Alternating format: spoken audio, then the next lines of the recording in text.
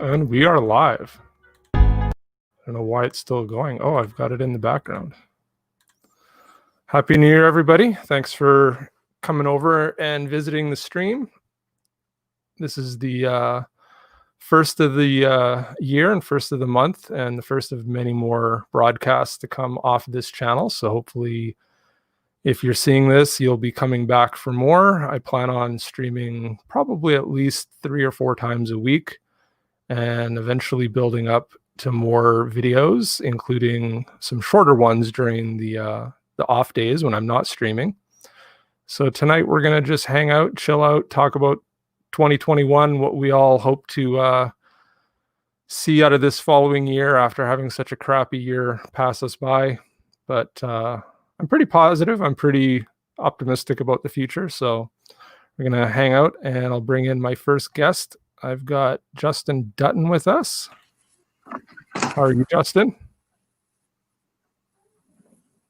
I'm good. I don't know why. I think I'm very excited about McGregor fighting this month.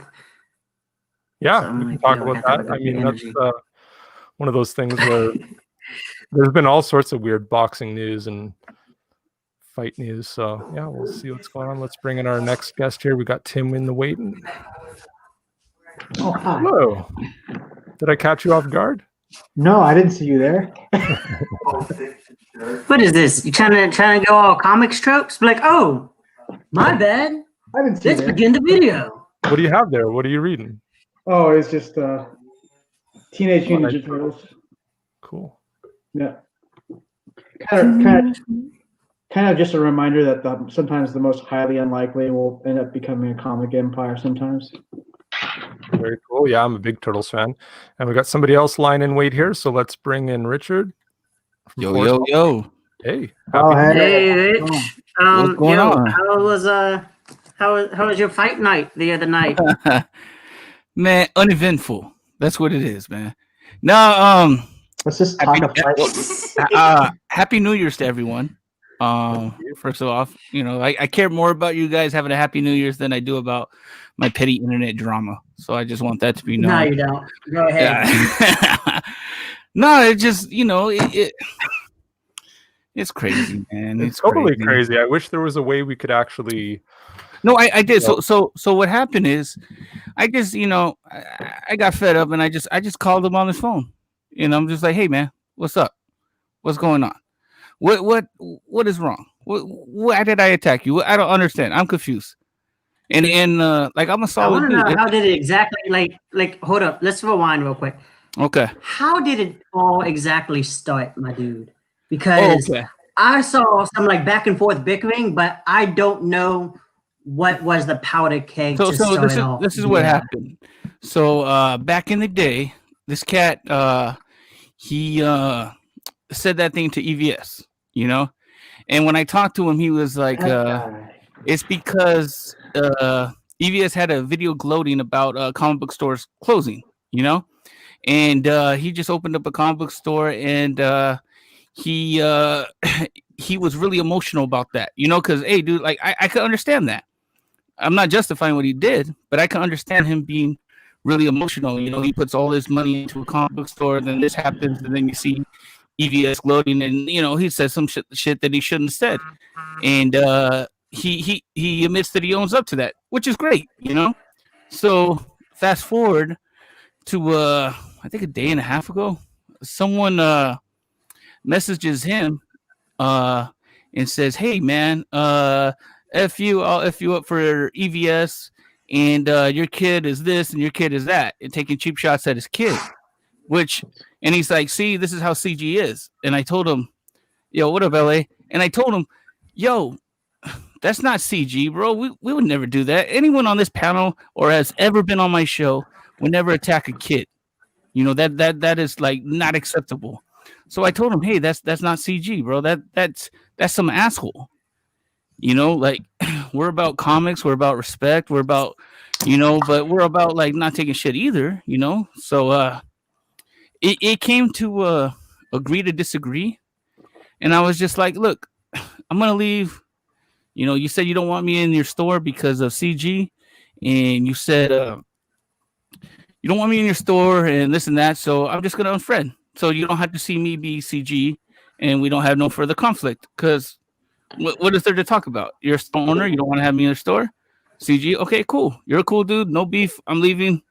Came with respect. I leave with respect.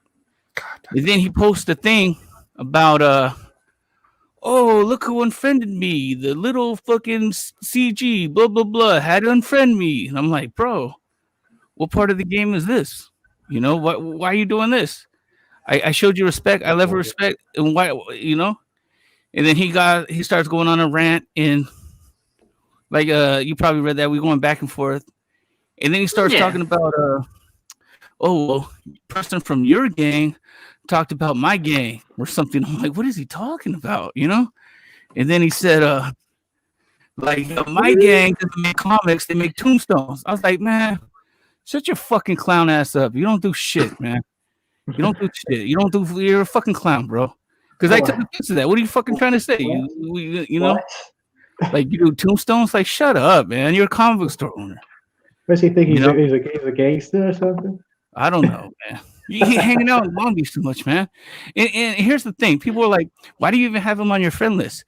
And I'll say, in his defense, like before Trump got elected, and he didn't talk about politics. Dude was a fucking solid dude. He was one of those store owners that would put an indie person in your store. Like you can call him up and say, "Hey, Mike, I got a comic coming out. Hey, come to my store." You know, and he does take a loss. Putting indie people on his shelf. He does take a loss, and he eats it because he just cares about the community, you know? Well, and he brags about it too. He's got it all over his YouTube channel. I've seen other past shows he's done with people and stuff, right? So yeah. But I mean, you know, he's gonna pick and choose, right? This guy's got political agendas up the yin yang, so it doesn't surprise me. That's fine. It's his money. He pays the rent. He can do whatever he wants. So I was like, I'm not gonna argue about it. But then he starts on this and that, and why don't you come down? I'm like, bro, I was mad at first, but I'm like, man, I got kids, man. I got kids. I got bad knees. Don't let him get you riled up, man. He's trying to do that on purpose. Because here's the fucking headline: Mexican American dude attacks white dude in a comic book shop owner. You know what I mean? It's premeditated. If I go over there to commit any kind of violence, it's premeditated. You know, and then it's like, and I definitely did not encourage you to go over there. Yeah. And it was like, give me a plane ticket. Take it out of your backer money and pay them back later. Let's do this. No, but I could be there in like a few hours. I've Googled it. It's comic books, bro. What are we doing, man? Let's think the fucking dope game. Like, what are we doing here, bro? Even dope game, though. The last thing you want to do in the dope game is to fucking do some crazy shit, because that just brings attention to you. You don't want attention. You want money. I want money. I hope he wants money. You know, so, and ended up, you know, he starts making things about Corona. So I was like, you know, I'm just going to call him. And we had a gentleman conversation, and everything's good now. Oh, cool. So there it was. It was just like, why are you talking this? Okay. Yeah. I ain't doing nothing to you. I ain't doing nothing. But I was like, bro, look in your mailbox. Look in your mailbox. In the mailbox, you see a dead cat. It could be more than dead cat next time. Look in your mailbox. No, I said, man, I was like, man, I was like, that guy was an asshole for doing that, but that's not CG, you know? And just every asshole that comes to you is not CG. And another point I brought up was, listen, let me ask you this. And I asked him in the most respectful way, you know? And I was like, with you saying that to EVS in the moment of passion, whether you regret it, whether you don't, did it not open the door for the trolls to come after you? Or for people to be emotional too, to come after you? Did you not invite that? Because before that, I don't even think you were on CG's radar, other than a couple of scruffles, you know, here and there, you know. So and like we all got to take responsibility, you know, and which I did. I was like, you know what, I shouldn't have called you a fucking clown when you said tombstones. Maybe I should have handled it more like an adult. But at the same time, you know, I'm an emotion. I'm a person too. So when I calmed down and thought it over, I was like, look, I just want you to get help, bro. You know, anger seems to be an issue with him, so I hope he gets help with his anger. That's it. It's nothing bad. There's no beef. Like, when you're in California, like, I don't understand how any of y'all can be angry. Y'all can buy weed. Like at a store, motherfucker. I gotta go to a goddamn trailer park. And I could call them to see if they're there. Maybe they have it. Dang. I've lost my cool like that, where I've said some But stuff. nah, you're just like, calm down to the corner. Yeah. When will Richard learn to not? And then when I calm down, I feel embarrassed about my. Yeah, I'm gonna be playing around with all sorts of like buttons and banners and shit in here ever since I signed up for StreamYard here. Yeah, but like I said, it's whatever's, man. Like I'm cool, man. I'm here to sell comics and to help people out wherever I can do. You know, I mean, I'm already in fucking YouTube jail because I'm an asshole. Now it's like attack, man, dude. And oh, you're on YouTube. What'd you do? What happened? Someone else's video. And even though I was playing a video of someone else's video of someone else's video. So I don't even think it was you that played it. Wasn't it Ninja Night came on or did you pull it up? I can't remember. It was. Hopefully, I don't get your channel striked for talking about it. But it was you didn't talk about it. You just don't play the video. Yeah, we won't play it. Oh, hey, thank you now, Dutton.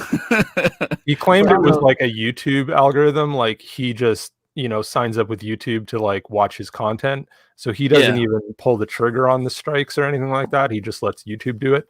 And then when Richard's trying to like work it out with him, he's like, "Well, sorry, I can't do anything. YouTube did it." And and he's playing the angle of like, "Oh, you should have reached out to me and talked to me first." But then playing it like you can't even change it at all anyway. So it wouldn't have mattered whether you went to him. I mean, also on Twitter, like most of the time you can't DM someone unless you follow someone. So yeah, or like y'all follow each other, and it's like, how am I gonna reach out to you without publicly? That's the thing. You'd have to email them on the back end of YouTube or something. Like if you play their clips, you'd have to after the show reach out to them and say, "Hey, we played a couple clips on our podcast. Like, no harm, no foul." And then hope that they play nice and they prevent any strikes because he didn't put it through till December 21st or something, right? So a couple days before, and then this channel was small, we're not even monetized. It was like a 4-hour live stream because your live streams are typically 4 hours. I just think, come on, man, that's pretty low ball or that's pretty cheesy because like I said, I'm not even monetized, and it was you're using footage that you used through college and professional Canadian football. It was what's the difference between American football and Canadian football? And if anything, it was a reaction video. We were playing it, reacting to it. We were talking about it. We weren't just playing the clip. Yeah, and then I wasn't trying to pretend that I was him or, it's just I don't know. But live, learn. Yeah, live, learn, comics. So do you think it's going to be 3 months before everything clears up, or do you think there's any way out of it sooner? Yeah. The same thing happened to Larry Higgins. Somebody put a strike on his channel, and it was like he couldn't. Who was that on the background? It's probably Dustin. Yeah. Well, he couldn't stream for 3 months, and then I guess he had to work something out. I don't know what he did, but he got his streaming back. Yes, I have mute controls now. Oh no! But you have to take them off, though. Yeah, I will. Yeah. I'm never gonna be able to talk. I'm just gonna be muted the entire time. Poor Dutton. So, hey, but to get into some good news, though, this yeah, I saw you post that. That's awesome. Yeah. Nice and shiny. Question. When it came to doing the thing, like, did you have like a graphic designer the format your stuff, or like how'd you do it, my friend? Yeah, I got a guy named Paul Kim. Is my friend, man, awesome dude, and so he designed pretty much what I needed for like the credits and stuff, and he even threw an ad. Let me post this ad. Actually, I'll show you. If you got an ad in it, you can't use a media MELVIN. Oh yeah, I'm not using it. So that's Paul's shirt company. Nice. And then I got issues in there. Sweet. We all got issues. Very nice. And I said shiny. Yeah. So he handled all that, and it's just with Mixam, you got to do a PDF and then send it in, and then it kind of gives you a digital, what it's going to look like digitally. Right. It was Mixam, right? That you went through. Yeah. Yeah. And so I was like, I know what it's going to look like digitally, but I want to see what it looks like, how it feels, and before I you do always the big want a one. physical just because of printing it. They could accidentally like slide things to the left, to the right. Yeah. You're like, things aren't lining up how it looks digital. Yeah. Do I need to adjust, et cetera, et cetera? Exactly. And I'm pretty happy how it came out. Do me a favor, do me a dude, because I need someone. I'm a little bit stuck, and also I don't have any software to really make a PDF myself here.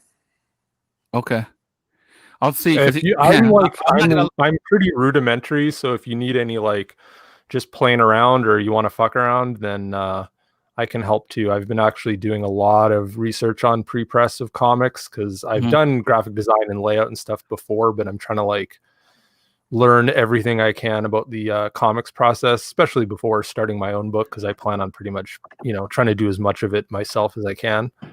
So I can do PDFs and stuff like that with Scribus. And I have InDesign, but I've just found a lot of the free stuff that's out there is actually just as good.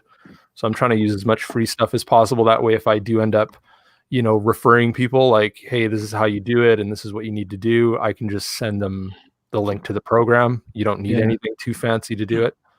But yeah, so there's always like, some extra pair of eyeballs, some extra pair of hands, some extra brain cells that you need to throw on it, right? But at the same time, it's fun to kind of learn as much as possible. Although I've noticed there's not as many like clear and straightforward tutorials online on a lot of the process. It seems like it is a bit of a a secretly held trade secret, you know what I mean? And people don't want to give up their tricks too easily. I mean, a bit, but I mean, I just don't have the software. And I don't feel like spending money on the software for something I'm going to use maybe once a year. Well, and that's part of it, right? Is that a lot of the tutorials are very specific to the program you use, and they're not really generalized. But if you kind of understand design and computers and stuff, you can kind of like work backwards and figure out how to get around some of the specifics of using like Adobe or other stuff. But Richard, so once you ship this out, you have any like scripts lined up? Next story, next thing? Are you gonna continue the Last Goodbye, do something different? Last Goodbye is a one shot, so I'll be working on the new project. Yesterday, I reached out to a gentleman named Vince Moore. That dude has like 20 years in the comic book retail, and then he did the Total Recall for Dynamite back in the day. Like he wrote that. So he's also been doing editor gigs and stuff. So I got him on board because I want someone that's like that has some knowledge, in the big dance and like how in the big show, how they do editing and stuff like that. Mm-hmm. And he has that knowledge, and he's also a good storyteller as well. So like I'm doing it differently this time. Before I would finish a script, send it to an editor, he would give me notes and then send it back. But with Vince, it's like a different approach. It's more we're more developing the story like like I'm writing it, but he's like, kind of like guiding it. You know what I'm saying? So it's a different approach, and I'm learning from him. What genre would it be? It's gonna be supernatural horror. I like horror. I always want to write in horror because I feel that there is a lot of superhero books, and they are freaking done really well, and a horror book would there's always a fan for horror books, and I know there's a lot, but I don't think there's enough. Maybe that's just Have you read Mercy? No. Where's that? Yeah. It's done by Image Comics. Okay. Oh my God! Give me one moment. I'm gonna get it. All right.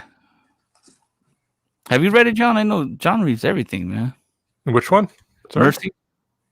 Mercy. I read the first issue. I bought the first issue. Okay. Yeah, I haven't really like caught up with. It was a mini, right? Wasn't it like 5 or 6 issues or something like that? I don't even know if it's finished yet. I told myself I'd read it when it was like done or whatever. But I like that Mirka Andolfo. She's a good artist. And she seems like she's a pretty good writer. That first issue is good. Okay. Cool. But, yeah. Dutton didn't hear any of that. But yeah, I read the first issue of Mercy. It was pretty good. Yeah. Nice. So you got the art. So it's done by Marika Andolfo. Yeah. Like check out this art. Oh, her art's great, but I think that's one of the first things. She's a writer artist on this. She did Unnatural too. Did you guys ever read that? Which was like the kind of like the girl. She kind of was all pretty thick and looked like a pig. I don't know if it's like it's not exactly furry or anything, but it's kind of anthropomorphic. Very famous. Romance, basically. That looks great. Yeah, the first issue is good. Okay, so the trade's out now, eh? Yeah. Okay, yeah, I just picked up the first issue. And like the trade, like the entire story, but it did blow up, so she is doing a sequel, which she's gonna name Merciless. Yeah, I wouldn't have picked it up normally. It's just because I have my guy at the shop pull any Art Germ covers, like any variants of Stanley Art Germ Lau. You guys know his covers, right? Yeah. Yeah, so he did an alt cover for that, and so I ended up getting into my pull list, and I was pleasantly surprised. Yeah, it is freaking amazing. I just have to kind of be careful of what pages I show because there is there's nudity and stuff in it. There is nudity, but it's pretty much like these spore plant things are parasites that take over a host body, and these like plant spores are like a living alien creature from like a different realm, but like a version of the body. they a bit but the way they feed is like almost like sharp piranha teeth pop out from like the back end of like where your regular teeth are, and then like very like venom tendrils come out of their mouth, as you saw, and they just go straight through people's eyes because they actually feed, and they only feed off like the electrical circuits in like the human brain. That sounds disturbing and disgusting, and also intriguing. It's so good. Yeah, that's a good way to describe the book. Maybe when disgusting, disgusting, disturbing, and intriguing. In fact, because she's an Italian artist, one of her older comics called Pet Breaker is getting translated to English in July and republished through Image. I like John's all playing with this new toy. How do you like the paid version, John? It's pretty good. I mean, that's the problem, right? There's too many fancy buttons. I'm just trying to figure out like how I can bring up the Venom fancy buttons background added in. Oh, you gotta just take everyone out at that point. So, how long is your new series gonna be? Is it gonna be like, are you doing like graphic pay like chapter thing, like 48, 52, or are you doing like single issues, like 52 pages and up? I got Mark Savona to do the art, and the goal was but not quite. He me and him did we were gonna do the Keeper, and I don't know if you saw any of that art for the Keeper, but yeah, it looked great. Yeah, so I got him aboard. We talked about color or black and white. I want to do color, so me and him we're shopping around for colorists, and he's going to be part of the hiring process because I'm trying to be more of a collaborator because I'm not an artist, so there's certain things that artists want and certain looks that they want, and he can help me in choosing a colorist that will fit the project, and I want him and the colorist me and you are different on that. Yeah. Well, with I've done other things, and you know what I mean. Yeah. But this project, I wanna try something a little different. Like, because before it's me. It's like, here's your job. Go ahead, knock it out. I know you're competent. And that's that's how it would get done. But I want to do a little bit more collaboration with people. Like, that's why I'm bringing in Vince. That's why me and Mark, we always had that collaboration, and with the colors too. And Mark's such a cool artist because even though it is a collab, he still knows that, okay, it's a job, and so whatever it is, just let me know. But I give him his space to work as well. So it's like a professional, like, respect to give him a space, but he knows, like, it's like kind of like, I don't want to say I'm the boss, but like I'm the pain. I'm the one that's paying. Yeah. So see, I think it's where, because I went to school for like animation, even though I don't do it, I do have, like, I write in a very certain flow, and I have very certain like visuals in mind. Like, yeah. But on my scripts, I always write, the guidelines. It's not set in stone, but I do know, like, color wise, because Marcel has offered, like, sent me a few colors my way for like my monster book, and I'm like, no, because your colors, they're nice, they're beautiful. It's too clean. I don't want that.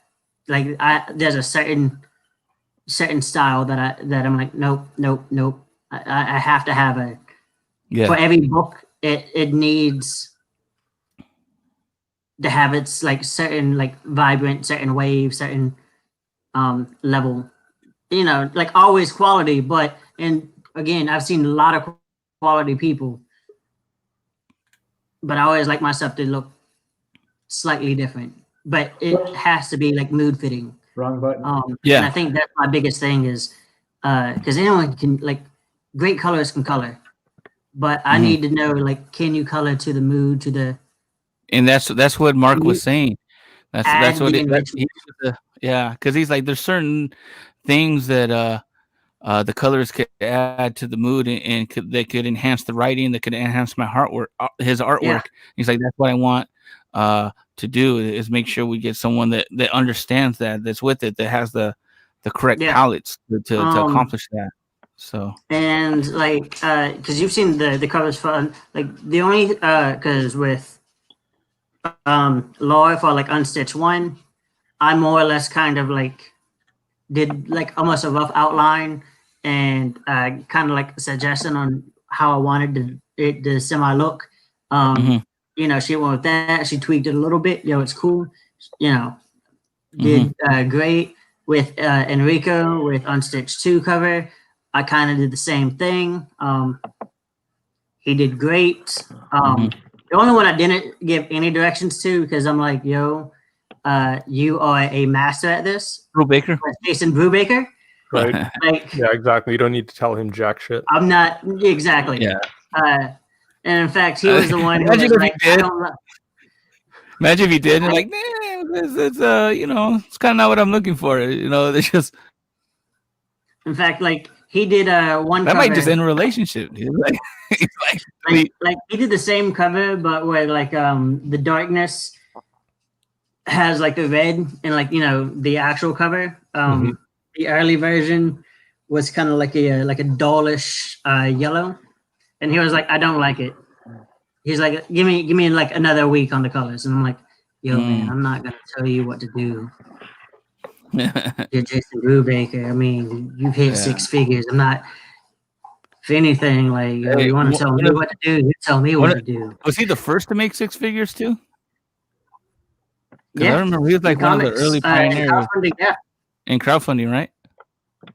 Yep. Yeah. So speaking of 6 figures, I think we all can agree that we hope that MELVIN #1 hits 6 figures.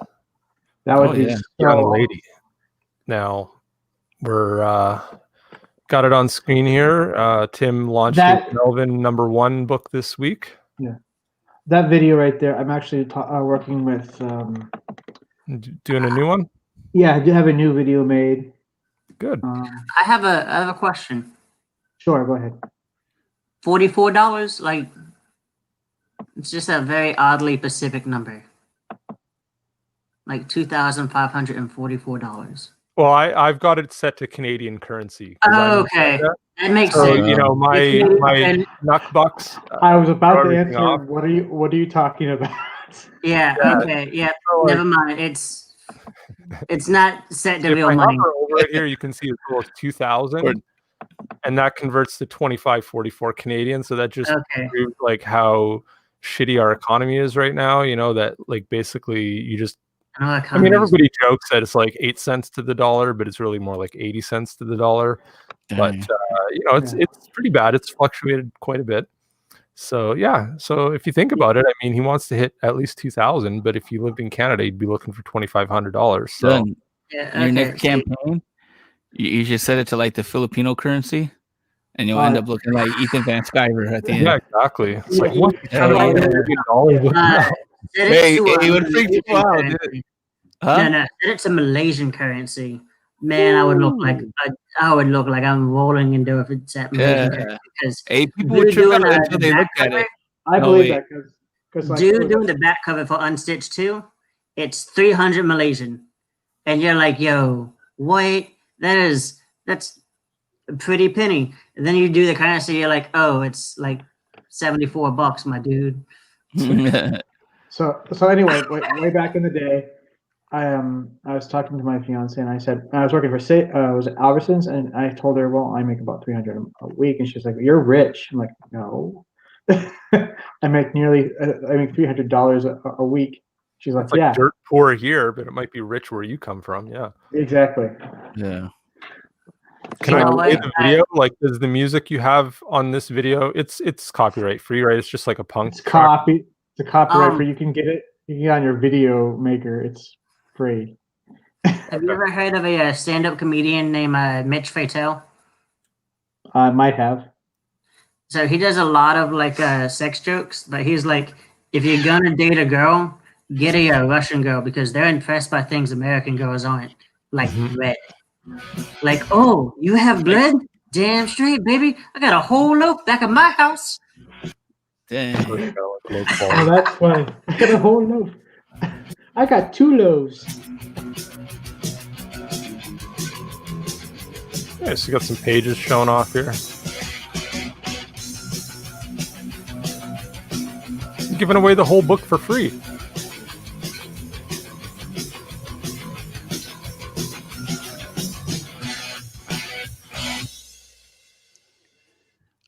Good stuff. I thought you were gonna do a webcomic, Tim. Well, he is. Is it or is a webcomic a different comic? It's a different comic. Yeah, it's like a promo.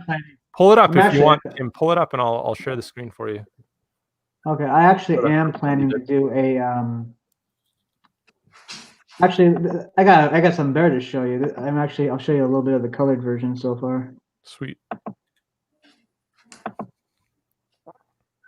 All right.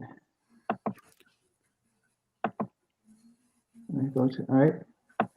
So doesn't you just need that PDF made, and then you start shipping? Oh shit, it looks nice, dude. Right. Yeah, like PDF, and I need like a credits page and like a few I need a few things graphic design wise because like I've done some things on my own, but I'm like, I'm rusty as fuck when it comes to Photoshop. This happens to be my favorite page right now. When Tim breaks it down, I'll show you the credits pages. I'm glad I recommended this because me and Tim have been talking, and I said, you weren't planning on coloring the book, but you should maybe make coloring the book a stretch goal, or if you hit your goal, I don't know exactly where it came in on the budget, but you found a young lady that's like a flatter, right? That you're getting colors. It's working out quite well. Yeah, because I thought, maybe getting flat color, like it's such a retro style book anyway. Yeah. That, rather than just doing the black and white, like maybe just doing some flat colors would be a nice look at bonus, And if you really want to, I mean, you could still take those flats and add more shading to it. Yeah. But, I mean, look at the first page right here. Yeah. Yeah, it definitely gives it that old school vibe. Yeah, totally.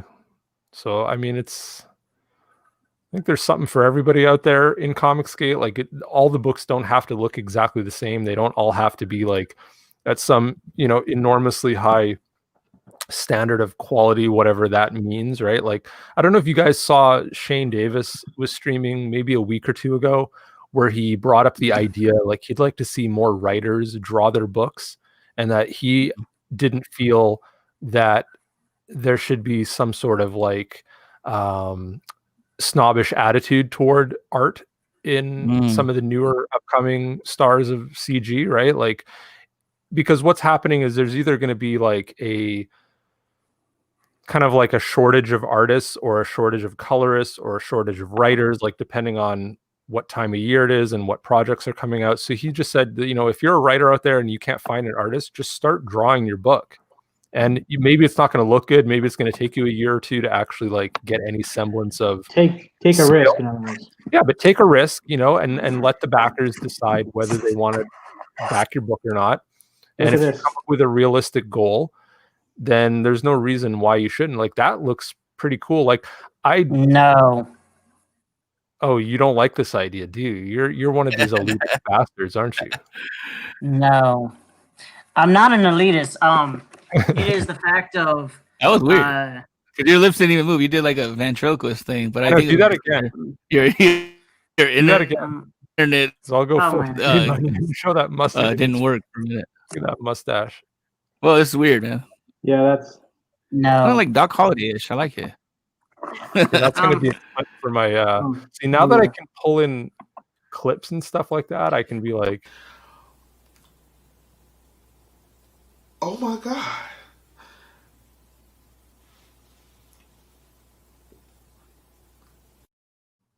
Here's the thing, a lot of my artists, they're not CG. They're not and I'm not looking for strictly CG artists. Huh? Then you walk the cool line. Dunn's like see. Did he just freeze up? Yeah. He said you walked. Did he say you walked the cool line or something like that?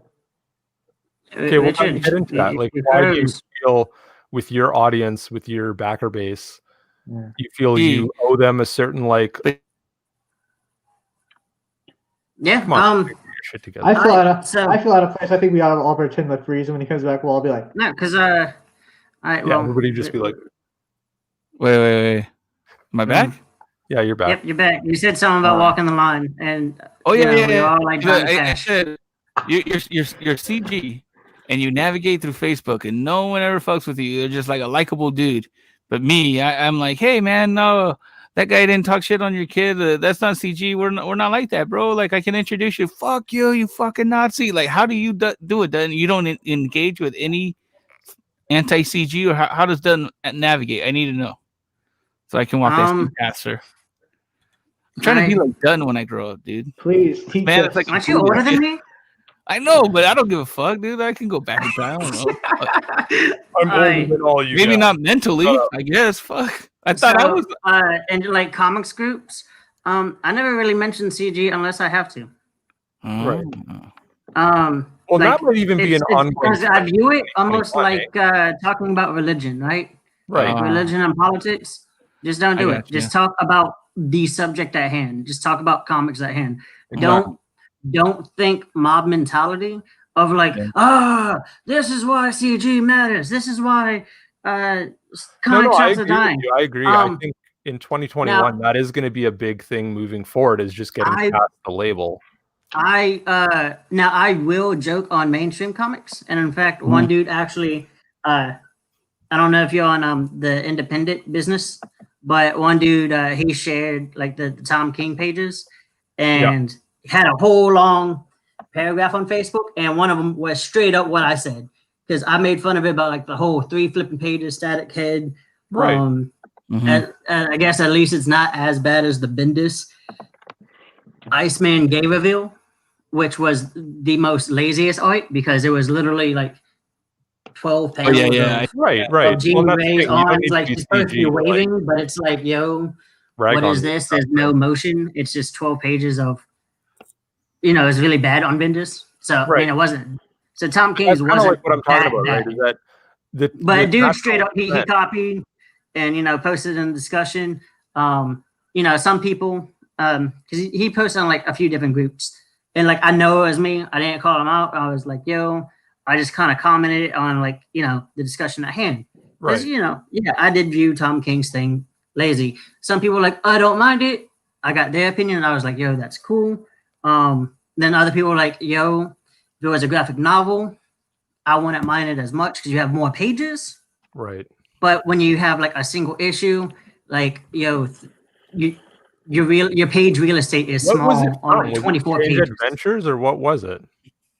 It was I Or think was it it was Batman Catwoman, or I don't no, know. it was I think he's doing another like Chef of Babylon. Oh, okay. Yeah, see, like it also kind of depends on what the book's about too. Like it's one thing if it's in a mainstream superhero comic, if it's like kind of a more indie thing that he's doing, then I can understand why. Well, it's also still published through DC. Right. Okay. But the issue is when you have 3 pages of static heads, 9 it's nine totally panel late. grids. Don't get me wrong. I just don't 24, out of 24 pages, you just don't have that much real estate. Like you could better do something else. Argument of like comics can be like a more cinematic medium, and they can be a little bit more, quote unquote mature in that sense of not necessarily having an action scene every other page. Well, when it comes to cinematic, the way I look at it is like, look at what Mike Malloy and like Dave Finch did with the Ultimates. Well, I just mean cinematic in that you can slow the pace down, or you can have a longer drawn out sequence. You can, but I will also say you can do a 9 panel grid where it doesn't look so boring. No, totally. Like that was completely filled with 9 panel grids. Wrong way. But you'd have like blue, orange, blue, orange, blue. Like the colors. Totally. And that was the one thing. Like, there were a few people criticizing it, and I liked when they were at least being a little specific and saying like, guys, that break up the panels and that actually change some poses and things like that. Of course, that's where you're going to have more of an impact. That's where it's going to feel more, kind of flow naturally and stuff like that. But you're right. When it just looks like it's a total copy, one panel to the next, then just the slight changes, like very, very slight changes. Because I'm like, Donny Cates did the same thing with Venom. But the artist put a lot more emotion and like bigger movements with what Eddie Brock was doing. That was in number 25, and it was a thicker book. Yeah. Kind of like was setting up King in Black, so it was kind of like that slower moment before the whole story just explodes. Exactly. And I'm okay. Like again, like you have to realize your page count is my biggest thing was more or less like comic real estate. Like if you're doing a single 24 page, don't do 3-page 9 panel grid. Totally. Like okay. And while we're on the if you're doing 40 pages, you have more real estate. You can do that slower build up. Real quick, just my take on it is this too for the artist. You don't know what the deadline was. You know what I mean? Maybe you don't like. There's a lot of variables. It could have been the script, and the artist gets it like, how the fuck am I gonna do this shit, man? And there's a deadline to meet, and he's just like, just trying to knock it out, which sucks, but. Maybe the guy was against some deadlines, but I hear what you're saying. That's a professional company. They're supposed to be like the top elite comics. There's no excuse for that, especially, what are they charging now? $4.99 per issue now? At least, for like a single 24-page issue. Like it's really 32 pages, but you gotta think you have like 8 pages of advertisement, so it's like 24. Look at that at the bottom. He takes questions. No, I can add context. I can put the question on screen. Yeah. Is it okay to have 3 pages of a talking head in a comic book? To answer your question on like the Facebook aspect, a lot of times like I'll go in and out of like going, hey, unstitch, hey, just stick to the holidays, talk about just my comic, not community at large. And if I do, I'm mostly going, hey, I'm a component of indies. So I make fun of mainstream because mainstream is fumbling the hardest. And honestly, when you have Marvel and DC, the way I view them is they are supposed to be like the NFL of comics. Of course, yeah. It's bad when titles a month and only you 3 look like you're doing like mistakes of like semi-pro. Come on now. I'm gonna make fun of. While we're on this topic, I want to bring up. You mentioned Donny Cates. So I've been picking up Crossover, and I don't know if you guys have heard about Crossover. So it's an image book that Cates is doing, and I was like, I've been buying Venom, I've been buying Thor, I've been pretty satisfied with Donny Cates as of late. Like, I understand he has a bit of a contentious place in the comics industry right now because either people elevate him to being like the top writer in the industry or at Marvel right now. Obviously his appearance on Comic Artist Pro Secrets was infamous among Comicscape, but like, I don't ever let any of those things pepper my judgment. Like, I'd always rather just check the person out and see what they're doing. And when it comes to me like buying Marvel comics, like, I collect comics the same way I did as when I was 12 or 13. Like, if they're fun, if they're action packed, the story doesn't need to be like some 2001 A Space Odyssey or Goodfellas or like some amazing Nobel Prize winning Pulitzer Prize winning writing, right? It's a comic book. So for the most part, Donnie's been pretty good. Now in Crossover, basically the idea, it's an image book. Okay, so the idea is that there's some sort of catastrophic event, some sort of dimensional bubble that brings all of these comic book heroes into the real world. Okay, and another image book I've been liking is Oblivion Song, which had kind of a similar preface or premise where the some sort of alien dimension pops into existence and like overlays with Philadelphia, and so like there's this kind of zone that you can go into and it's this completely alien world. Well, in Crossover, we're led to believe that all of the real world superheroes have now come into the quote unquote real world of Crossover, right? So basically anything you can think of, whether it's a Marvel hero, a DC hero, any of the Golden Age heroes, made up superheroes, like everything that exists out there in the comic book world is now suddenly real in the real world. And then very quickly, one of these heroes apparently puts up a force field so that the downtown of the city proper is completely closed off from the rest of the world. And we kind of follow the main character being like a comic shop owner and his sidekick, this young woman who's like dresses as a superhero, but you don't really know, like, is it cosplay or is there something more to it? And really in the first issue it grabbed my attention. Like, I just picked it up because I'm like, okay, Cates is kind of the hot guy right now.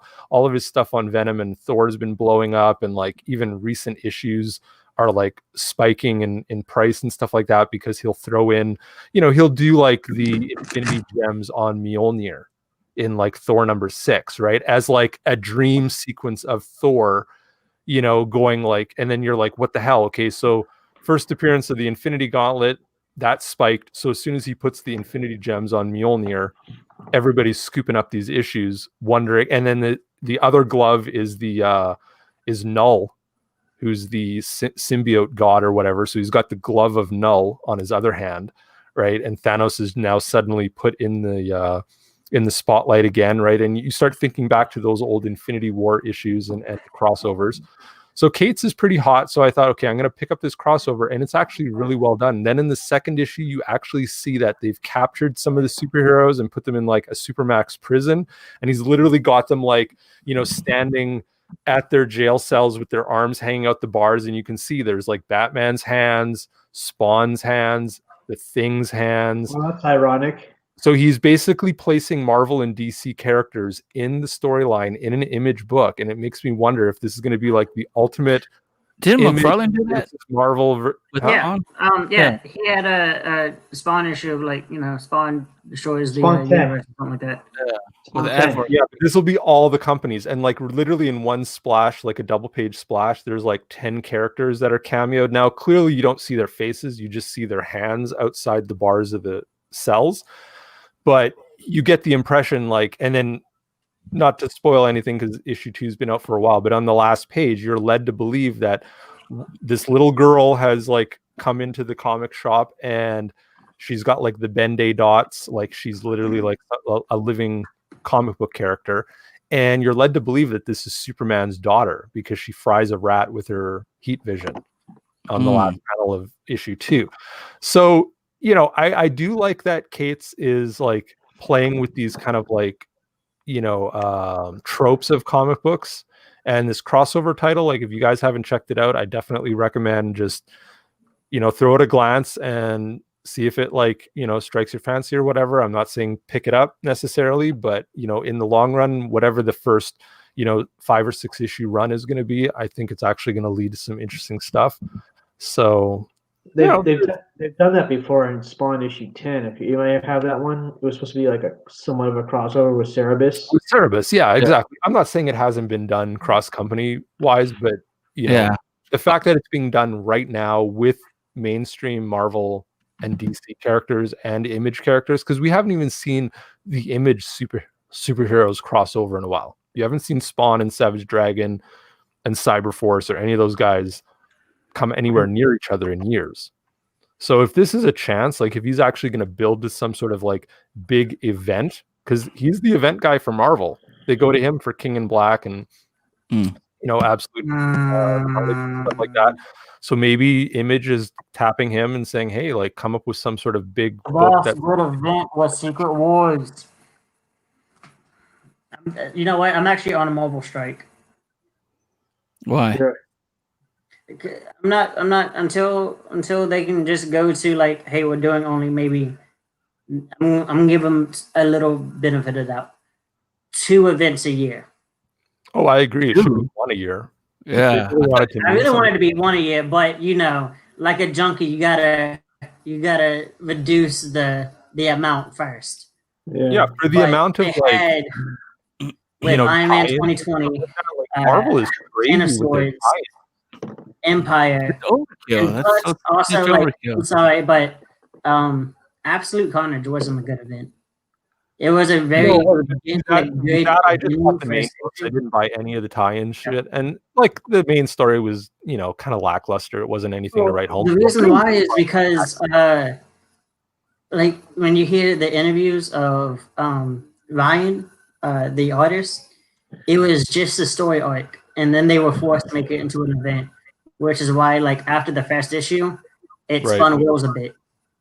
Yeah, it did. The first issue and the last issue are really the only good issues. Yeah, because that whole midsection, which is supposed to be the meat and potatoes part, they were like, we got to spin wheels because we got to make sure we put this information, like this tie-in and this tie-in, to make the tie-ins worth it. Which, they put a lot of information in those. Well, there was a lot of action and fighting. It just didn't really lead to anything. You know what I mean? Like it doesn't move the story forward. It just kind of like fills panels with a lot of art. And the art was good. Like I like Ryan's. Like the art was great. Like Ryan is a freaking beast. But like the story, I'm like, this didn't need to be an event. No, it didn't. It wasn't supposed to be an event. Like 6-issue mini and maybe cross it over with Spider-Man and Venom books, and that's it. Or like a couple books I can understand do a couple tie-ins, but you're right, it's like they do 40 or 50 tie-in books, and they do all these like. Well, they did it with Spider-Man, Venom, not even minis. And then they had like Toxin. Like they brought in like 2 other symbiote books just for like a 3-issue miniseries to tie in, just to make it like 6 tie-ins. They did a miniseries. All this had to do was just be just a story in Venom. Exactly. That's it. Didn't even need it. Mini actually wasn't half bad. I did pick up the first issue of that because again, it had an art germ cover, so I picked it, and I was like, actually, I didn't mind it. And then I read the rest of it online after the first one came out. And plus, Web of Venom is another good little kind of one-shot series. That Tim, you sleeping, bro? What are you doing? No. I just let him talk. I don't know. Yeah, if you like Venom, there's a Web of Venom kind of one-shot series that I think every other month they do like a one shot, and it kind of usually ties into whatever's going on in Venom, or it's been decent. Had some good issues. There's more than 2 symbionts now. Oh god, there's like 10 of them now, man. There's like what? Which and then you had like 10 of Swords was a 22 issue event. That could have been done in like 6 issues. That was way too stupid because like they just reintroduced all those X titles and mutant titles all over again. So you're already trying to. And when you advertise it as, because it had a cool market pitch, right? It was like, it's gonna be a 10-on-10. The mutants of Krakoa versus the mutants of this other island. right, with magic swords. So you're like, all right, you got 2 different power plays. You have like mystic swords with their own powers, plus the mutants' powers on top of that. So I was thinking like Shonen Jump stuff. And they were like, all right. Like, is it actually, because the concept really doesn't.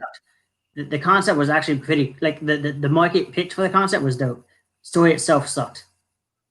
The story was awful. It would suck because like the concept is cool on the surface. It kind of because what it was you ever seen the anime Bleach? Yeah. You know how like they had like the Zanpakuto toes with like magic swords, and then like the demon tournament arc of Yu Yu Hakusho. I was like, cool. They're like putting those 2 things together with X-Men. And then it was like, nah, the competitions are like get married, make a puzzle, arm wrestle. Like, what the swords? You spent like 4 issues getting the swords for no reason. You've got Conan on the Savage Avengers team. You've brought Conan back into the Marvel Universe. Do that. Use your more like melee style Marvel characters, and do something with that, right? Or do something with the magic characters. But the X-Men, like, I don't really feel like they didn't deserve a crossover that soon after being reintroduced in the Marvel Universe and having all their titles relaunched. Like, there's a lot of, I don't know. I just think Marvel, they bank on what they think is gonna hit it with the fans. But I think if they thought outside the box a little more and like promoted some of the other books and characters that they have, just make me an editor like 1 year. I just want to be editor. Here's an idea. They should reset to like the early 2000s when Marvel was still kind of good, and then everything for the past couple decades doesn't really count. No, that's dumb. I'm sorry. I've heard that argument before, but like anything before Civil War doesn't count, because I've heard that argument before. Like Civil War should be like the beginning point or whatever. No, that's dumb. I'm sorry. But what I would say is, what I would do. How dare you, Tim? Come on. How dare I know. I should feel ashamed. Only never be a Marvel. Marvel will be 10 titles max. And honestly, I could just cut it down to like what the Ultimate Series was, just 4. But I'm like, you know what? People need to eat. Ultimate Series could have expanded a little bit more, but you're gonna see DC get that pretty soon. Like DC's been overloading all the metal titles and shit like that, and I've picked up a couple of the one shots, but the problem is they always do like a prestige, like $10 or $7 book, so it's like a nice thick book. But I've liked Deceased. I've been picking all those up. I really like all the Deceased titles, and I wasn't even really a big fan of Marvel Zombies at all, but I did like the DC zombie stuff. I thought that I like the run, but I've been picking up it run, but I'm not a big fan of what they're doing now. Marvel Zombies 3 was cool. Machine Man.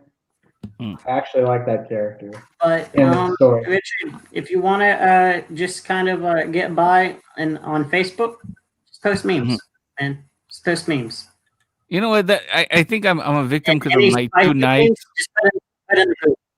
Because I try to be this like cool ambassador of CG and like, no, we're not like that. That guy's an asshole. He shouldn't have made fun of your kid. That's fucking coward shit. Like, we're not like that. And it's funny because I always tell these guys, yo, we're not like that. You want to meet them, huh?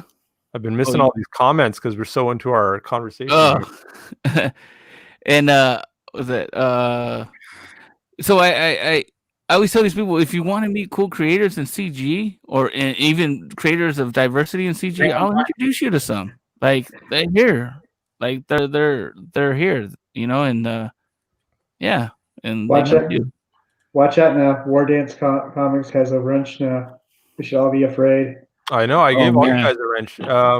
Do you have a channel, Tim? No. We'll get a channel, and then you'll get a wrench. But yeah, it's like I could give you a wrench. The channel, then you get the wrench. It's like Scarface for freaking in the head. Then you get the.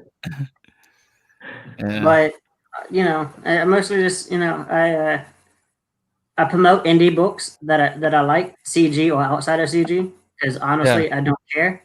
I'm a big, like, me and Sebastian Jones have become friends because so on Facebook I promoted a good amount of Ruining Christmas.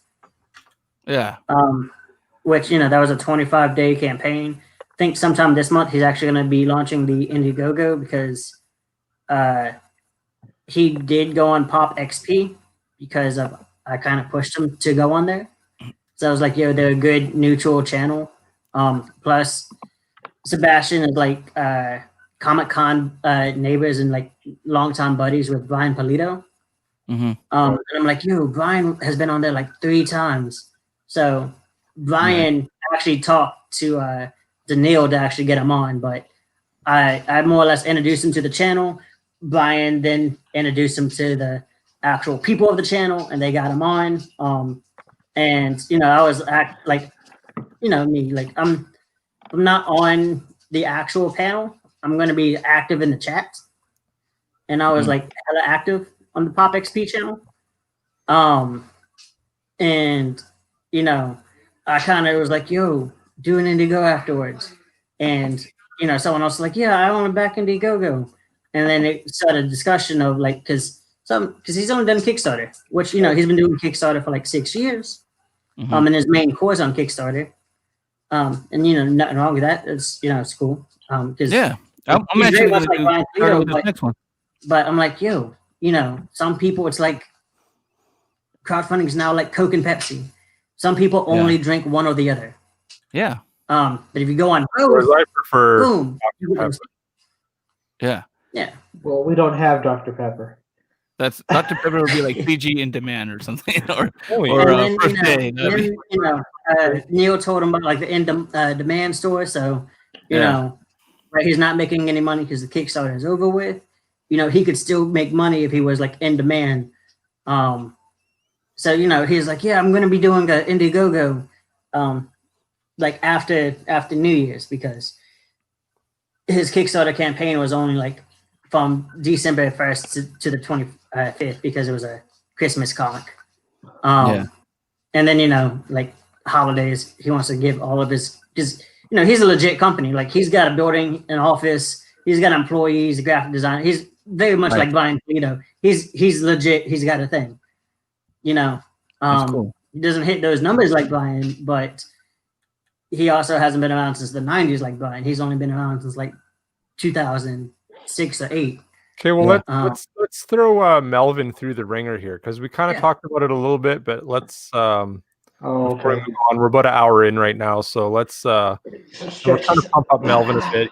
He's got his 3 backers, and I'll be backing at some point too. I see. I've never really made myself tell myself, oh, I'm a first day backer. There's a couple I've backed on the first day if there's been like a 24-hour cover or something like that, but generally I kind of wait at least a couple weeks before I back. But let's see if we can kind of like run Melvin through the shredder. Obviously we want to support it, but we also want to, like, you know, get some of the kinks out. So we've got some tiers here. Tim, you got a digital. Give me one moment, right?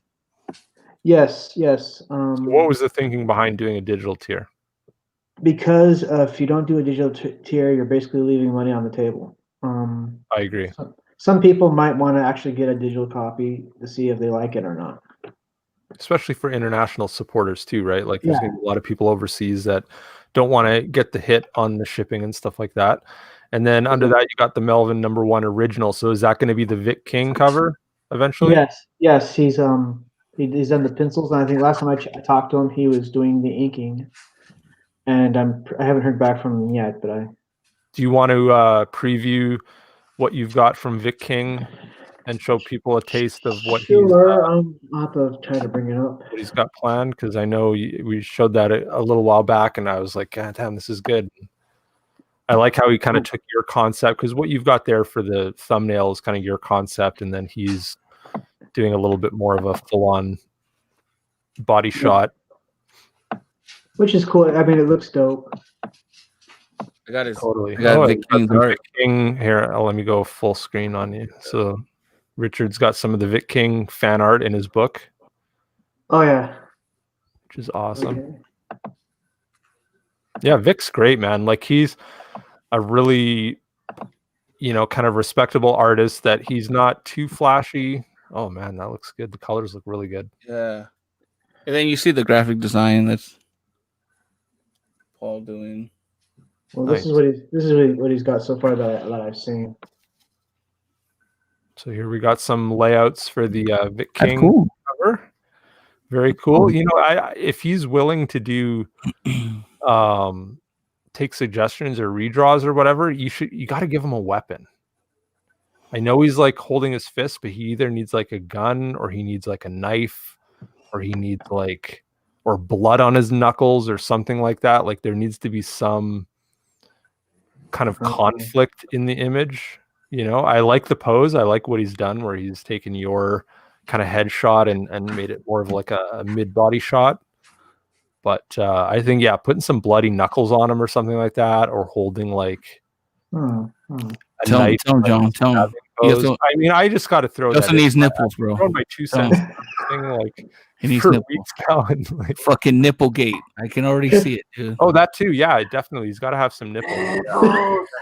I think if I get my show back, like a little bit of hair on his chest. I'll call it nipple gate. Right there. The people demanded it. They wanted nipples. If you put some hair on his chest, like Anna, that Star Wars girl, is gonna buy it because she's always complaining about like guys not being hairy enough in comics. Maybe I should make a future alt cover where it's just like a close up of his nipple. Whoa. Nipplegate. Like a nipple with like one big long hair like spiraling out, like he's pretty much shaved his chest, but he forgot that one long hair comes out of his nipple. Now it'd be like War Dance Comics logo, but it would just say like Nipplegate around it, and then inside it's just like a nipple. See, it would be like right there, pour some drinks and come on in. Nipple gate right under it, and then it's a nipple in there. One of these days, I'm going to totally do that. Man, don't worry, Tim. You're on a. All right, so we got tier 1, then tier 2. You got the Rob Ewing cover. Yep. Which I can actually looks pretty good. Actually, let me see if I can.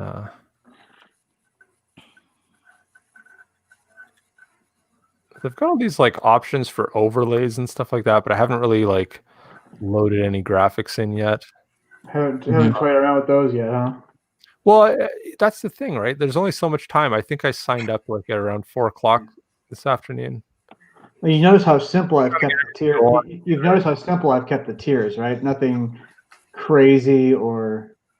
Yeah, it doesn't seem like it's overwhelming. Yeah, exactly. I didn't bite off more than I could chew. I just let's just keep it simple. Which is cool. Tim, would you do a full page ad for Nipplegate? Why the hell not? Yeah. Yes. You've heard of Gamergate, Comicsgate. Then beware of Nipplegate. No, dude, it's the circle, right? John, hear me out. It's the circle. On the top, it says nipple. Under it, it says gate. Then it has that picture of Fade with the beard and shirtless. If you did that, John. Maybe like a box. John's trying to do it behind. No, maybe like the word right here. The word right there, and between the letters on the sides would be 2 boxes, and then in the middle would be Fade's picture. No, it's a sticker on top of a box, and it says Nipplegate, and then it's just Fade's. Yeah, that would be hilarious. John, is it just like the new year? That's a dumb idea. Tell me, bro. I know. No, we can do it. We can I don't know if we're gonna get into that in this episode, but on the next stream or going forward, yeah, we can definitely. The year is young. Yeah. You have plenty of time. January 1st, like I said at the start, I plan on streaming probably 3 or 4 times a week at least, like every other day. I think I'm going to try to do some short videos on the off days as well, especially now that I've you plunk down the $20-30 for a StreamYard. It's like I may as well get my use out of it. Yeah. And I'm trying to build up my subs too. Like I'm only at 30 subs, I think, on this channel. So are you going to do if a you're out there marathon? and you're listening or you're watching, please sub the channel. I'm trying to get up Definitely. to, at least 100 here in the next couple months. I think that's going to be kind of my first 3-month goal, is if I can hit 100 subs, by March or something like that, that'll be good to go. Are you going to do a marathon stream? I could, yeah. I'm not opposed to it. Something I haven't really planned for yet, but I'm down. Like I'll do a 12-hour stream at least. Like Wise Guy? Yeah, Wise Guys. Well, that's the thing. I was on right? with him that night till about I think we went till about 16 hours. He was going to cut it short at 12 or 13 or something like that. And then we just kept staying on, and we went another 3 hours after that. It was 16 hours long. Yeah. But that's just because I can continue, I'll just talk nonstop until somebody shuts me up, right? So he was just kind of sitting there listening to me, and I know you. I gave him 3 hours of content basically. So you know what it is, John? You're like the smart, intelligent, polite row. Because you have but you guys can both carry the conversation and just guide it. You know what I mean? But you're like, hey. I'm just saying. Say hi to Mike and Snoots. Mike and Snoots. Hello. Mike and Snoots. Hey, happy New Year, guys. It's my favorite. My favorite degenerates. Hell yeah! How have you guys been? Good so far. Mike and Snoots show. Show me your left butt cheek, but only Hey, you guys got to get on cam more. You guys never go on cam. Well, Mike doesn't like being on cam. Yeah, so. I hate it too. I really do. Well, Snoots, you can go on cam. Pansy. Evidence that YouTube can use against you, huh, Mike? I want Snoots on cam, not Mike on cam. Yeah. If only there was a way to split it up. Actually, we could. I could just turn the camera on and aim it at me. All kinds of yeah. The people have spoken. They want Snoots. We want Snoots. We want Snoots. We want Snoots. You got to bring some sex appeal to this stream, okay? Mike would just be another down. I can't be carrying that on my own with the mustache. It's a total sausage fest here. Yeah, you guys need to take off your shirt and jump in a box. Yeah, where's Fade anyway? Speaking of shirtless. Sorry, I have too much respect for myself. Fade's supposed to come on. I think he's chowing down on some grub or something like that, but he's going to eventually get on here. And I think Jay Money might actually come on at some point too. Hopefully. You know what? Actually, Richard, going back to the idea of avoiding drama. Yeah. This is what I'm about to actually do. Is I'm gonna create my imprint line. And I'm actually debating on 2 different names, but I think I'm leaning towards one just because it'd be easier for a logo of Bam Malam Comics or Reverie Comics, and I'm kind of leaning towards the Reverie. Yeah. And then just do a Facebook group and then just be yo, just post not random, but just your stuff of what comics you're working on. Just random artwork of your artists as well. Yo, my artist did this book, and congratulate, he's also, if you like his art, check this out. He's doing this book with me. What I'm gonna stop doing is and just keep it completely focused on that. People got the wrong idea of CG. So whenever I see people talking about CG or this and that, I'm like, hey, it's not really like that. We're really like this. And then I'm just the focus of anger. So I'm just not gonna do that shit. I'm just gonna whatever, Some people already have their minds made up. It doesn't matter. So you could do what I do and drink milk. To counteract the coffee. Mike is pissed. Now I'm more confused as to what the fuck we're talking about. I have no idea what the fuck's going on. Mike, what we're talking about is, do you praise the golden fish or do you suffer the wrath of the chickapus, the half chicken, half octopus? Yay, good legs. The wiggle its tentacles in your ear holes unless you praise the golden fish, which will protect you. Possibly high. We're gonna have to just interrupt Dutton because he'll go on and on and on for I think he's been. I talk a lot, but man, Dutton just it's all about me. What are we asking about? I feel like the 5G waves have finally fucking gotten to Dutton. Because they're only active about 5 feet up off the ground, so it's scrambling the shit out of The little Dutton. mustache acts like an antenna for it. Well, what's going on? Dutton's asking about the half-bird fish god. Yeah. Dustin's lost his mind. Oh, he's been huffing pain again. well, I'm not a Zarnian, so I can't really give an answer about that. Like Charlie. Oh, okay. Well, John, I'm not a Zarnian, so I can't give an answer about the half fish bird god. But I do know a priest from there. He goes by the name of Lobo. You heard of him? So, John, Jesus you Christ, have the I'm master mute button, and I would politely ask you use it. I know I was joking about that before. So. Question. All right, here's actually a good time. Oh, that works really well. Hey. It works since, just like the button says. Since Dutton finally shut the fuck up, where's what is everybody's goals for 2021? Dude, you're stealing my thunder, okay? I'm the host of the show. I get to ask the question. To get a word in edgewise. Okay, then, John, you ask the question, and you can take credit for it. He's like, we're all like, dude, when are you going to shut up? And then all of a sudden, he's trying to take over the show. Like, hey, that's ambitious. No, I got to give it to Dutton. He knows like what we should actually be talking about. Like, it is the first day of 2021, fish, so whatever the fuck. Obviously, we're going to be like super, optimistic about the future. So I don't just want to hear like what we hope is going to happen in 2021, but on the alternate, like how could it get worse than 2020? So what is your kind of like optimistic outlook of the year, but also like how could it really go wrong as well? Police state in America. Pretty much that. You know what? I'm dead. You know what? Dude, Richard, you asked how it could go wrong. You asked how it could go Yeah, wrong. but That's start with actually a positive aspect. Like, well, if we want to talk positive shit, why would you ask how it could go wrong this year? well, because I'm trying to like provide some sort of like, My answer is how is it could the positively same go wrong? questions. Mike. I'm pretty positive about the police state. Whether the glass is half empty. I thought Mike was going to say something. What's that fucking tapping? Are we getting a telegraph here or something? It wasn't me. It's Don't done. worry about it. Is it fucking It's always Dutton? done. It is. Jake's popped on, and He couldn't handle. He Going couldn't off. handle someone else talking, dude. He's fucking fidgeting over there. I think it was Tim. But Tim's playing it off as Dutton because Tim just has that guilty look. No, I was scrolling through Look at artwork. Dutton It was with that, actually with me. that hat and that It was little me. It mustache, was me. dude. I was scrolling through artwork on the computer. That hat Are and you, that little are you mustache, trying he to looks speak like in more yeah. because you can't speak in Dick English? Tracy goon.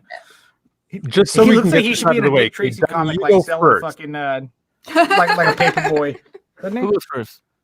Dutton, Dutton, so you he go can get his first. talking Just out so of you the can way. get out of your system. What do you hope to see in 2021, and what are your worst fears for 2021? Oh, it's the same answer for both. I'm gonna get ordained as a minister so I can marry my friends later this year. It's gonna Universal Life Church. Just go It's gonna online be- and get your Universal yes, Life no, Church. that's what I'm gonna do.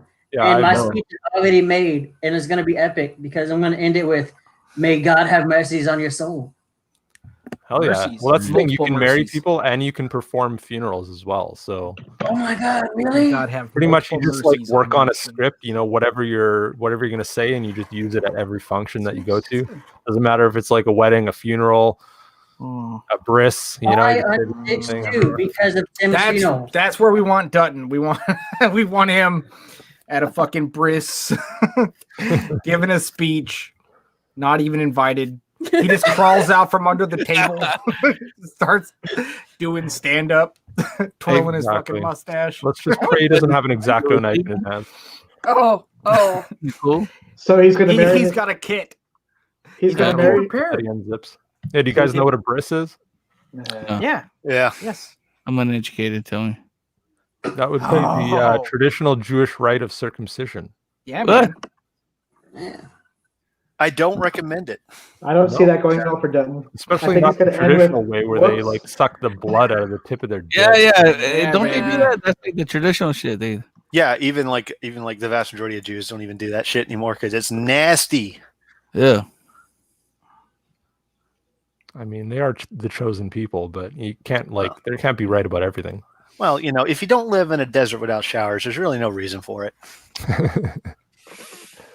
Okay, so now let's move on to Richard. What are your bright like, spots yeah. for 2021, and what do you think is going to be the downfall? To not get brisked. That'd probably You've avoided it for this long. I think you're okay. Yeah. You're probably kosher at this point.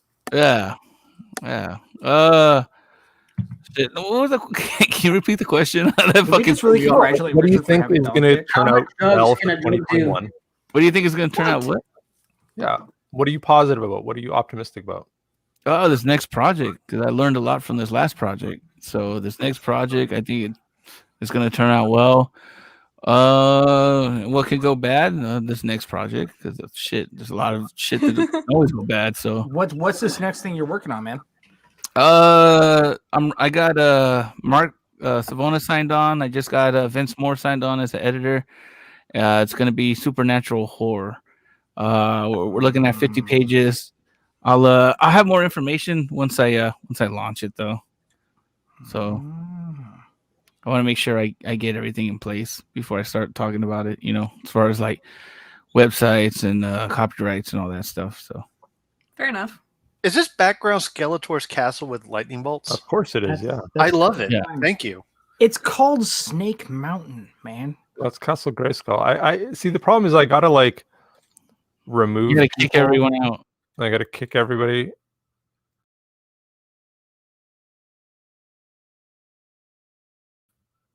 And then I can add everybody back in. Okay, there you go. Okay, wait. That's so awesome. it's Grayskull then? That's not Skeletor's Yeah, it's castle. Castle Grayskull. Okay. Well, isn't Snake Mountain owned by like the Snake Man, and so Skeletor's castle is different? Right. I thought Skeletor was in Snake Mountain. Wasn't he in Snake Mountain? I think Wasn't I think at Grayskull- one point he conquered Snake Mountain. Wasn't Grayskull where fuck ass and the other guy was? Of course.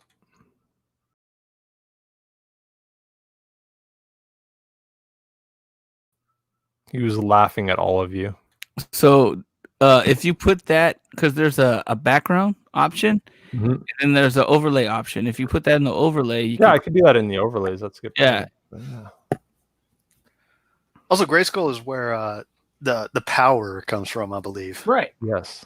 Yeah. That's so, what I'm saying. Center Isn't of the that where, entire universe. Yeah. So Skeletor doesn't live in Grayskull, though. Right. No, he's trying to fight for it. He's always trying to like gain control. Yeah. Is that what I'm saying? Now, And with it's kind this of background interesting, here, it too, that looks we like can, Skeletor is gargling Dutton. We'll continue on with the 2021 talk. Does it not look like he's I gargling actually Dutton? do have a bit of He-Man Kinda news. does. I'm with goggling, man. That's why. It's really hard to rim with no tongue. Whoa. How dare you, He-Man? How do you like my skull job? Oh god. Yeah, you Oh, would God. like Skeletor. That's the weirdest circumcision I ever seen. Then With no tongue. Oh, And I got like Venom. He can like eat us. shit. John's Like got I new said, I toys now. paid for the StreamYard, so I'm playing around with all the buttons and like figuring out what it can do. I hope Venom 2 is good. We fucking have paid StreamYard too, don't we? I don't know. Don't we? Why don't should. we have all this fancy It shit? might have been attached to like another card, and so when it went to re-up, it did. But we haven't had it for a whole year yet. I don't know. We just I have like it. Skeletor laughing at you all. I want to have Not- Skeletor fucking but he- gargling people. I think someone's gargling Skeletor in that picture. Mhm. Think so? Yeah, I think it's Evil Lynn. Usually when you laugh Evil Lynn's out- making a power move like AOC. Oh, Jesus. So, Jegs, what's your outlook for 2021? See, everyone thinks like Civil War or a straight up dystopian or something like that is going to be the worst. Nah, if it goes like full police state and everything like that, that gives everybody the excuse to go buck ass wild. And that'll be fun as hell. So, because I'm that optimistic, I'm optimistic where like the worst thing ever is going to be the funnest thing ever. Right. No, But but I see where you're coming from. But the worst thing ever, just like emotionally and draining, is going to be there's that line, that tipping point where everyone goes insane and they've had enough. The worst thing is if we stop short of that, so we're in an authoritarian state, but we're not so overt about it that people aren't quite motivated to do everything, to just kick it off. So we're Right. just kind of in the limbo with things. And so we're just constantly miserable and pissed off and depressed, kind of like the Obama years, but, with Biden. Well, I was gonna say like right now, everybody's in lockdown. and Yeah, it shit. kind of feels like that's the plan. Just break everyone's Everybody spirit. buy a 3D printer. You know? I would say that, but people are actually starting to revolt and everything against the lockdowns and shit. So, there's still a lot of optimism and, shit. It's kind of scattered. It's not uniform all over the place. But like on a nationwide scale, outside of that, it would be like wokeness doesn't go away. Everyone doubles down because, the presidential results or, whether or not Trump retains the office or whatever like that. Right. They just double down just out of spite. So we start losing more media and everything like that. More lockdowns. Not in my state because my state fucking rules. And you notice as soon as not in my state. My state doesn't have lockdowns. What the fuck you want? We're not going to have one. It's like you couldn't even enforce one here. It just won't work. But what state is that? Just no Alabama. Everyone just is like there's no media, there's like no video games or anything that's like worth a shit. We're just all in just one giant festering pile of blah. That's the worst thing. That's because Cyberpunk flopped. It flopped. That was supposed to be the one thing that people go to for escapism, and then I would say that. I would say Cyberpunk. If I did not see Cyberpunk was going to fucking bomb the first time I even heard about it, I was like, "Oh, this is a game that's going to disappoint everybody." Yeah, you I thought never so? heard about it until recently. Yeah, because it was basically they had a lot of hype on it. RPG, like. Well, I'm not the biggest Cyberpunk fan, but I knew it was going to bomb when I heard about how long it was in production, when it was expected to release, when they started adding celebrities, and the fact that it's a tabletop game. Yeah. Tabletop games 9 times out of 10 fucking suck when they're adapted to video how much games. they suck. They just never live up to the expectation, right? Like, well, if no one's made it, I don't think the game looks it's based bad. on Like, that you have a good universe. PC, it runs well, but if you're trying to play it on a PS4, then you're fucked. Yeah, right? yeah. And that's where. Well, that's on more PC. It looks performance great. issues. Well, that's more of a performance thing. But in terms of content and everything like that, it looks really fucking empty. It'll it's fill pretty up. fun. It's like every game. I mean, if you go back to MMOs that came out even 5 or 10 years ago, they had basically nothing in them. And then like a year into the game, that's when all the content starts to get released. That's what I mean. It's all about expectations because like people should know all the tricks at this point. Like nothing's going to change. They always roll these games out at the same pace and they always like are half finished, and that's just how it always is. Like I don't ever expect a game to be finished when it's actually released anyway. So I think Bethesda started that fucking trend. Yeah.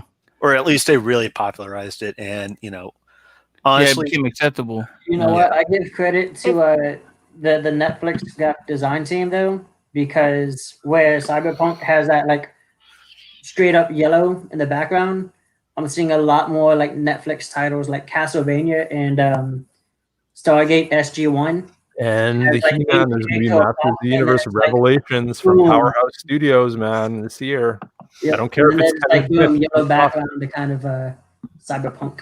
The game's actually fun, but it's so flawed and the fun you get out of it. Well, at least for me, it was fun, and the fun I got out of it was just interrupted by bugs and flaws and a lot of. I'm one of those guys that if the graphics don't look that good, I'm okay as long as the gameplay's good.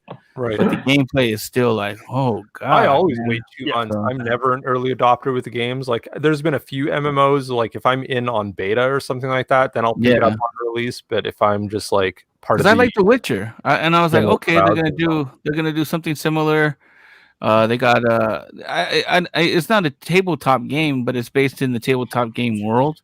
So I was like, okay, so that's a pretty cool lore. Oh, they have they have a ton of content that they can introduce into the game. Like it's the game will live on for 5 years as long as people continue to pick it up, and as long as the multiplayer is strong when they introduce. Because I don't even think it has a multiplayer at this point, right? It's just CG Projekt Red, they seem like a So when Witcher came out, it didn't go same day as console same day. Right. It came out on PC, and then a couple months later it goes to console. And I think they're more of a PC house. They're not a console house, but they got so big with The Witcher 3, they try to do both. And that's where on On Yeah, PC, it's running well, but on console, it looks like shit. Just because they, Well, they shouldn't be trying to make for it. Okay, so before we go off on the Cyberpunk tangent for too long, let's ask Mike and Snoots what their outlook for 2021 is. I think I know where Mike's going, so if Snoots wants to pipe up, she can. Mike's going. Alcohol prices go up. That's what.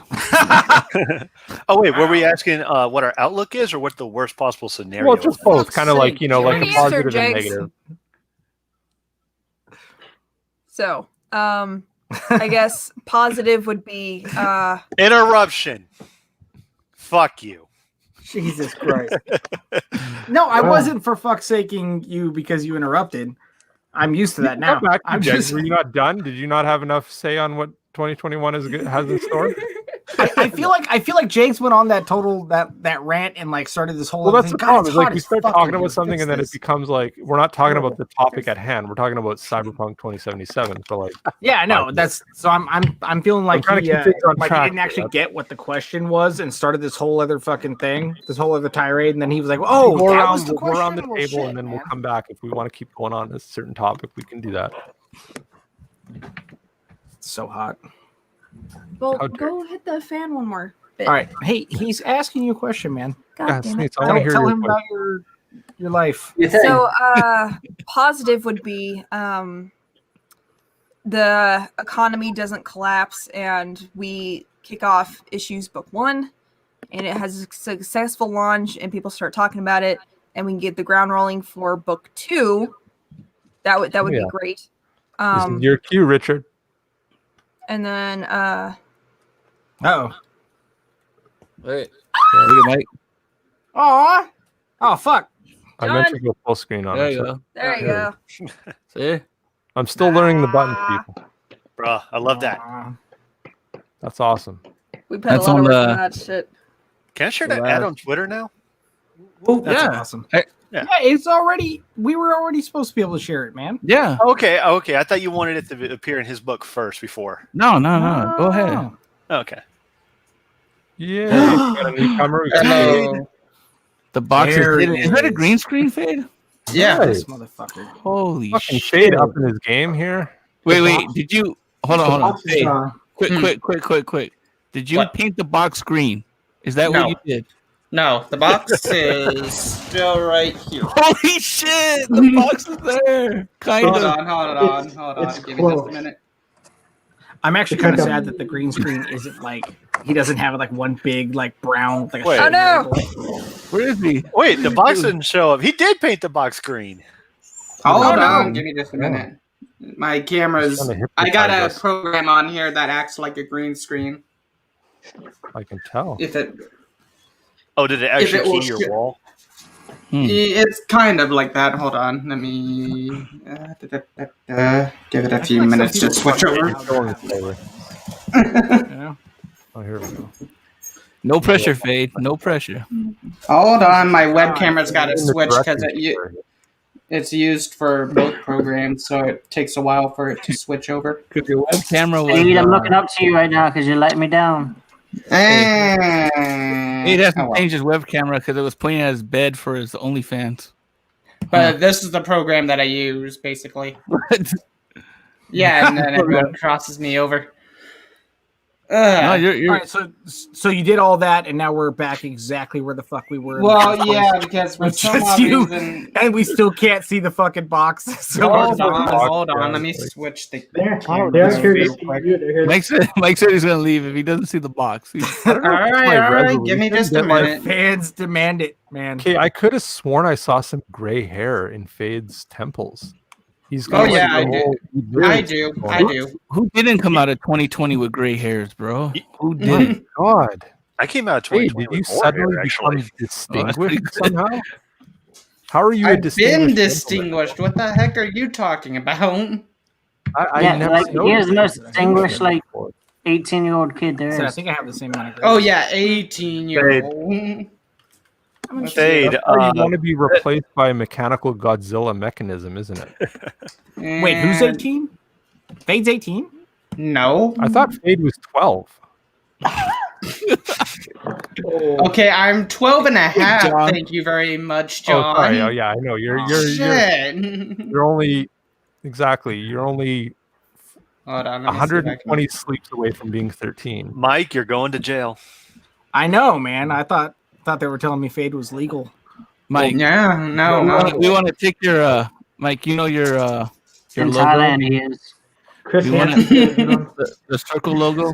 We want to do a thing called Nipplegate, where we take your circle logo and we take out the word dancer.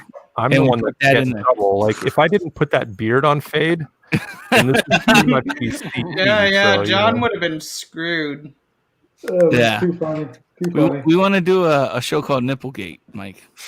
Hold Oh, on, God. I A think I know show? what the You want to do problem a is. show called Nipplegate? Yes, a possible show. It might be a spinoff. Okay. All right. And we you know your Dr. logo, the Steve, war would you dance. like to be on that comic? show? Yeah. I'm familiar with our own logo. Yes. Yes, thank you. Well, I wanted to take out the centerpiece and put in that picture of Fade, and then where it says around the circle, it War would say dance comics? Nipplegate. Yes. Okay. The That'd be slogan could amazing. be the slogan could be "Get your box." No. Here's the actual. That's where it says Nipplegate, and then it's actually like a sticker placed on a box. All You right, actually just gave me a great advertisement idea that involves pasties of our logos and everything in a strip club. There you go. No, Jags, There you Jags, go. don't do it. Mm. No, thank you. Strip Yeah. clubs have Money. tons of Excellent money. idea. Tums. I am Excellent got idea. Tom. with my computer right now. Yeah, Strip but the club good food, you ones need don't some, have pasties. Well, I haven't really Listen. get quiet all of a sudden. He used to Hey, are pasty you even eat. here? You're like He's blacked not. out. Oh, that's me. Chris Hansen got him. The heck? They're setting up a fucking sting now. Yeah, he's Great. going to Epstein's Island. You never know when he'll show up. John's like, how am I gonna? What am I doing with my tax write-off now? Where did Fade go? So what? All right. So this is gonna be a show. You're saying now? What is that gonna be about? No, we just Is that it? It's just gonna be Fade's nipples, just Nipplegate. like So like a we- live, just a live feed, a constant feed of his It's to nipples, fuck like he's with a people, fucking Mike. It's to panda fuck in the with zoo. people. When people talk shit, oh, you guys from Gate, and we just throw them out. Nah, we're from Nipplegate, and it just fucks with them. So to fuck with other people, but it's a picture of Fade specifically. Yes. So he is like our lamb for the slaughter, man. He's like everyone's gonna be like, "You're the head of a hate group." No, it's not a hate group. It's a nipple group. It's a We're nipple very group, open yeah. with the LBGT community. Yeah. Fades at least 3 of those. Well, we're hateful Okay. apparently against people who don't have nipples, though. You see, Oh, they're gonna shit. be Are like, there people out there with nipples? well, there's everyone's out there with nipples, but I'm sure there's people out there that Well, don't have nipples. They'll Not do like lizard that shit. people. Well, what about the people with fucking when they jumped all People over? don't have nipples? I've been listening to lizards? Alex Jones all Remember the time. He's never told me that. Remember how they jumped all over the new fucking not wizards, fucking witches, the new witches movie, Really? and they were Right, like, exactly. yeah, because she had like 3 fingers, and they're like, Right. oh, it's differently able. You know, we have fucking fingers and shit, and you're calling us monsters. And it's I like, thought that no, was we're kinda just saying odd. that. I was like, damn. Well, that's some fucking You can bullshit give though, me because a it's happy like any day of the week. that's saying that all witches have claws and 3 fingers and shit. That doesn't mean that all people with 3 fingers and claws and shit like did no one else cover that Based shit on- in school? It's based on a fucking children's book too. Alex Jones Yeah. too. I think we should take our first musical interlude here. So let's just take a short break and then we'll come back with the discussion.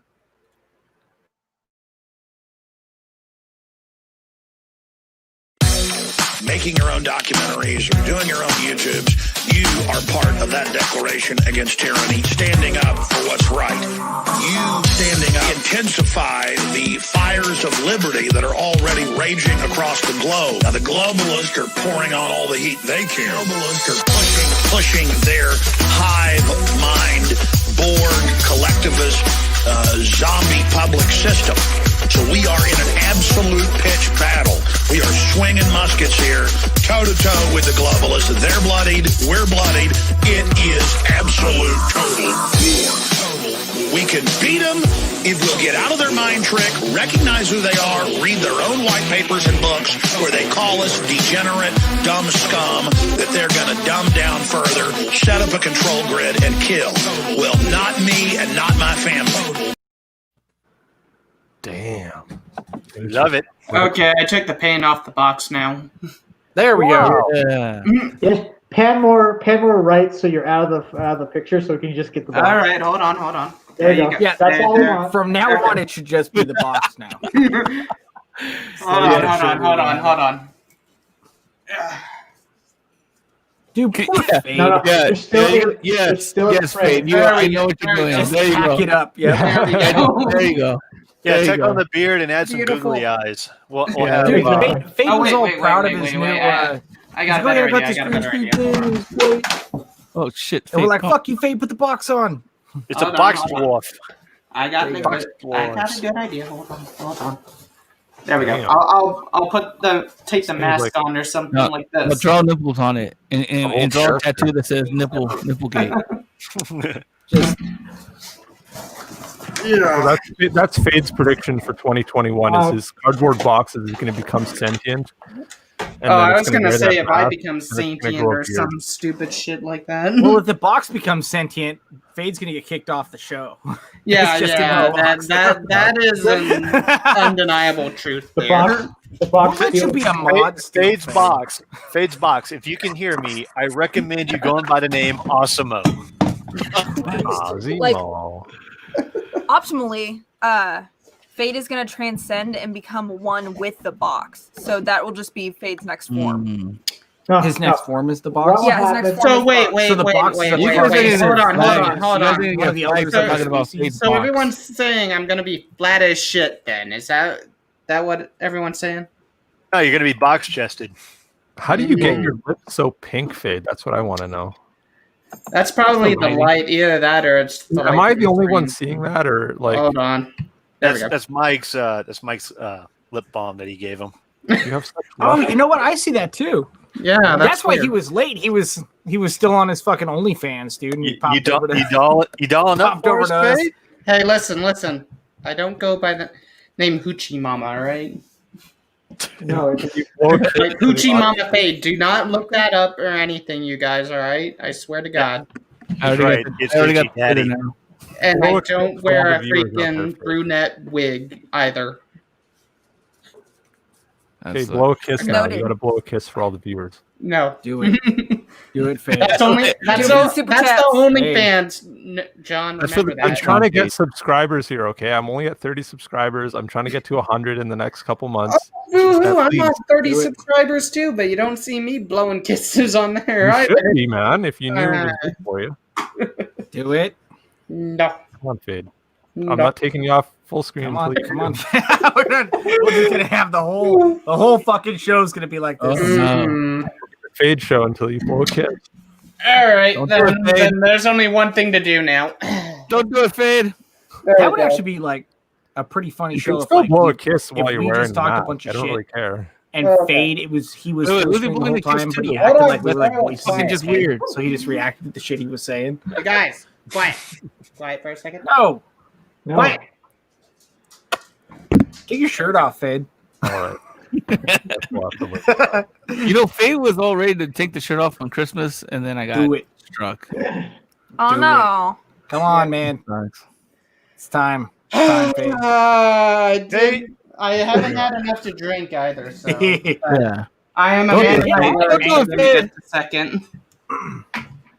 Words, do it, Fade. words. Hold on. Don't do it, Oh, Fade. exactly. Yeah, I gotta fight with this. Hold on. There we go. Oh, hold on. Shirt off, beard on. Dutton. Dutton. That was How you the doing over there? plan, Smoots. I swear. You heard the lady. Do it. Give me just a minute. God, you guys, you're worse I feel than like- freaking high school girls. Hold on a second. Wait, Listen, high school so- girls are telling you to take off your shirt and put on a beard? Uh-oh. Chris Hansen time. While this is happening, can we acknowledge the fact that Dutton's so high he's fixated on something and is now like staring past the camera? It's just his mouth. He's just tripping Well, balls. Dutton's rocking that dapper ass Okay, the mustache, mustache. like he's about the box, like he's about the fucking box in England. Nothing. He looks like a fucking 1920s paper boy. Yes, yeah. A newsie? Hell yeah! Extra! My mustache is curly. He did bring up the McGregor fight. Fade went shirtless. Too little, too late. To be replaced by I saw a Box. commercial for that. He's fighting a guy for a second time, isn't he? Was it Pereiro? Is it Poirier? Poirier. Poirier. Yeah. I can't pronounce that name. Something about I McGregor. think it's Dustin Poirier.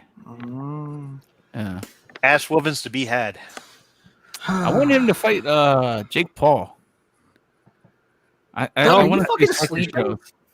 Huh? What? Look at him. Who? Me? Dutton's always asleep, you guys. I mean, I don't understand why that's anything new. I'm always high. There's a difference. He was Sometimes I'm looking at Sleeping Hobbit. high, it's all the same shit. He's not even was like looking part at of the Hobbit show weed. anymore, dude. He's All just right. fucking There we go. sitting there sniffing the Hold camera on. and shit. I gotta scoot back a little bit. Hold on. Good Sorry. lord. Hey, We man. want the I'm being box. quiet. I don't want I'm you. doing good. Faded the mustache here. There. Yeah. Hey, what's it now, dude? I was just Lady nip- Godiva, Do that again, Fade. Come on. All right, hold on. Show us your big fuzzy balls. There we go. Hey, He looks like an out of work Dr. Robotnik. I do. Yo, COVID You didn't just hide call it a on shower at Dr. a- Robotnik. He was deemed unessential. Like Dr. Robotic just came out of a shower at the rehab. Yeah. Correction. He looks like a Lots of homeless jobs Dr. in lockdowns. Robotnik. There we Yeah. Like Robotnik and Alan Moore's love child. It's all They're fucking. you guys. they're It's all the gay, freaking son. stocking candy I've been Got Crow in eating. the box. It's like a telehealth meeting with your doctor. Roboxnik. Where you Oh go my pay god! insurance. Dr. Roboxnik. Hold on, you guys. I'm just leaving Fade full screen because I'm hoping he like provides some clips for the future. You know, like I'm. No, you just Rick want with it. this Well, stuff. you want it for future content, and I'm probably For not going to Nipplegate. provide it right now. Your followers demand it fade. I've already got what I need. Yeah, I know you do. That's why I'm not that worried on it. No. You could say, you got what you wanted. Bye, bitches. That could be his closing. Okay, hold on. Don't leave. You got what you wanted. Bye, bitches. Oh, fuck. No! See what you did to him? We lost our dwarf. He just took his shirt off, man. We were halfway there. It's not my fault. He's the one who left. That's my resolution for. Oh my God.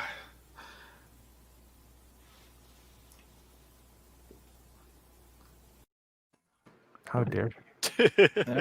I was like, dude, this Oh, is he's just back. throw my Hey, there's our British dwarf. I figured I would Tim's advice on that. And You could use that for your closing your show there. That's right. I can do John. this shit. I can do God it. damn it, Tim, scaring the bitches away. hold on. I gotta actually. Holy shit, we're moving like the Brady There Bunch. we go. What are we, celebrity squares? Just moving around now? Yeah, I don't like basically. it. I'm a Gilligan's Island fan. We should do that one night. Just like do tic-tac-toe on this. It's gonna make Dutton dizzy. I know. Keep doing this. He's gonna fucking Keep fall. doing it, John. He's gonna fucking fall over. Oh no! I can't do this. It's like 3-card Can't do launch. this. It's like, where's the card? Where's the card? Oh my god! Oh my god. Wait till Dutton Find gets to the John. high. Find John. Oh, this is Hey, we so all had to come with the same icon and the same avatar, and then you just 3-card Molly. I know. Oh my god! Like, Yes. all right, find Richard. And Quarter then, or like, some shit. Steve, 2. Yeah. When Yes, Dutton gets that to the would high, be a we'll hold whole the lot quarter of and then fun, shuffle it wouldn't all around and have him pick who still has the quarter. And somebody else And then just fuck comes with up him. Someone else will pull it up. No, it was me, fucker. Yeah. Yeah. Oh my god, I'm expecting someone to be gambling on the whole ball in the cup thing. Exactly. Yeah. Now we Yeah. just look like an anime opening. Yeah, I know. Great. All these layouts. It's kind of cool. Good lord. I kind of like this layout. I appreciate the diversity of the attire, though. We have a shirtless Roboxnik, Mhm. and then our Yep. host has a blazer. Like, just very diverse. Yeah, you notice? Well, I didn't Notice get a that? chance Notice to how dress he's got up that? You live. gotta do I that didn't go blazer anywhere, so every I figured time I may now. as well. Hold on. Fancy Since we're John. doing blazers, hold on. Give me just a minute. No, John, you gotta do that blazer every time. It looks Well, so we just need cool, one more. dude. We just need one more fake beard, and we got a facial hair club going on. Oh. We also have a really high hobbit. That's Dutton. Yes. I know. I wish you could send me some through the internet, but you know, it doesn't work that way. Doesn't Fucking smoke fade weed that sound like get he fell off noise the on. top bunk. You hear that shit? Yeah. Really looks like that. Like you smoke weed that annoys you. Like you're not enjoying your high. You're just like, I got a head change, but I'm fucking annoyed. Right? Yeah. It does. Like you had that California green, you'd be smiling, bro. Man, I've been driving pretty much all day, so Yeah, I'm just he had tired. like 8 hours of driving today, apparently. So Holy shit! Oh, shit. Oh, for what? I had to go like 4 hours, so me and my cousin can get his kid, and then it's like 4 hours back. Damn. Okay, so not for weed then. No, not for weed. I can go like He's like, fuck 5 minutes for down the weed, street. man. Come on. okay, you guys hold down the fort. I'm just gonna take like a minute break here. I'll be Hold right on, I got a blazer now, you guys. So Holy shit! John, just put him in your Damn. place. So Now Bacon on the you're show. a Thatcher. Congratulations, my dude. Come on, stand up and model it for us. all right, A hold on. blazer. Little Oh turn. fuck! It's mid 1800s Doug Walker. Do a little Yeah, dance. Supermodel. Let's see if I can. Sexy for my shirt. He's got Mandalorian things. So Yeah, you had like Yeah, the, was it Mandalorian? The Don't you have any Mandalorian symbol on No, your it's Boba Fett. head there. you look like my broke character in Red Dead Online. Oh, nice. He looks like if Gene Shalit did porn.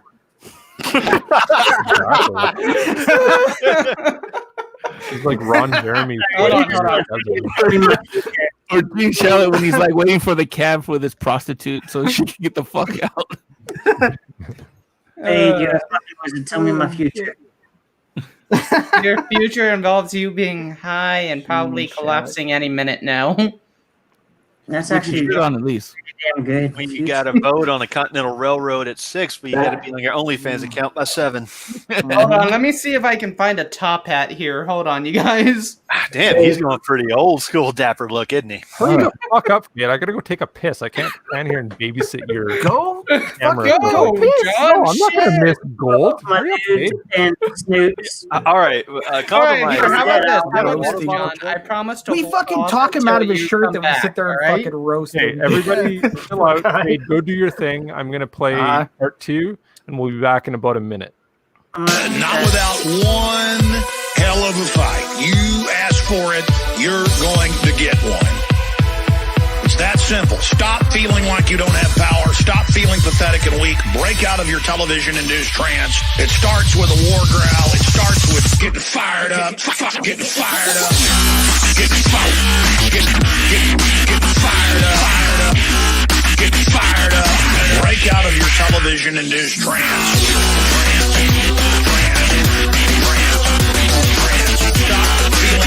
Stop feeling pathetic and weak. Break out of your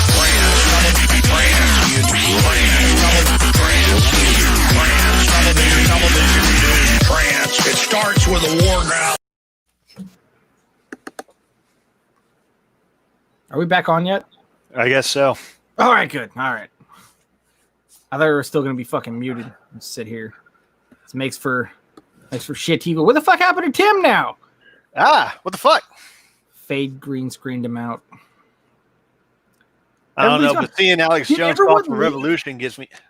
I don't know. Everyone left. I guess so. Look at this shit. Fade.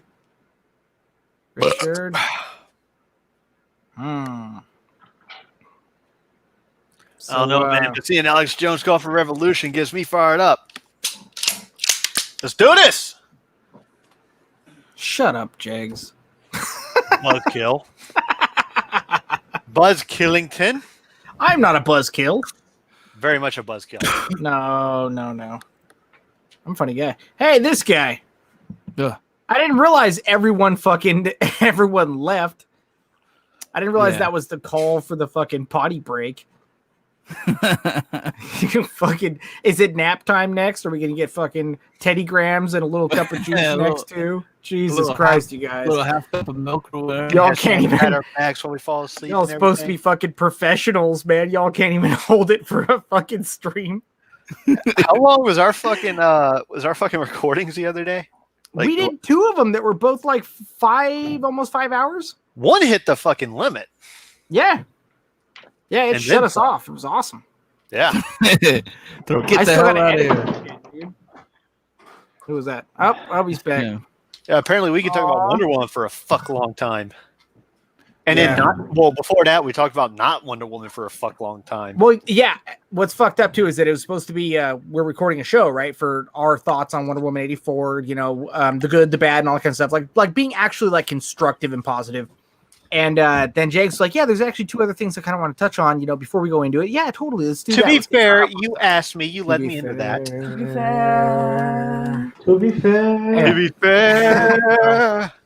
You've been watching shit, that show son. too, huh? Maple Beautiful. 9, number 99, Wayne Gretzky, Maple Cast. That is the most Canadian shit I have ever seen. I know, that's why I picked it up. That's pretty Canadian, yeah. No, I gotta say, the color of that was amazing. I take it you guys have seen that show. And it's like not a screw cap, it's an actual cord. Letterkenny? Like, hey, this is Nice. a whiskey. Yeah, and it's a nice maple cask whiskey. Nice color. It knows what it is. Yeah. It knows its heritage. Oh, you know what? I'm taking a trip up to Tennessee next weekend. I should stop by the the whiskey place up there, distillery, Jack Daniels. Cheers. The whiskey place. Go on one of those tours. Yeah. Now, quick question: is my mic muted? Yep. No. Yes, it's muted. Why would you ask us a question if it was fucking muted, man? Well, I just wanted to be Fuck. anyway. Well, where's Dutton? Holy shit! Did anyone see Dutton sneak out? Oh my God, he left. I think he said, actually, I'm going to call it a night, but then John hit the video. So goodbye, Dutton. Have a good night. Goodbye, Dutton. Have a nice night. Where's Jay Money? I don't know. He said he's coming on. Okay, so he's about to now. Give me a sec, plugging everything in. So he'll be here soon. I think Jay Money might be hold dropping. on, you guys needs more nipples. I've tweeted this out a few times. Do you guys want wanna tweet rave it out. nipple hillbilly or classic hillbilly? Or not classic hillbilly, but Are you sure you're not? I want not let me show you the hats. is this like a Anybody know preview what of the your fuck he's only? talking about? Listen, if I want to see This shirtless hat? hillbillies, I'd look No. outside. Ass. No fedoras. They're out of style. Okay, what about this? That was a trilby, you uncultured fuck. Trilby fedora, what the fuck ever. It ain't no Indiana Jones. Try hat. that one. I want to see. That looks pretty goofy. Okay, hold on. Then That looks very 90s. Does anyone else remember that time in the 90s when like everyone had big ass weird fucking top hats like that? Yeah. Yeah, the Remember Dr. that shit? hats. Yeah, That was shit. Jamiroquai. it was like Oh, 2 yeah, weeks. Miracle. Yeah.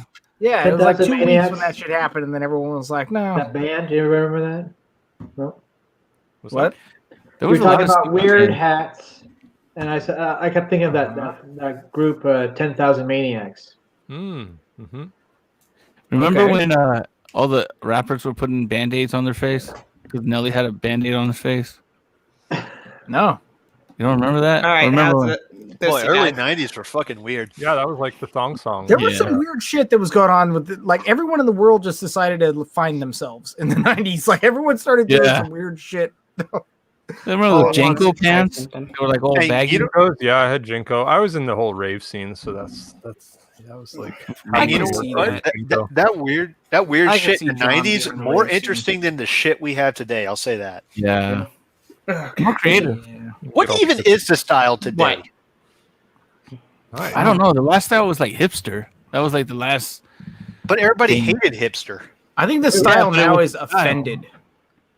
Exactly. Hipster was offended. Your style offended. I swear to God, if you guys are calling me a hipster, I swear.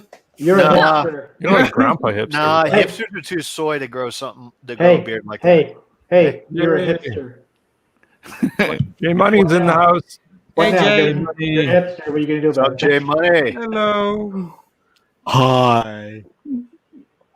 All right. Say something enlightening for the crowd. Hi, George. That was anticlimactic, right? What the hell is going on? What is up with this I fucking don't know. stream? Did I walk know. into something crazy? Yeah, you have. Okay, fair enough. You are you're greatly overdressed for this stream there, Jay. Mhm. Let me ask you this question, Mike. What's up with anything? Everything is just so fucking weird. these How do days. you know what I'm wearing? Are you wearing something? Yeah, where's your magical green screen? You're always so like Yeah. on point with your camera shit. Now, Oh yeah, okay, that give me a reminds me. second. I gotta Give me a switch back to second. my green screen. Hold on. Don't you do it. Fade, we got you right where we want you. Damn it. You got away again. Ah, She's a tricky one. She's a tricky one. She's a tricky one, but I'll get her. So you think? Yeah, John took off little trout. John took off the name, so we don't know. If Fade's a So- woman, he's yeah, I the can- ugliest woman ever. Ow! Well, Oh no! I mean, that's you not- really gonna say that with the man. people who claim to be There's- women these days? You Yeah, really there's- gonna there's say worse that? ones. Come on. There's worse ones out there. There's worse looking biological women. Yeah. Like Like Jennifer What Garner. is a non-biological woman? A faker, You guys, a snowflake. I'm half a face now. Christ Yo, almighty. Mechagodzilla grew a beard How that or happened? chest Pretty hair. awesome. Yeah. Yeah, and he Mechagodzilla grew a has a mouth beard. too. He grew his pubes out for winter. Mechagodzilla has the nastiest neck beard I've ever seen. Andre the Giant has a posse, and Mechagodzilla has a Oh, that's funny. Ah. Let's see. Maybe it's because I'm too far away. There we go. Jay. making Whoa! an appearance. Jay, buddy. Whoa! Oh, Damn, doing it classy. Damn!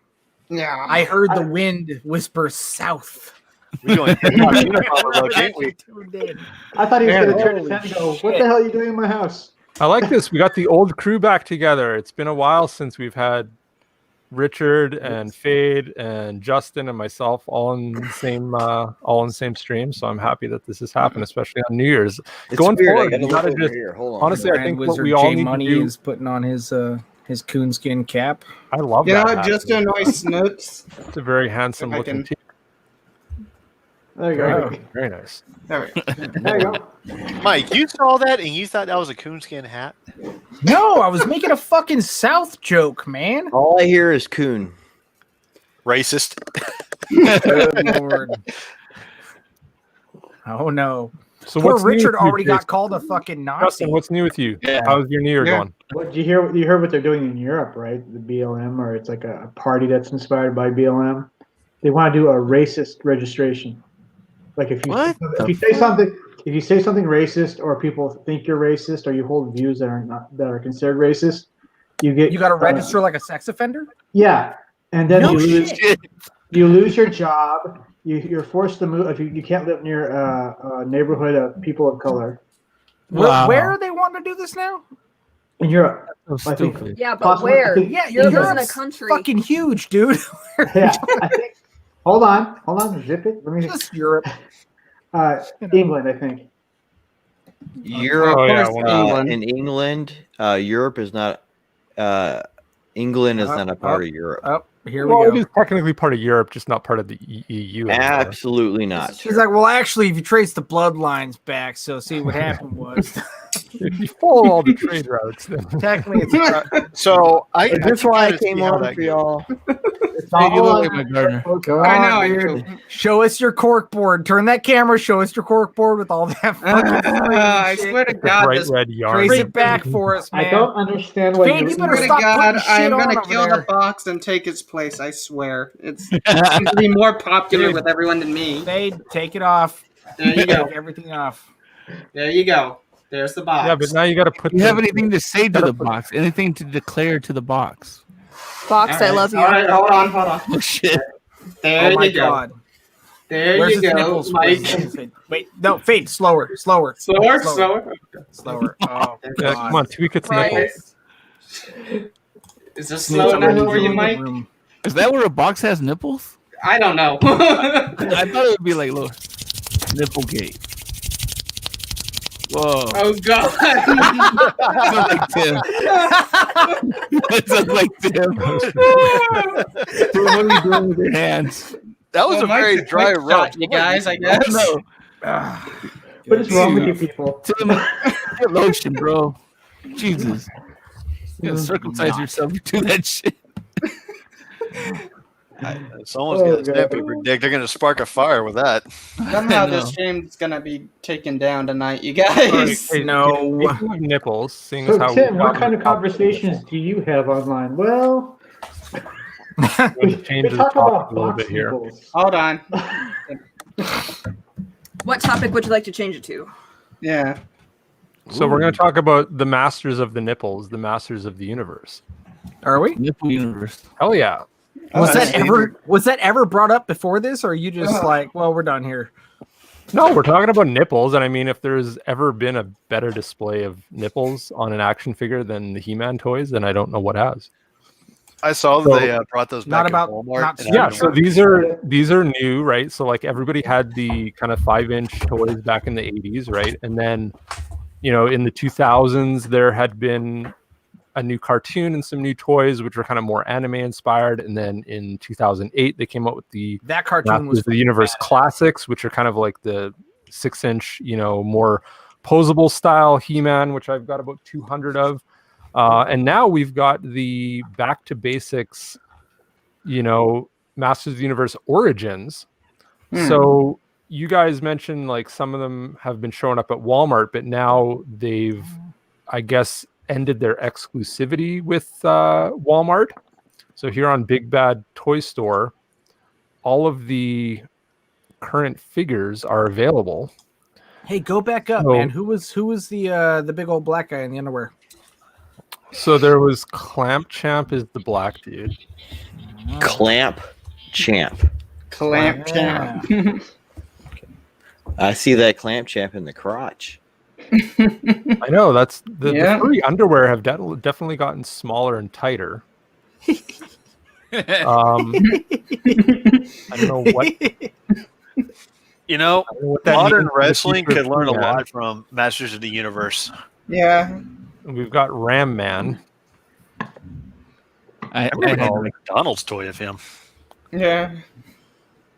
Yeah, that was during that 2000 run that they were doing McDonald's toys. When I was a kid, I had that action. The early 2000s. He's not representing any kind of Asian stereotypes or anything like that. I don't even remember. They don't live in Asia, so they don't have a race except what's their planet called? Eternians. Exactly. We got Trapjaw. He was always a favorite of mine. Oh yeah. Trapjaw. Damn.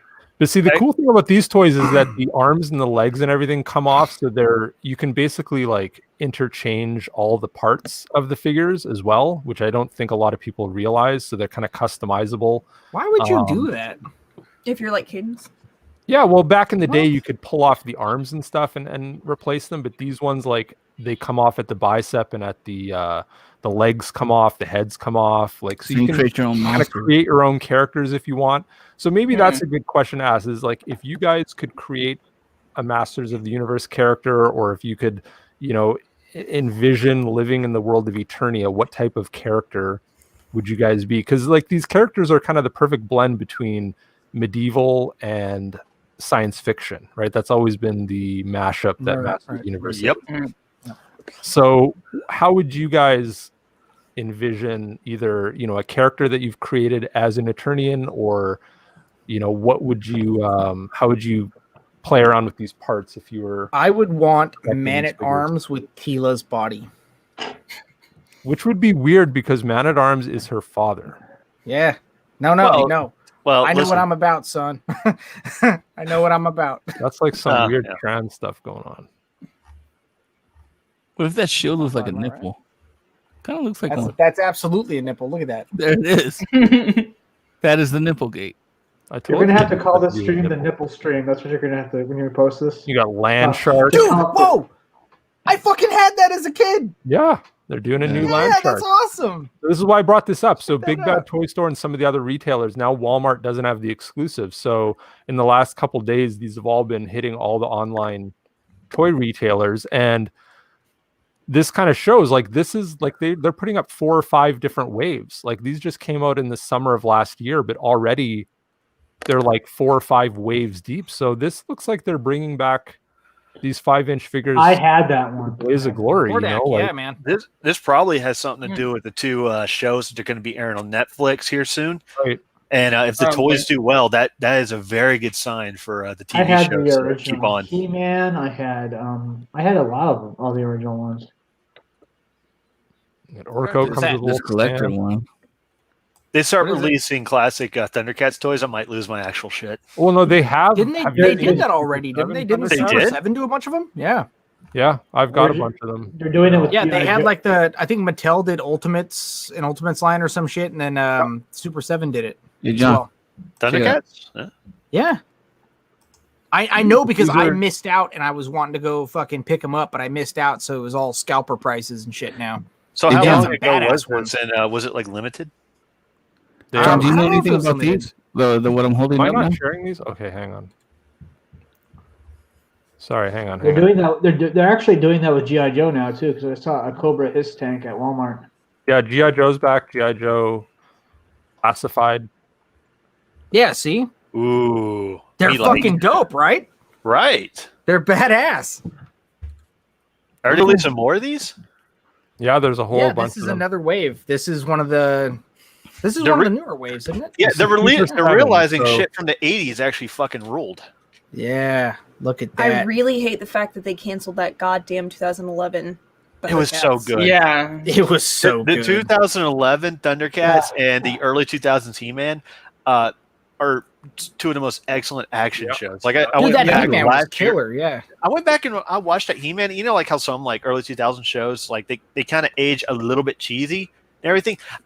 That He-Man show aged wonderfully. Really? Though the credits do scream like early 2000s. That's about it. How so about everything this? else, it was manly as fuck. Who else remembers Pirates of Dark Water? Me. I briefly remember that. Yes. Hey, John, check this out. You probably know more. What's that? Ooh. Look at that. When I was a kid, all of the 2000 series and the Filmation series and the new adventure, everything all in one. Holy crap! Where'd you get that? Where did that come from? You probably found it in anniversary. This was like 2000. What year was this? You probably Is that found like it a in Canada a exclusive? 2012. That's a was Canada like- exclusive. Has to be. No, it isn't. Are you sure? I like the 3D Grayskull inside there and everything. Yeah, that's crazy. So are they going to Damn. release the toy packs that come with like those little mini comics? Yeah, the new toys have the mini comics too. Fucking Holy sweet. shit! Look at his The hair. Dark Horse. I forgot I haven't seen his hair. Jesus John, how do you Christ, that prevent hair. yourself from sitting on your hair? Dude, you better hide that hair. Geeky Sparkle's going to be attacking you trying to brush it. Oh shit! I love when girls play with my hair. She's married, so. You could wrap These are Dutton the up in other that thing like a baby DVD Ewok. sets, season 1. Oh wow! Carry him around.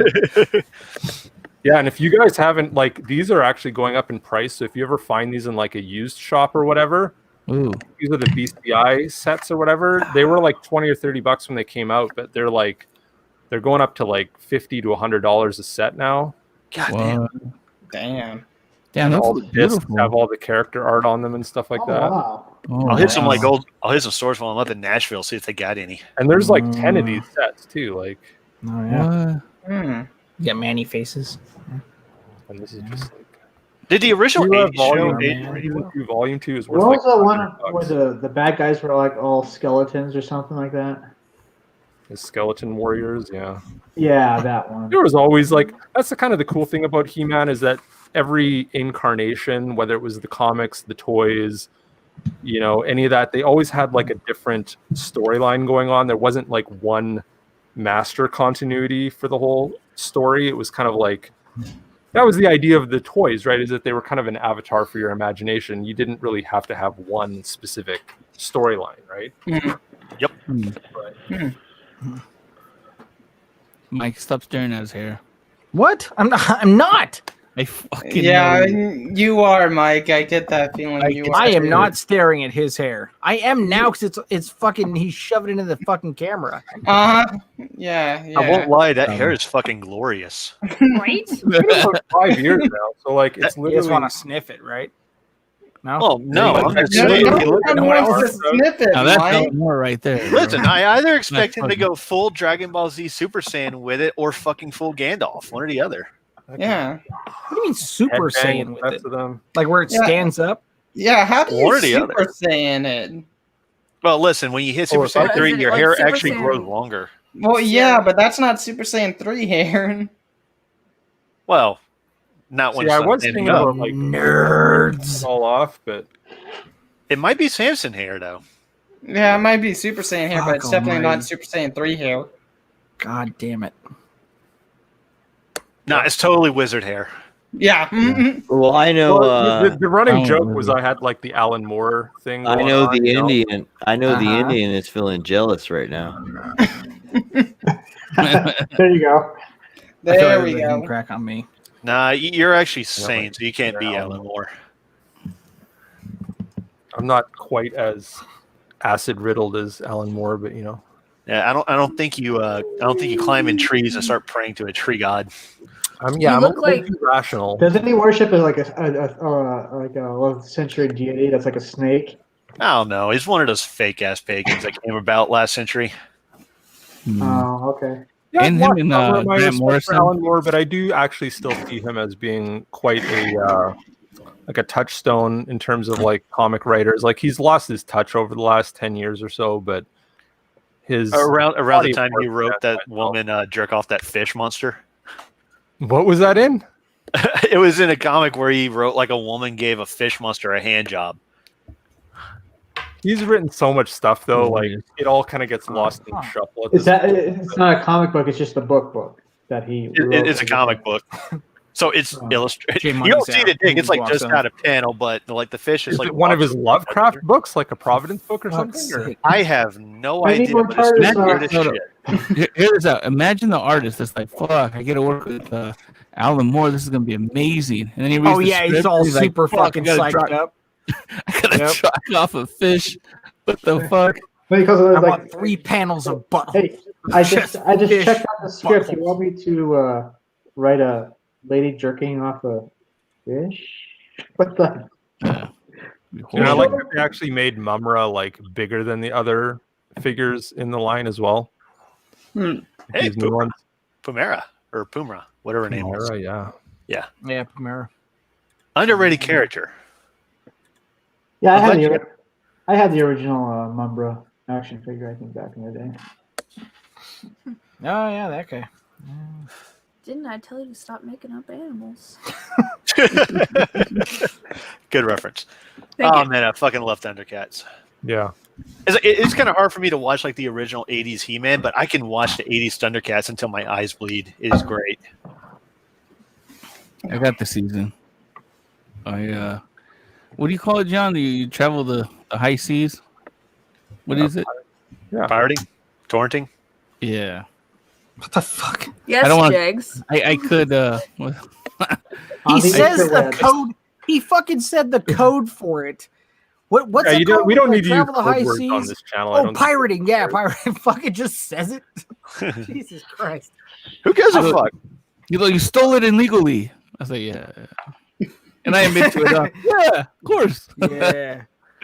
It's okay. Well, you can't steal legally, man. Duh. Shit. As they're fucking cuffing him. Why am I getting cuffed? You're the one asking the stupid questions. Why do I feel like Mike's like someone you do not want to be pulled over with? Oh God, yes. Too many stories. Listen, Cavity Mike search, you would say? Oh god. Mike would somehow get you out of the ticket. Really? Yeah, Mike would be like, hey, whatever you do not give him a cavity search. It's fucking asshole. I just By I'm the end telling of you now. it, him and the cop would be drinking whiskey by the end of it, and then you'd have to drive both of them home. I just frantically shoved all the drugs in his ass. Don't pull it back out. Fuck. I kind of have a feeling it would be one of those things where it starts off normally and it just gets weirder and weirder. Like most things with Mike, yes. Yeah. I'd be trying to get the cop's shirt off. Yeah. No one wants to see your badge, man. Everyone just wants to see your nipples. Come on. That's what we're here for. You know why I pulled you over? Show If your I didn't want to see a cop naked, I wouldn't have been speeding, brother. Come on. I did my part. Don't be gay, man. Show your nipples. You're sitting there behind the wheel going, I just was driving them home. What the hell? Give or take, baby. I pay your salaries. Let's go. I need your badge numbers and your nipples. Yeah. Oh man, now I gotta. I don't want to do it up here though, man. We get fucking shot. Yeah. Why would the cops are mean up there? Well, we live in the state of Jefferson. Yeah, so. we got. There's. I have no issue with cops, man. We got some good old boys up here though. Oh. Yeah. Just good old boys. Don't try to Family Guy where they have that that Shades of Brown Like, yeah. So that's what this is. Put it on. I'm a darky with a Depending beard if you too, were- man. I'll get fucking blamed for something. Depending if you were out in the sun that day, it's like, oh, motherfucker. Yep. If they try to pull a fast one on us, okay, it's actually a photo. It's actually a picture. Okay, I thought you were trying to put like a picture of him right. No. It was a Family Guy joke. Yeah, just don't, Mike, just don't get pulled over in this side of the country. They'll think you're Mexican. Well, we live in California. So. Yeah, Yeah, but you live in, man. but don't you live in a county where there's a bunch of natives? So people kind of know it. No. You don't? What? Okay. We live in a county with white people. It's the state of Jefferson. Yeah. Well, I don't know. I don't know where Redman resides anymore. Sorry. The state of Jefferson is basically the most yellow place you can live as far as like politics go. It's not necessarily Republican. It's like everybody is don't tread on me, get off my lawn.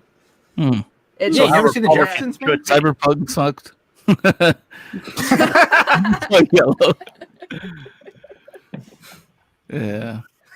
Jesus Christ. So anywho, didn't we have a line of questioning of like, hey, how's everyone think the year is gonna fucking go? Yeah, it was Tim. Didn't that Oh, right. Tim didn't get to answer. teeter off in this bullshit? Well, you didn't want to talk about your year, and then you forced I never said I didn't want to talk about. I'm pretty always sure down to talk about fucking everything, man. box. You chose I'm the to one talk who about brought up paid box. buttholes. dude. I'll tell you, I Like, think we how talk the year's about gonna go. everything. I'll tell you how I think the year's gonna go. Everything, all the crazy shit that happened last year is not gonna happen as intensely this year because they got what they wanted.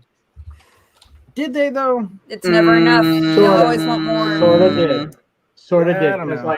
Because remember the media was all about like all the riots and stuff, and all of a sudden, Biden got in, and The hair just keeps going. Now Right. it's red. Yeah, I know. and then all of a sudden, like you don't hear about rioting anymore, and I mean it's just kind of. I find it kind of weird that all of a sudden you don't hear about riots anymore. Yeah, because they're staged. They're still going. It's just that people stop caring because they're all happening in Portland, and nobody gives a fuck about Portland anymore. Oh yeah, Portland's a shit show. They started up again recently. I did see a bunch of like crazy shit going off recently. Yeah, They we tried have to Jay start Money another weigh in show. on this, man. It's not as we got a intense, fucking though. local expert sitting there. Jay It's Money, not his didn't you hat. witness someone His fucking off fuzzy hat. himself? When recently? Yeah. Did you witness that firsthand or what? That guy off himself on that bridge? Yeah, I was going to ask you about that Cappy shit. hell? What you came up with that? I will not disclose how I found that video and those images. Don't want to be subject to the glow in the dark men? Gotcha. Oh no, they can come here. I welcome them. Turtles.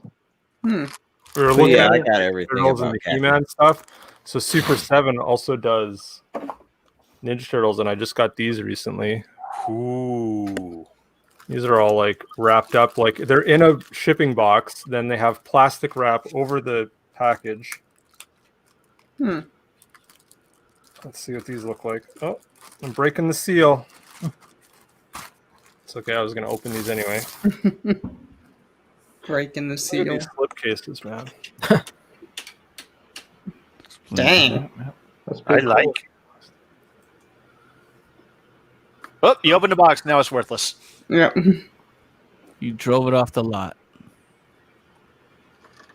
Dang. Sweet. So it's like Dang. the Playmates version of the toys. But Yeah, like it's like the original ones, but better. 6-inch scale with like every weapon and every hand and every accessory. There's even like a little steaming cup of tea. There's like little tiny turtles like before they. Of course, I'm getting all the reflections on here and stuff, but I really like it when they make Damn. Master Splinter just a complete fucking badass, and it's one of the things I really appreciate about the 2012 CG series. Like Master Splinter, he stood upright, he was straight backed, but he was just an absolute baller. Oh, the fucking Nickelodeon series? That was a great one, man. I love it. great. It's like, Oh please, the original Ninja Turtles was a little better than that. Dude, I almost want to show off my fucking Turtles stuff now. Yeah, no, do it, Mike. Do it. No, Mike. Do it. We know what you mean by turtle is something that will get them banned from YouTube. Yeah, Mike, exactly. if you show us some turtle tramp stamp, I'm going to be freaking disappointed. That's not how I want to Keep start that off my turtle in fucking the year. shell. See, I'll collect like those, but then I have to go and get like Oh, Farrah Fawcett. I saw my that. Farrah Fawcett pop. So I have this thing where I'm like, I can't buy like, you know, Marvel pops or Ninja Turtle pops. I got to get like basically sexy ladies as pops. So I've got Farrah Fawcett. Well, you can't always jerk off to the Marvel stuff. No, exactly. Well, it's not even so much that How they can have you? to, It ain't like Marvel's got sex appeal. It's like my female icons, Xena. Oh yeah. There's our girl, Xena. Hmm. Lucy Law is still looking fine. Hell yeah. Oh yeah. Nancy from The Craft. Mm-hmm. Yep. Have not Crazy seen- bitch. Hell yeah. You haven't seen who just said they haven't seen the You Craft? always say like you don't stick your dick in crazy. I'm like, no, that's the first thing you stick your dick in. You just run away afterwards. Fast. Maryland. Excellent. Nice. Monroe. Because I'm like, if you're gonna collect pops, I want to buy like the ones that are a little more obscure. Yeah. Linda get Barrett that from one. Fast Times at Yeah. Ridgemont High. Phoebe Gates. Now we need to When get are you Ron gonna see a Swanson in there. fucking Yeah. pop in a bikini? Get Ron Swanson. Get a booger from Revenge of the Nerds. Yeah. Ripley in there. How much would it be to make a fade pop? Do you think? Oh my god. No, we should do that. Shirtless with a beard. They, Fuck they, yeah. they wouldn't be able to Mansion. capture the magnificence of his nipples. Ooh, nice. For sure. Y'all think They Gina should do the Carano same would make thing. a really good Xena? They should do the same thing they do with the pop figure's eyes, but have it be the nipples. Oh yeah, big old round blank ass nipples on them. the midsection is what bobbles around. Fucking great, dude. Well, the thing I'm noticing is there's not very many that have the lips. So whenever I see the ones that have like a mouth or lips on They them, actually I have go, mouths, yeah. Yeah. So do you keep all those in the box all the time, or do you have any Well, you take I out, or picked what? those up in the last couple months, so I haven't really pulled them out yet, but I eventually will. And then here I got a. Oh, foot soldier. He's just got a bunch of fucking shit behind him. Well, what do you do This if you wanna- stream, I have, like- interrupted his day of fucking with his toys. I have like 200. What website did you get that from? Super 7. Oh, Yeah, these are Super 7, the company. That's a And they do company. like all those like 4-inch reaction figures, like the old vintage style Star Wars characters and stuff. Dude, our streams have everything, man. We got unboxing shit going on. We were talking about conspiracy stuff earlier. Got Yeah. half naked men. I actually want to do like an hour-long, Oh, that reminds conspiracy show every week eventually, if you guys are interested. I would love to. Yeah. Get Jay Money's ass on there, man. I don't do conspiracies. Do it. Well, you know, What do you He mean? does, Don't. he does true. Oh my Well, god. Conspiracy doesn't mean it's not. Oh, true. damn. No, I was joking. Okay, that's a very true fact. I don't Where do on their website conspiracy are these theory. things? I don't do How are theory. every weapon that it comes with. Where on the website? Conspiracy hypothesis. Where on the website Well, are these things? You In gotta all show me, honesty, I man. think theory would still work as Are these- well. 'Cause it's like Are they still available? Well, conspiracy is like 3 or more people. Conspiracy exactly. theory is like a fallacious activity. CIA term used Yeah, to like, yeah. you know, I know. well, I get it. if it's legitimately by spot varnish definition on where that it's, shit, it's man. It your looks like theory of actually what's wet. going on. Dude, I'm seriously asking, where on that website are these things? Because I totally want them now. These, I don't know. They should be on Big Bad Toy Store if they still have them in stock. But if you go to super7.com, you can see like any of the upcoming shit. I think they're about 3 or 4 waves deep on these. This is just the first wave, which these I ordered through my comic shop. I didn't order them direct. I get the Thundercats direct. It's a little more expensive shipping wise than getting them directly, but You know, looking at these toys got me excited for them attempting that's like a better Turtles movie. But then I remembered Sony is Right. fucking up He-Man. $62 a piece. They're 45 US retail. for these, because I mean you're paying for a lot of the packaging and stuff, right? So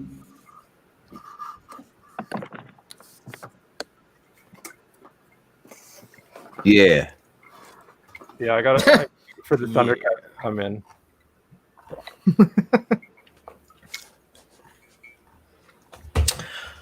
What do you want to share with us, Justin? What? Who? You. Do you like my chin? I love it. Oh. What the fuck is going on right now? It's a bit of a bare chin. I'm disappointed. Yeah, I just shaved. I'm very disappointed. I don't know why I did it. I don't know. I thought we were all supposed to be growing beards. I know. Yes. Fade, can you grow an actual beard? Unfortunately not. That fake beard's probably all I can get, and probably this little chin fuzz. We got some supplements I can help you with that. I don't know whether I should be scared or I should get off stream now. Just don't ask about the secret ingredient. That's all. Okay. I don't know what's Uh-oh, happening. Fade ripped open another dimension portal. I didn't do jack shit. You got no proof. You're right, J Money did. J Money's Do y'all like my office? I suppose you would call this an office. Yeah, you got a nice view. Yeah. That's I have so I know who's the Indian in the chat? What's going on? Indian. Mike, he's talking about you, Red Oh, Man. yeah. Well, he said in the chat. No, he said Indian. I meant on the stream. He fucking said, "Who's the Indian in the chat?" I was like, "Oh, that shit, was I don't an know." ignorant statement on my behalf. I apologize. For fuck's sake. Do you see what's right there?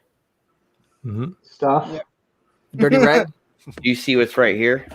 Stuff. Is it from like an Indian burial ground or something? Oh shit. Indian burial ground. Okay. What is that? Interesting. It's a rock. That's gotta be. It's kind of hard to tell It's what like it a is. nipple rock. It's like a reverse nipple. Great. So, you mean tell me someone's got my Yeah, nipple rocks. rock? You got some more Or rocks. Mike's nipple rocks, to be more specific? Some rocks. Are those, So are those supposed to be like nipple spearheads? sharpening. Okay, that's cool, but this is Nipple cooler. sharpening rocks. Uh-oh. Baxter I Stockman. said for the Indian in the stream. Oh. Why does the Indian get rocks and you fuckers get fucking Ninja Turtle toys? Well, that's what y'all carved. Y'all carved rocks. Fucking what the fuck is happening right now, man? I'm just a little You mouse. guys all carved rocks. Y'all weren't good for shit else. Do you want to No one was known for fucking. That's not at all what I said. You're Everyone's known for wallowing in their own shit and carving rocks. My house is gonna Well, it could have been worse. He could have held up a gas can that you huffed. Do you want the European problems or do you want the North American problems? No, sir. I can only handle the North So, American problems. Do you Yeah, want no to go more grab your problems. fingers? No. Come on, Mike. I know you want to. No, I'm looking at his thing. It's fine. It's back stocking. Actually, that was a perfect laugh, Fade. I actually really like that though. Hold him back up real quick. I'm used to seeing Baxter being a one black last guy, but he's up in there. red-haired and like white hands. Yeah, It's what like the the opposite of heck? what happens now. Well, Yeah, in, he's the, not in the the- in the cartoon, he was a white This is guy. like the Playmates. So like Super 7, I think they only have the license to recreate the look of the Playmates toys, because right now there's NECA toys coming out doing like the animated versions, how they look in the cartoon, whereas these guys are the Four Horsemen doing their sculpts of the original Yeah. Playmates versions of the Nice. toys. Yeah, NECA did the original comic, the Right. original cartoon, and the movie. The movie one I looks got sick. Raphael here. I have the last one. NECA the exclusive release of the NECA comic book ones. I got those autographed by the guys who played the Turtles. Dope. And then yeah, and then I got the right. movie stuff. I got the movie ones too. Those movie NECA turtles are really awesome. I'm gonna try and pick those up at some point if I can find them. Dude, I got the exclusive Spirit of Splinter. Yeah. Yeah. He's like blue. We're gonna have to have a watch along of the first TMNT movie from like Oh, 1990. it's so one of these hold days. up, dude. It's Yeah. amazing. That was as close to the comic book as I've ever seen. So Yeah, far. for sure. It's so dated, it holds up. That's how amazing it is. I know. What's You that? guys know how to do those streams like that? A watch party or whatever? Yeah, we Or could stream, or just like a fun watch party commentary. However, the third Teenage Mutant Ninja Turtles movie did not hold up very well at all. No, Turtles in Time was ass. The video game was awesome. The original comic book it's based on is 10 times more awesome. Oh. What y'all think of the live action movies? Just meh. Meh. The first one was good. Like the first one. The first one was good. The second one was a little embarrassing, and the third one is really embarrassing. I like how he has two heads. Exactly. Yeah. He Well, could, the like, second one wasn't that bad, man. Grow Secret Ninja, News? Grow Ninja. I No, would he means the second Michael Bay one. Communicator, closed Oh, communicator, oh. all the different hands. See, this So is what action you get painted weapons, so they Yep. look normal, and then you get the tree in the God. background that has like just the one color. Yeah, all the from original Blaze bullshit he and came with. Yeah. Like That they pizza that's looks why they call them delicious. ultimates, because it's literally every accessory that they get everything to put in with the one figure, right? So it's pretty good. I always tripped out Oh, on like man. the cartoon. The pizza looked always delicious, and then there's never a pizza that looks like that, dude. I know. Never. Did It's anyone like else, fishing a dragon. as a kid, did anyone else try to actually do the pizzas that they ate? The With, Ninja like- Pizza Parlor, Oh, you know, yeah, the Ninja Pizza Parlor they had? I put And like they had ice cream on a pizza one time because yeah, they had ice cream. They had a peanut butter one, as anchovies and peanut butter. They had, Yeah.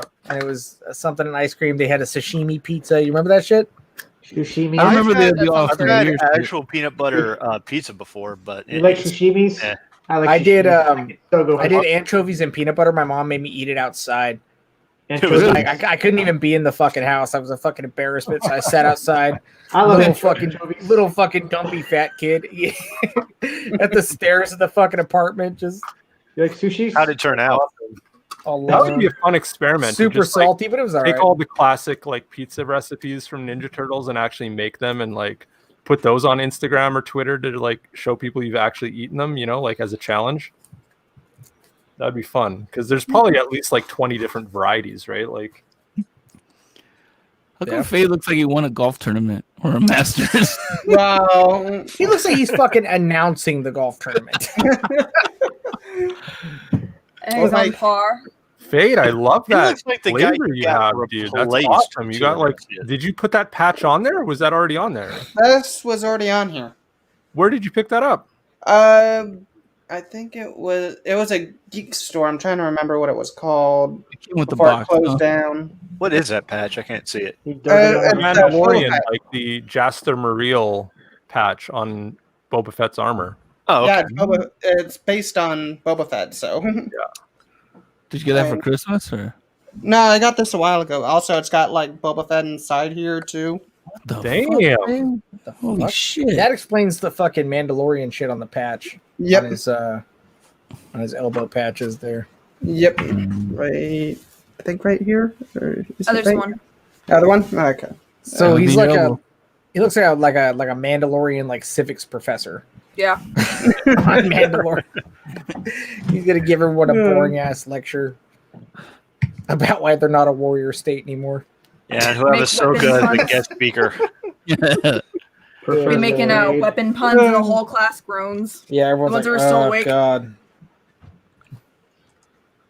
Yeah, see, Fade's trying to steal my geek creds, so Uh-oh. I've got A a Skeletor shirt. What did I Taking the do? blazer off. Oh no. Oh no! What have I done? It's a nerd off.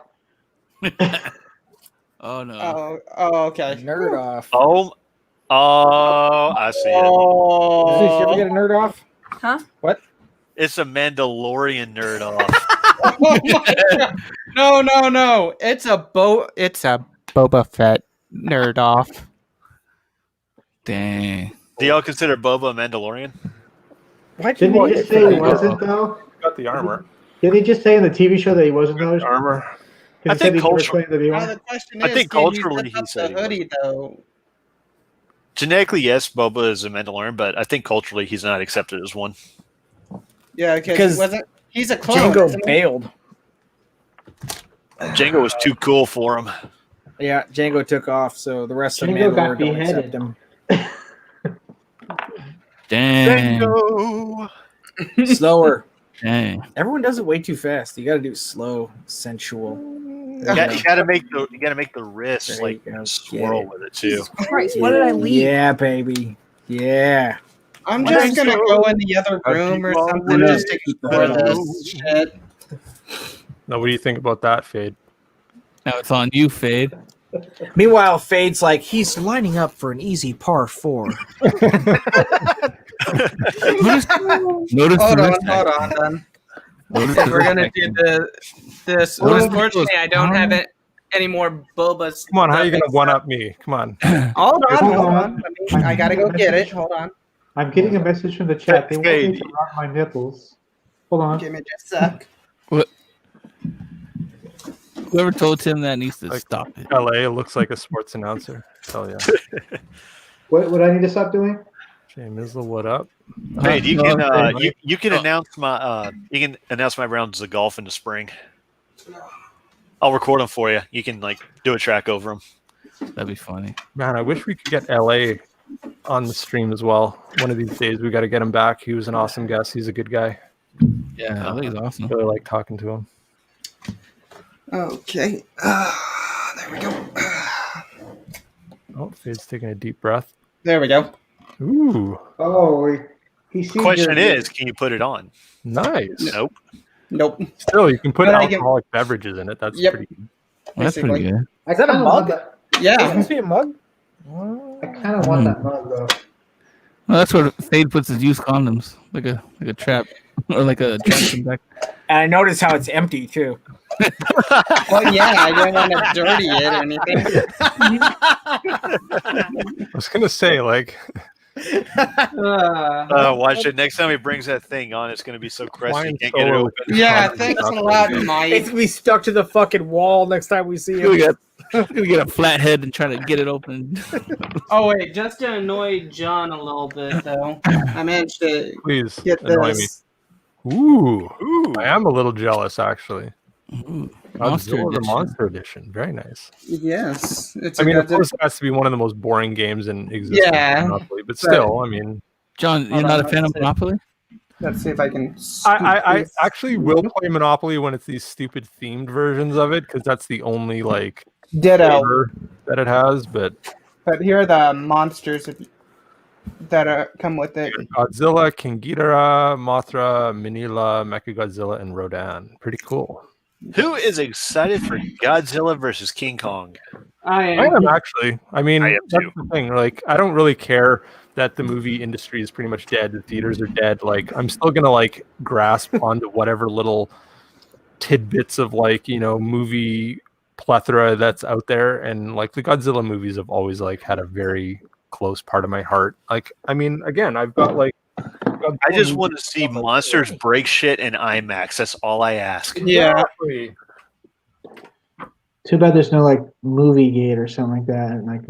Kind of like comic skate is for comics.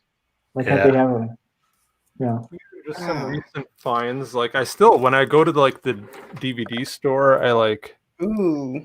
I look for anything I can find, these old Gameras and shit like that. Dude, why is nobody doing anything with Gamera? Gamera was great. Yeah, I would like to see Gamera. I haven't seen all the movies yet on it.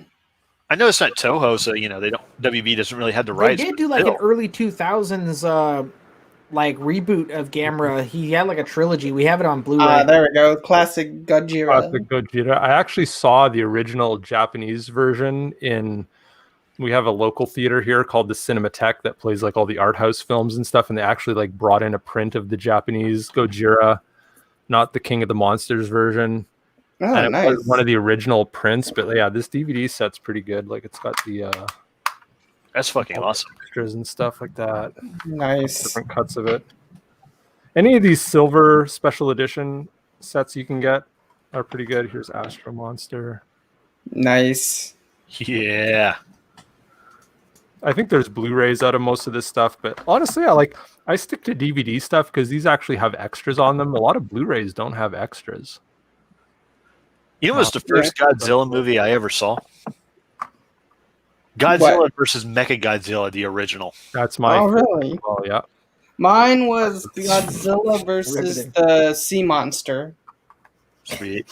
It's kind of weird. Like you go from watching like the Hanna-Barbera Godzilla show and all that stuff, and then you see the kaiju Godzilla versus Mechagodzilla, and they're fucking bleeding out of their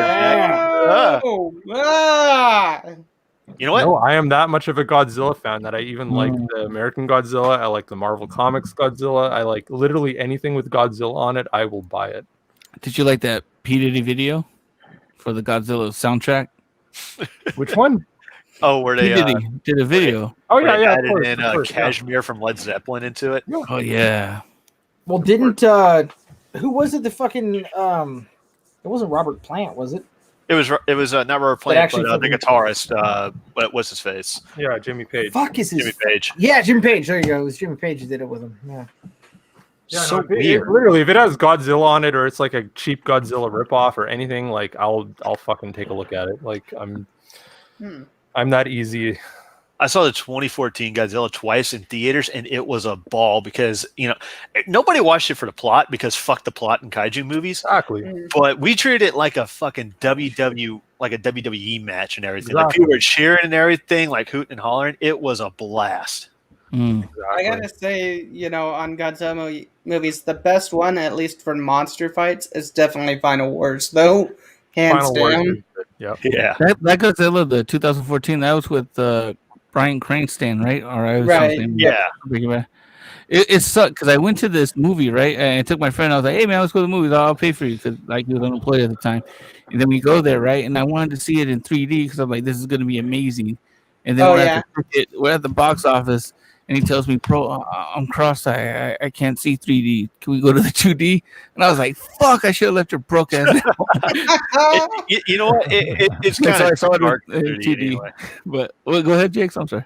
It's kind of dark for 3D anyway, so It it's kind of is. better than 2D. Yeah, So you didn't really miss much on that, Richard, because I saw it in 3D too. Yeah, I dug the shit out of King of the Monsters. But I just remember watching the whole movie with a fucking resentment because I'm petty like that, and I was just like, I wonder what that looked like in 3D. Well, guess I'll never know because fucking Danny's Poor guy. Too bad the CG anime films were kind of shit. Yeah. I like the first one, but I couldn't really get into the other two. I got to rewatch them again. But the first one was all right. They got a 2D That's the anime show Netflix coming one, out, right? and it's supposed to be pretty good. cool. Yeah, the Netflix ones. Monster Planet. Yeah. Yeah, wasn't that great?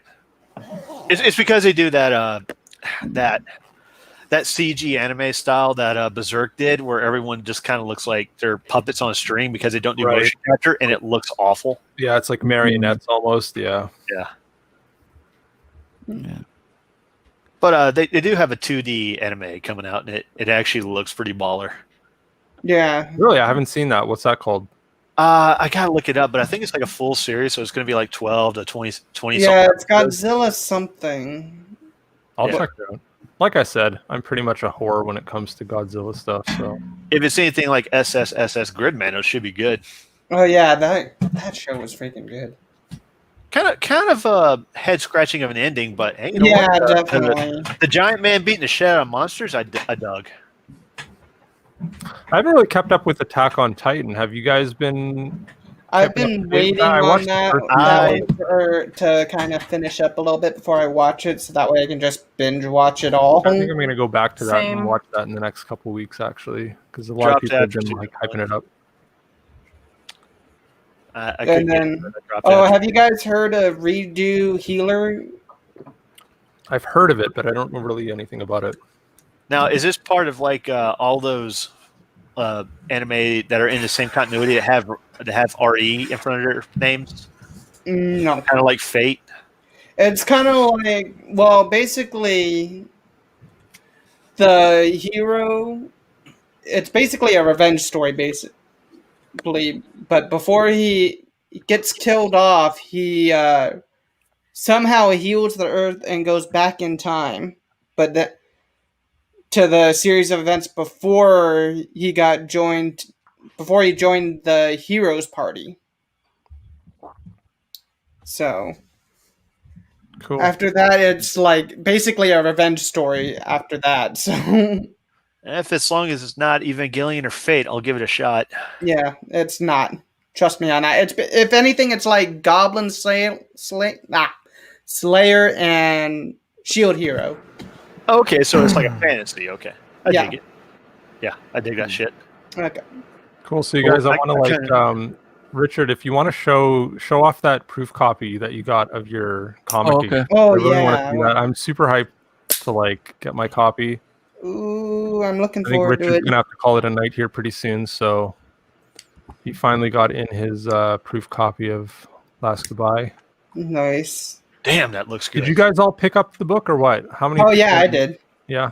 I mean, I got to do some editing, like right here where it says writer. It should be written by, because everyone else is art by, blah blah blah by. I was like, wait a Right. minute. That's pretty minor, but yeah, that's Yeah. Mike, didn't you buy all of us a copy? No, that was a different thing. Oh, damn it, you're That's worthless. Yeah, and he hybrid. fucking sent it all fucking to Don't me, get man. Mike I started had to send on it out to everyone. And the Like you issues. said, Mike, like honestly, I'll send you Yeah. like fucking shipping money and some extras and stuff. Don't worry about it. Yeah. And No, right here. I can fucking do it. I know, it's but just honestly, I want to the help you out. principle of it, man.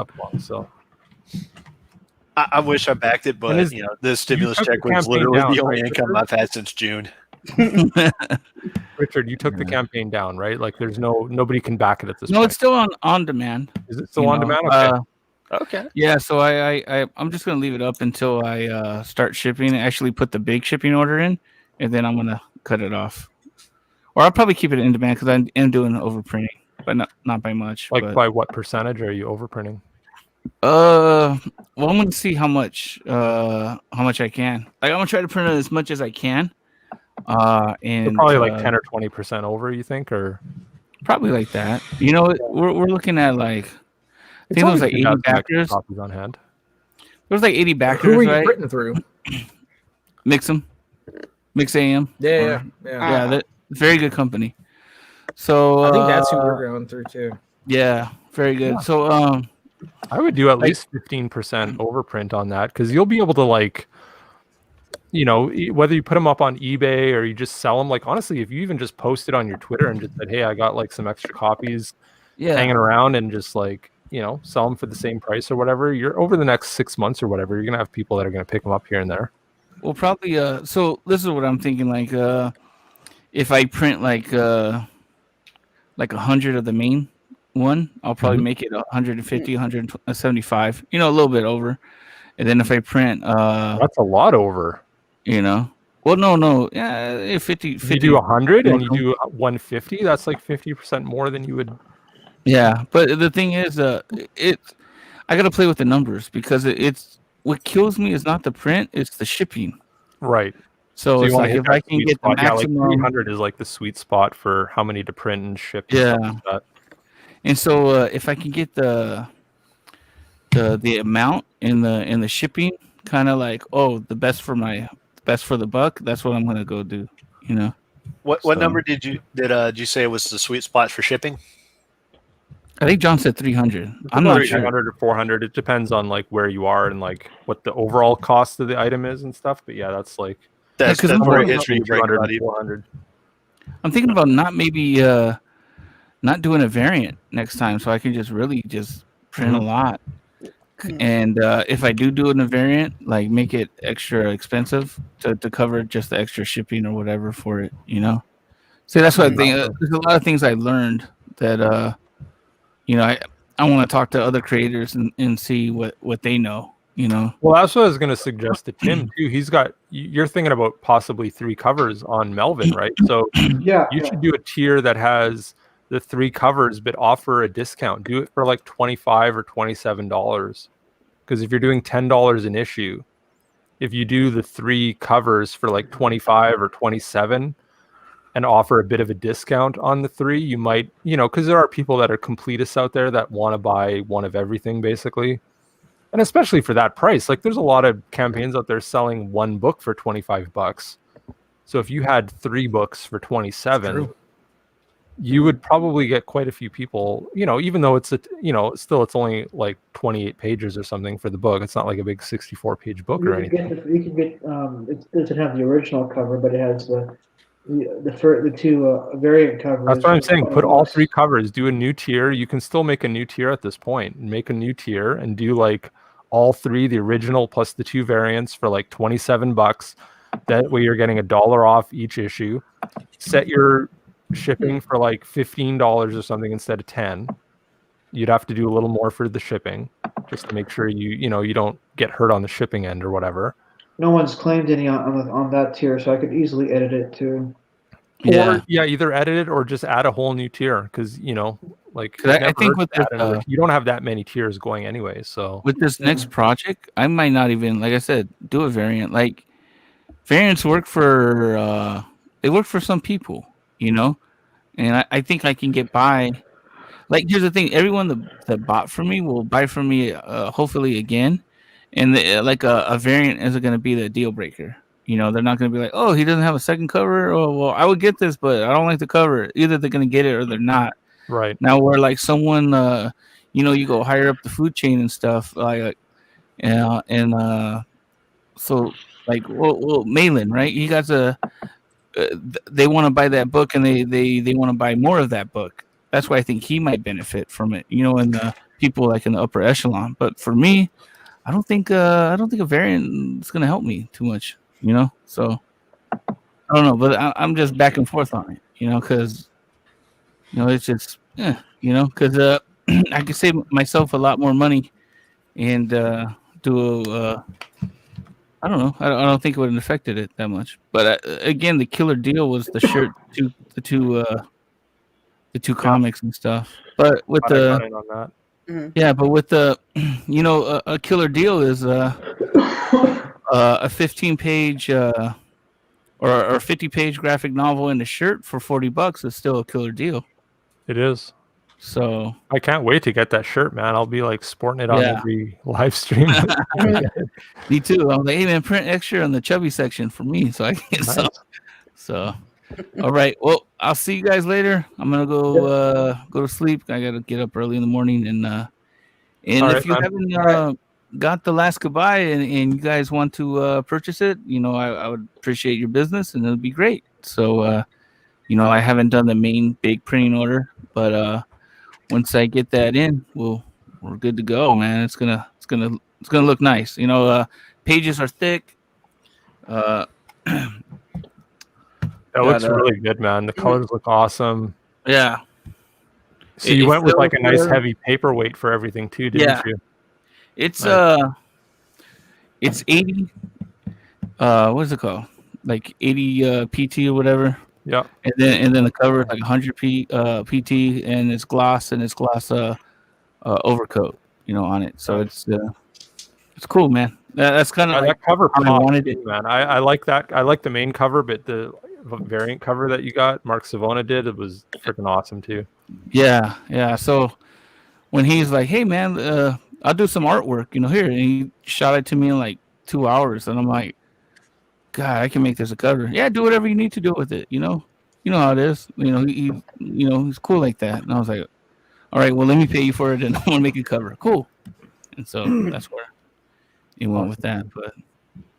But yeah. So hey, John, we're doing it next Friday on your channel. Hell yeah, every Friday. But like in between, I might try and hit it up like on Mondays or Wednesdays as well. So okay, just keep an eye out on Twitter. Whoever's interested. I mean, it just might be some casual streams, or we can just like shoot the shit on whatever topic of the day kind of thing. But like I said, I want to do at least, 3 or 4 streams a week, and we'll keep this train rolling. And, if we got to like get you, moving over to, Twitch or D Live or Facebook or whatever, like, I still think, Richard, like once you're, back in the rut, once you start school and everything like that, don't let the whole thing about your YouTube channel being shut down for a while. I'm probably gonna go Facebook and stuff and exactly. And so we're still down for that. So whatever you got going on in the future, we'll make sure that we're hitting you up. And all right. I'll see you guys later. Have a good night. All right, peace, man. Night, man. See you, man.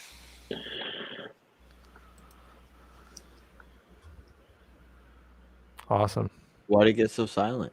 There we go. We were waiting for Richard to go. Yeah. Now we can talk shit about him. Yes. Finally. So what do you got for us, Jay? Money? Yeah.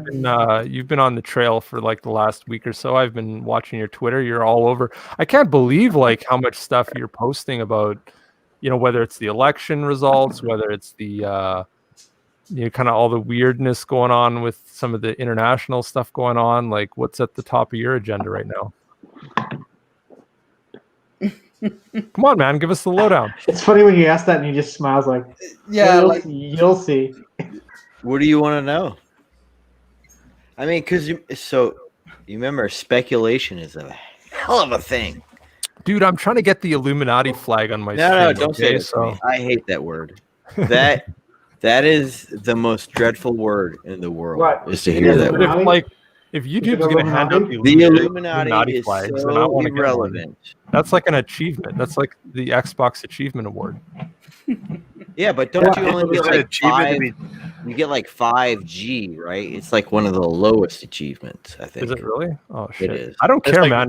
Honestly, like when I play Xbox, Illuminati. even if I get the lamer, like fucking achievement, oh, you passed this level and you got an achievement, I'm like, I'll take it, man. Like any achievement I can get. Spoken like somebody who never worked for the Halo 3 Overkill achievement. Pretty much anything that like increases my gamer score, I'm happy with. I don't give a shit. So in Metal Gear Solid 4, I beat the game in less than 5 hours, and I got big boss status.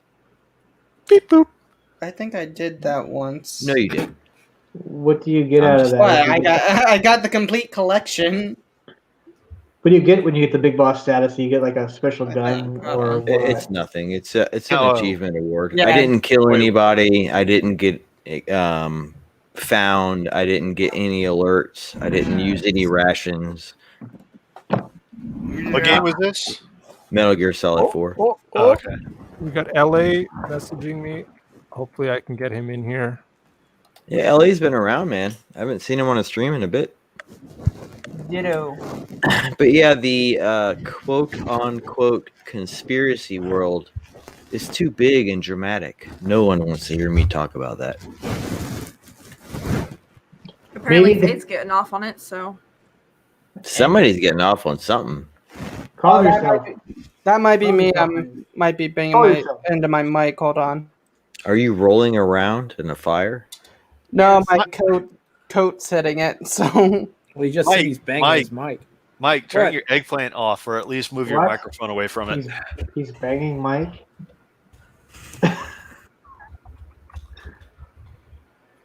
So thanks for everybody. Wow. Like, we're not ending anytime soon. Until everybody's ready. It's like it's I didn't 3 think it was hours. that bad of a joke. Come on, I by. can think of worse ones. I just want to take this time. I want to thank all you guys for coming on my stream. I really appreciate you guys like hitting me up and like coming on, because I know, with Richard with his channel being down for the next little while, like we didn't know what was going to happen, but I kind of told him I'd take over for January, but like honestly, I want to do this more often. So I'm really happy that you guys have come on. Now he's going down because of his film school, right? Well, that's what originally started it, but then he got like a strike on his channel from some sport guy. So now his streaming might be down for like 3 months potentially. Oh, damn. Yep. Yeah. So, and it was just like something we were talking about in passing on I think it was one of our 24-hour, 12-hour streams. So of course you're just trying to fill some time, right? So you're looking at videos and stuff, and it was like the differences between Canadian and American football, and it was some other dude. And we were doing commentary, and we were like, pausing the video. It wasn't like we played the whole 6 minutes in a row or anything. So something that fell under fair use commentary. Yeah, the guy like played the game of like, he's like, oh, well, I have YouTube like automatically issue strikes, like, it's part of the algorithm or whatever. So the channel operator was playing it like he had no choice in the matter, because Richard tried to like, figure out, hey, is there any way you can take this strike off? And he's like, I can't do anything. Like, I just signed everything over to YouTube, and YouTube takes over. And you know what you do? You challenge it and you threaten to take them to court, because it will be considered a false DMCA claim, and they will just not answer. And so that strike goes away. I think, I'm going to have to push him toward that. All right, let's invite our next guest here. We got LA in the chat. Yo, what up? What up? What up? Hey, man. Hey, man. Awesome. What's cracking? Not much. How are you doing, LA? How's your New Year going? So far, so good. You know, so far, so good. No complaints. Good to hear, man. Been a long time no see. Yeah. Sorry, I haven't touched base in a while. Yeah, man, working on projects. You know, I mean, I'm hear part ya. of like 8 CG projects, so you know, it's crazy. Awesome, you know, it's funny. We can actually understand you now. Yeah. Just up in the tech a little bit. You know? Nice. Did you get a mic or something, or are you not using your phone? No. I actually had to. For my new phone right now. Nice. Oh, I still wanna get it on my laptop, but it's the phone. Bro, this microphone, it came with a spit screen. It came with a stand. It came with a fucking cord. It was like $30. $30. Nice. What microphone is that? I don't even know. Toner 777. Came with a fucking cord, man. You plug it into shit. It stands there. You yell at it. Watch me spit at it. Oh shit! They got those at this fucking thing. They got those at Walmart and on Amazon. Hell yeah! I don't know. It was cheap and it actually. I sound good. I got a lisp. Wait, Mike. Sometimes you may notice it.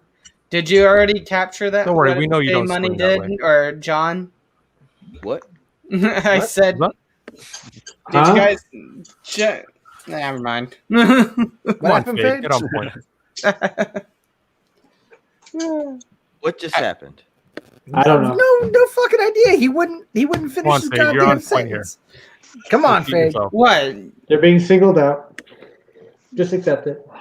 That shirt's fucking restricting his airways, man. He can't all like, I was saying, and everything. did you guys manage to capture J Money doing that face in order for screenshots and all that later?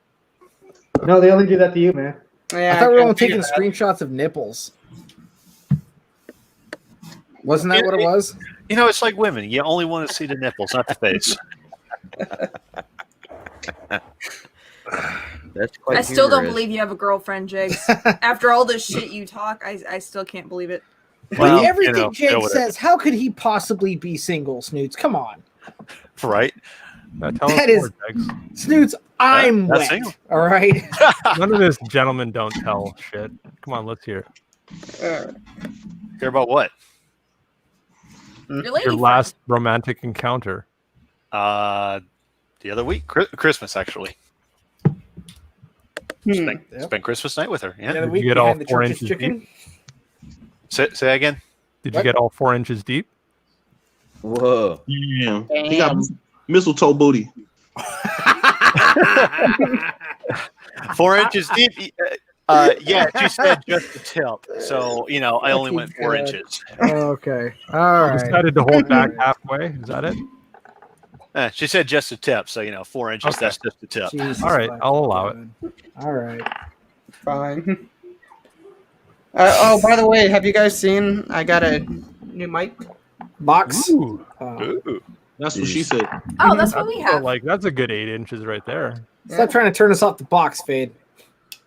Oh, 8 inches. But hey, look at that sucker. We're not selling out. Wide Fade. open. There you go.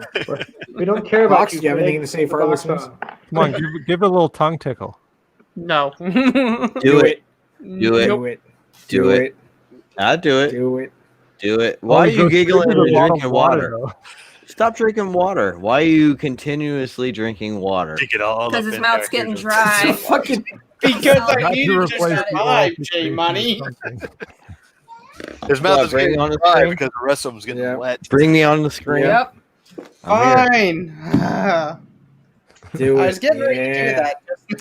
Do you see my Anglo-Saxon eyes? Jesus Christ. Oh, God. God, dirty Anglos. Eyes. Hold on. What the fuck was that? Someone put their children to bed. What the Yeah. fuk was that? It was That's Fade. actually that's my 3-year-old going crazy. Oh, no, I was just kidding, Kim. Don't put her in bed. Oh, I I can't. thought it was hold on, somebody No, else. he talks a bunch of tough shit when he thinks it's fucking Fade's house doing it. She runs Where the fuck everything. was that kid, Fade? Put that motherfucking kid away. Yeah, it's my daughter. fucking Oh shit, perfect, no, bro. yeah, no, it's cool. It's cool, man. We cool. We cool, right? We cool. I'm just kidding. Oh my God.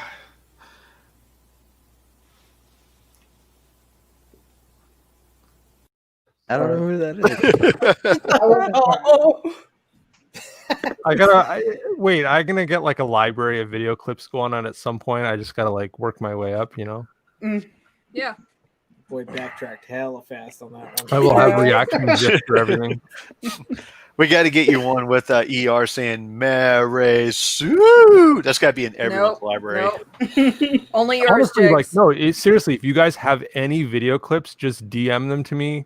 I don't care whether you send me the link or whatever. Just send it to me. Send me the time code. John, clarify because Mike's eyes just lit up. Oh my God, you idiot, John! Say that again. You just opened Pandora's box. Clarify.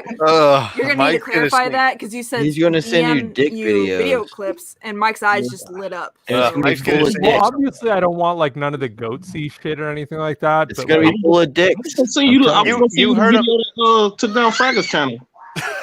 It's like a shark. Dude, you have no idea. Like I was searching. You heard for of Mike? No Mr. Hands and no like meat spit. literally 90% of them were like, you know, either porn or nude celebrity gifs, and I'm like, I can't play any of this shit on my channel.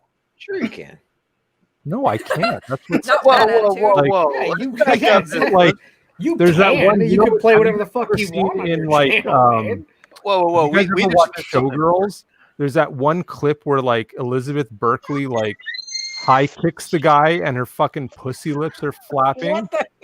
Have you guys ever seen that? Like there's a shot, there's a scene in the movie where Elizabeth Berkley like, you know, does like a roundhouse kick to a guy.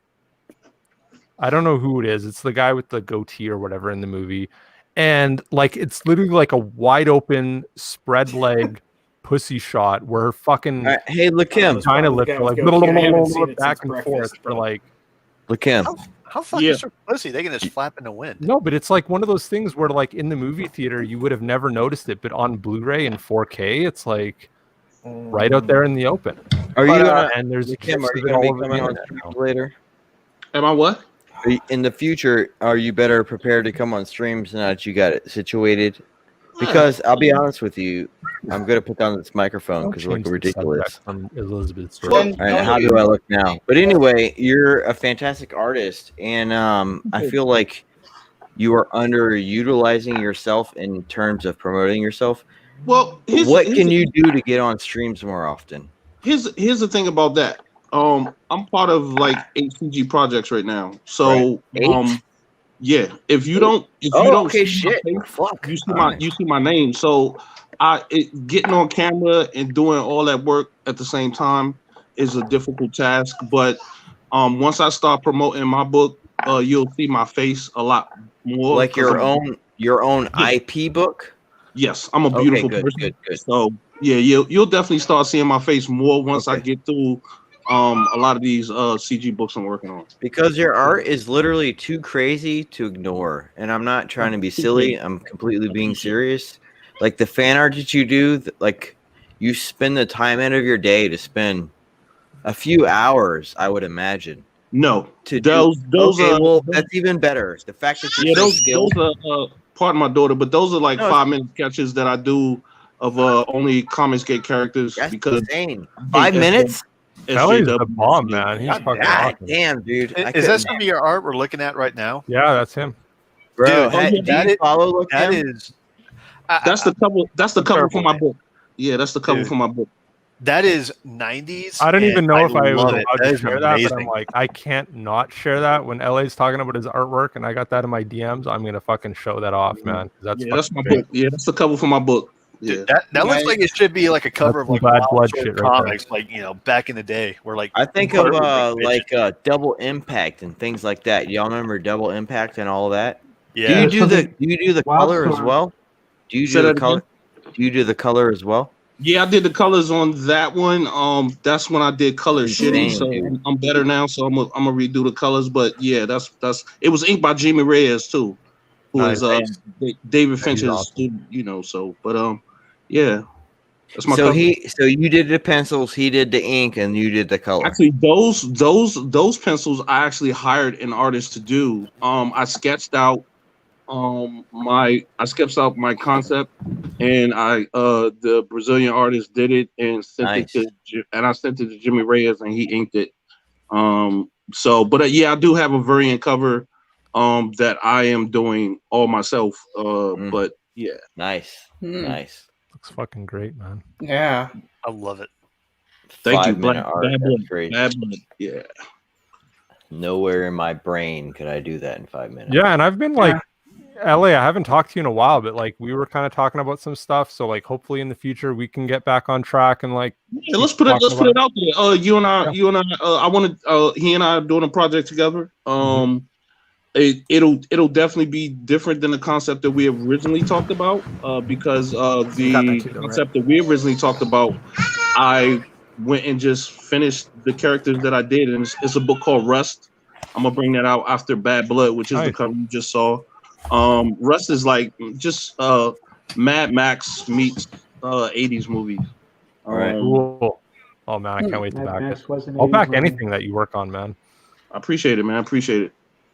You're one of the up and comers that's gonna like go far in this industry, and like, you know, everybody's been talking about like how the mainstream is dying, but like really it's just more of a transition in the same way that the music industry just transitioned to like online promotion and distribution. Like that's just the way the comic industry is going now. It's not so much that, you know, people in CG or the indie scene are going to go work for the major companies or whatever. It's just that, you know, that's where the interest is going to go, right? People are going to start, they're going to notice that DC's dying, that they're only putting out 20 or 30 titles a month. Marvel's going to like probably be on the downswing in the next couple months.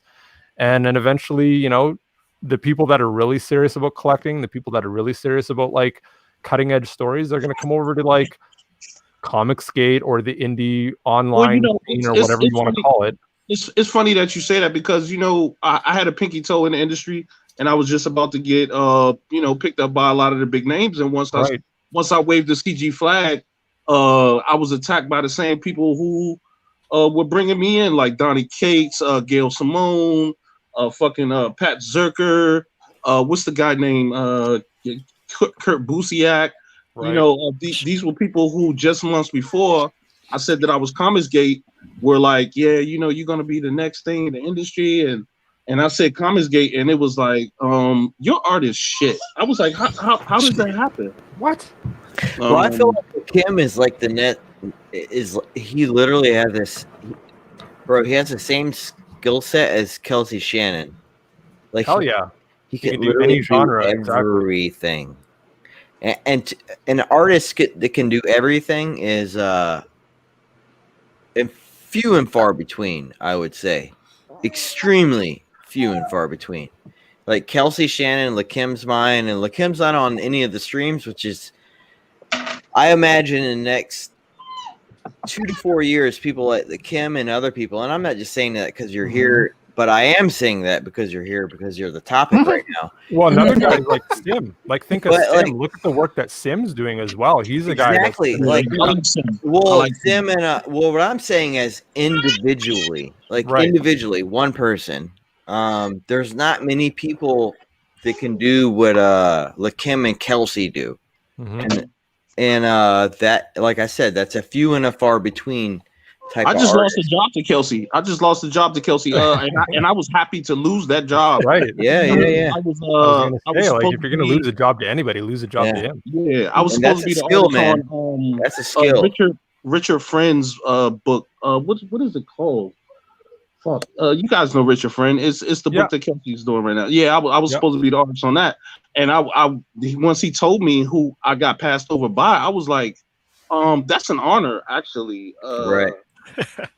Right. It's like, I can't be mad at that. It was so good that I got put on the bottom. Exactly. Yeah, sure. Oh, hey, I'm happy to switch spots with you. Don't worry. But you brought up an interesting point about not necessarily Comicsgate, but like the method of it becoming like more to mainstream. To me, from what it looks like, it's going to become more. Not exactly but similar to like manga and bande dessinée, where it's going to be very much creator backed stories as opposed to companies that are mandating and like pushing out licenses of stories and stuff like that, where it's less corporate, but it's more like creator owns and they just use publishers just to get the books distributed, which I'm all for, because if honestly with the way the American comics industry was going, how it was all like you all had to be like part of a corporation, use their characters and everything like that, and very few like creator-owned titles, came out or really got that much of a push. Its industry was lagging behind like both bande dessinée and manga by like a lot. Like And I feel like so that let me play the total idiot here. So the first term you use, what is it, bande-san? Bande dessinée. Bondage. What does that mean? It's French for like it's French Belgian comic books. Okay. So is not Japanese. I thought it was Japanese at first too, but like what's the population of France and Belgium? Like not even a third of ours right now. Their comic book industry, the bande dessinée stuff, is probably about 10 times bigger, easily.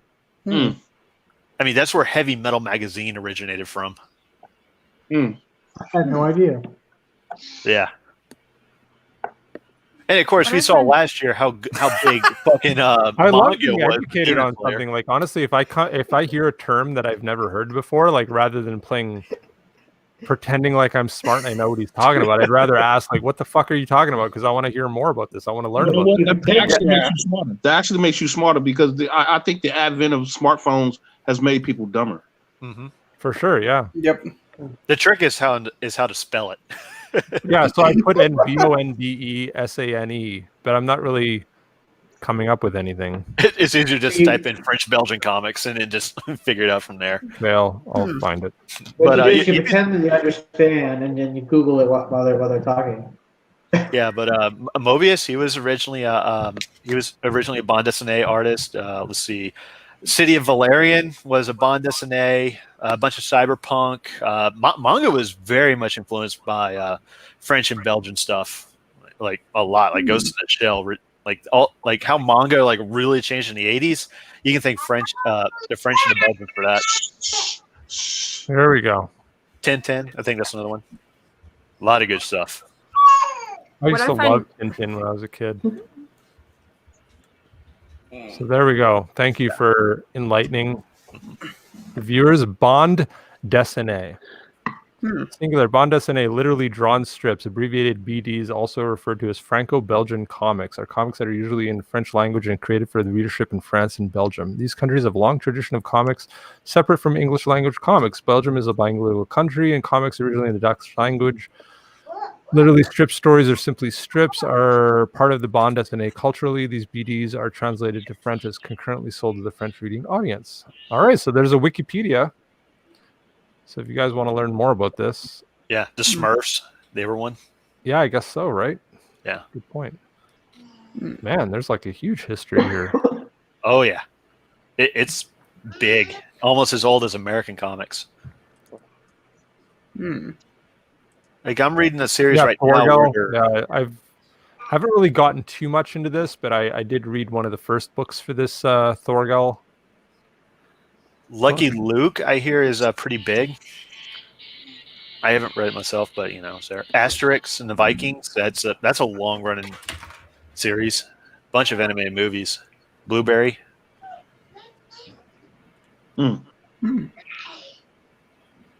They make great fantasy stories because a lot of them will use like traditional mediums and stuff like that. Oil paints. Blueberry, I've heard of Blueberry. Everybody's heard of Blueberry with Mobius.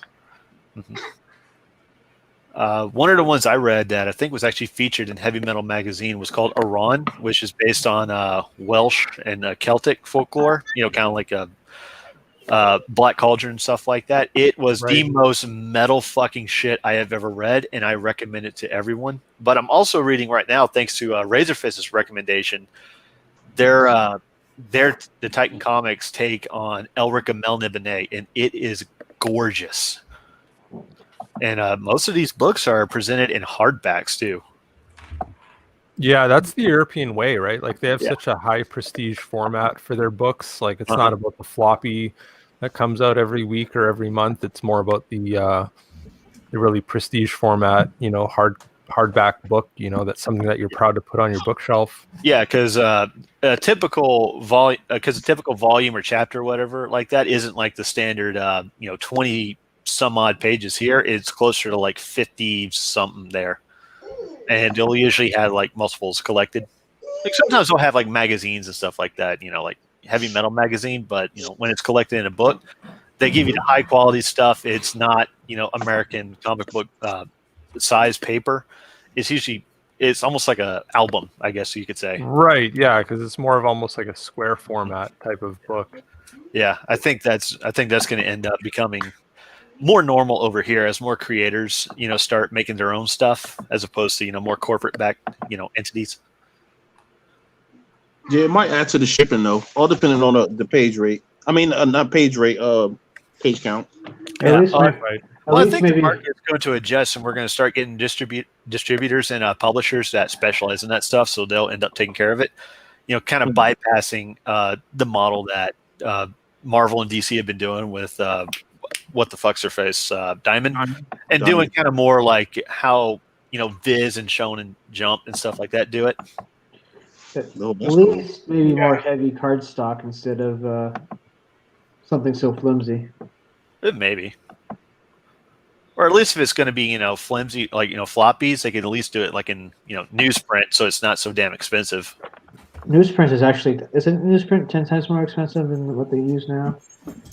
I'm not sure. I thought newsprint was like really cheap. I might be thinking of cards. I might be mistaken of cards. But then when you go into newsprint, you go into because I'm only 3 years in the industry. I'm a tattoo artist, so I'm coming over and I'm learning a lot of stuff. But one thing I see about newsprint, and I'm learning to be a colorist, is that you have to structure the colors a certain way for certain paper stocks. I think and certain colors that you use regularly, and you're thinking that you're going to a regular low gloss paper. I don't think that certain details will come out in the newsprint.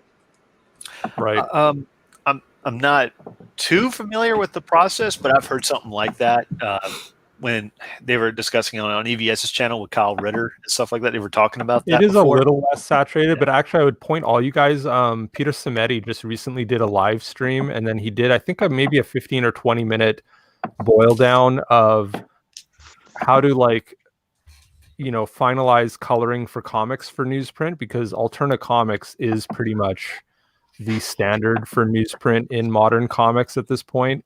And he really gave a good breakdown in Photoshop of everything you need to do to make sure your the lettering is on its own layer at full black, and that your coloring is not too heavily saturated or too heavily over blacked on the print side, to only go up to 240% coverage and stuff like that. He has a really good primer on coloring for newsprint on the Alterna Comics site. So I definitely, recommend you guys check that out if you're, it's something to keep in mind, right? Because most people are going to do the more premium print through Mixam or one of the other printing partners. But a lot of people are going with Alterna, right, for their printing partnership and stuff like that. And maybe down the line, right, you do a premium print of your comic, and then you do kind of a cheaper version down the line with Alterna with their printing partnership and stuff like that. So it never hurts to actually want to take my second book, Rust. I actually was thinking about submitting it to Peter, but Peter, he gets so many submissions, so that if you saw his last tweet about last week, he was like, I went through about 90 submissions and I still got 170 to go. That is a lot. Yeah. Submissions, and he's doing it by himself. So I might just crowdfund that one too, but yeah, that's the thing. You'd want to try and figure out what's the sweet spot, when is the perfect time to send him a link to your work or whatever that he's going to check out, and he's going to be able to have time to actually dive into it properly. Because you're right, if he's got 200 things sitting in the background, that he's got to approve or disapprove and figure out if he wants to carry them. And well, I think Fire adds to that too, because you can't tell me that Sweetcast waited, a year to have Downcast looked at by Peter. That probably skipped the line, a little bit. So if you have a property that people like, I think he'll consider that, above the 170 that he still has sitting in his email. For sure, yeah, he's got to be prioritizing for sure. So will he publish a book that's already been launched on Indiegogo and delivered? Yeah. Okay, yes. cool. Because that's a good way to get a word out and kind of advertise the comic to, like, the people who miss it the first time. But it's done in monthly format because you got to think as a backer of a campaign. If I pay $35 and people get the Mitch Brightweiser treatment, then I feel kind of slighted. So it's this Downcast that's coming out under Peter is I'm gonna say fragmented, but I guess series out. So. It really depends. I think the industry is still trying to decide where it wants to go. So anything could happen. Honestly, I'd say Marvel and DC had their chance to fix things and they're not. So let them burn to the ground. Yeah. The same way when Marvel and I think probably DC took out EC Comics almost pretty much. Time for Marvel and DC to go out. Yeah, that's going to be interesting to see how that happens, right? Is it going to be some other mainstream company that takes the leadership, or is it going to be an indie movement like CG or the online movement in general? Indie movement. Yeah. It will be. Kind of think about what underground rock in the 80s pretty much did for the mainstream eventually in the 90s. They're going to end up cutting down their books by a lot because pretty soon, even the comic book movies are going to go away, and we're probably seeing the start of that already. Yeah. Kind of, yeah. I do kind of see it as the Western movement in movies back in the 60s and 70s, right? The Westerns were hot, and that's kind of what's happened with superhero movies. I don't think they're going to die out just I don't think the guillotine is going to come down and stop it all, but I think, they'll just kind of slowly phase out. But I have two, I live in DC. And I go to the Smithsonian a lot. And what people don't know is inside of one of the Smithsonian museums is a high quality comic book shop, which is kind of weird. But I have two thick thesauruses of DC characters and Marvel characters that they sell there. And they're so thick, they're like encyclopedias. And I think what it's going to take is for someone to come into DC and Marvel and start to dig up some characters that they can make people fall in love with. Because right now I'm reading a current DC book, Punchline, and she's a hell of a character, and they can actually build off her. So if you want to make a comparison, they are like Star Wars was. They were dead, and characters like Punchline and characters that they can dig up can breathe new life into them. But there's nobody that I can see doing that right now. No, I agree with you totally. I've been picking up all the Punchline appearances as well. And it's kind of funny because Harley Quinn was the hot shit there for a while, but it's Punchline has stolen all her thunder, right? Where she's kind of the cool of the moment character linked with Joker, linked with Batman, that everybody's trying to track down all her appearances. And, that could be a trend. It could be something that kind of passes by over the next year or two. But that's kind of what keeps the comic industry strong. But it's also the art team because George Jimenez is Jimenez is awesome. I love his stuff, man. I was buying his Justice League stuff, and then now that he's on Batman and stuff, yeah, he's awesome. Oh man, I'm excited. Go ahead. I just got a word from Vic King. He's almost done with the cover. Nice. Vic King art? Yeah, he's getting a Vic King cover for his Melvin #1. Fucking Vic King, we are on Tilt together. I did promo work for Tilt, and he is I want to say the man. Somehow he's tied to it. I can't say what he is, but yeah, he and I are on a project together. Or Tilt, yeah. Yeah, Vic's great. Vic is an awesome. Amazing. So sorry to cut in. We got to go eat. We're fucking starving, so we're gonna cut out. Night, guys. Peace. Good night, Snoots. Good night, Mike. Night. I'll talk to you guys soon. All right. Thanks for coming on. Thanks. Bye. Our favorite degenerates. I ain't got nothing on. I can hang. Again, I'm so glad you guys are hanging out with me. Honestly, I'd be doing the stream on my own even if I had to, but the fact that you guys are coming and hanging out with me here tonight is it honestly, it does mean a lot to me. So I really want to thank you guys for coming and hanging out, and I will do the same for any of you. Justin, I want to like apologize to you on the record because I know the other night you had a stream and I said I was going to come on and I like passed out on my couch, dead tired the other night. Too much party already. You know, we're totally going to like do it up. I know you've been wanting to like do some heavy duty streams and stuff like that here in the near future. So just say the word, man, and we got to get this stuff going. I think that's all we got to do is just all of us keep our, you know, online presence going, keep our channels going. All of us like kind of, you know, hitting up each other's channels and having, you know, our say on a lot of these things. And we're going to get our voices out there. And next thing you know, like. That reminds me, you probably missed the thing on most dangerous toy of 2020. What was that? The Dark Saber. Oh no, I did see that. I saw articles. What happened? What happened now? What do they expect? Kids, of course, are gonna like kill each other with their plastic swords. Like, come on. What was this now? The Dark Saber from like the Mandalorian series or something was the most dangerous toy of 2020. How is it dangerous? Because it's idiots. That's why. How is it more dangerous than a regular lightsaber? Because it's got sharp edges. That's why plastic edges. It was. I don't want to tell my age, but I grew up where everything had a fucking projectile on it. I mean, like seriously. Yeah, they seem to be forgetting Nerf guns. Do they remember fucking Red Ryder Daisy BB guns? Exactly.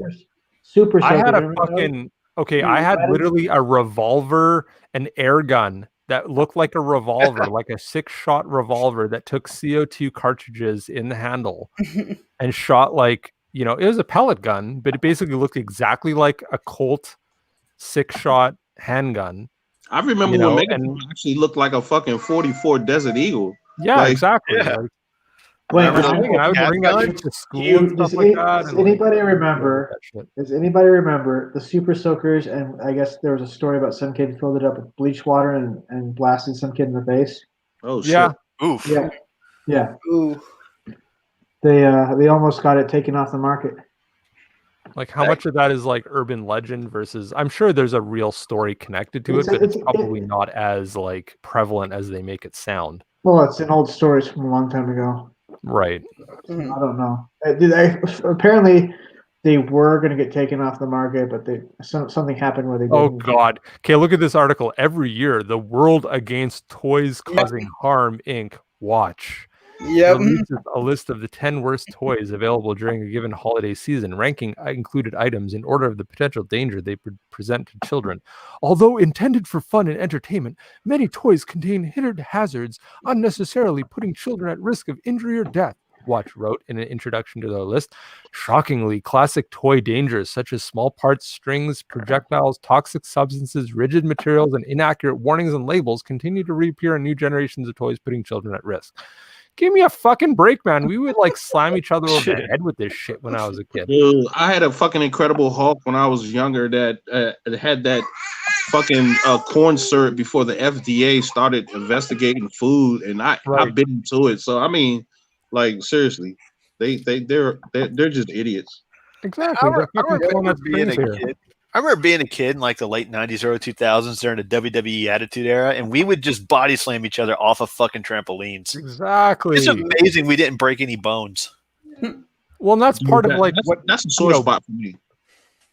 Yeah, like that's what kind of like built up the built up your tendons as a kid, right? Like, that's the problem with kids nowadays is they're not actually like trying to hurt each other. Like that's how you learn your limits. Well, that and you can never that's the delusion that we all have in modern societies that we can keep everybody safe. It's not possible. Yeah. True. Like, all right, kids, you're going to toughen up today. Here's a football. You have an odd number of people. Good. Play the game Smear. Smear. Yeah, I remember Smear. Yeah, it goes by another name I don't want to say on your channel, unless it gets flagged. But it was basically every man for himself football. Smear so the all blank. Done is by putting this toy on their top 10 list or whatever, they're just going to make kids want it even more.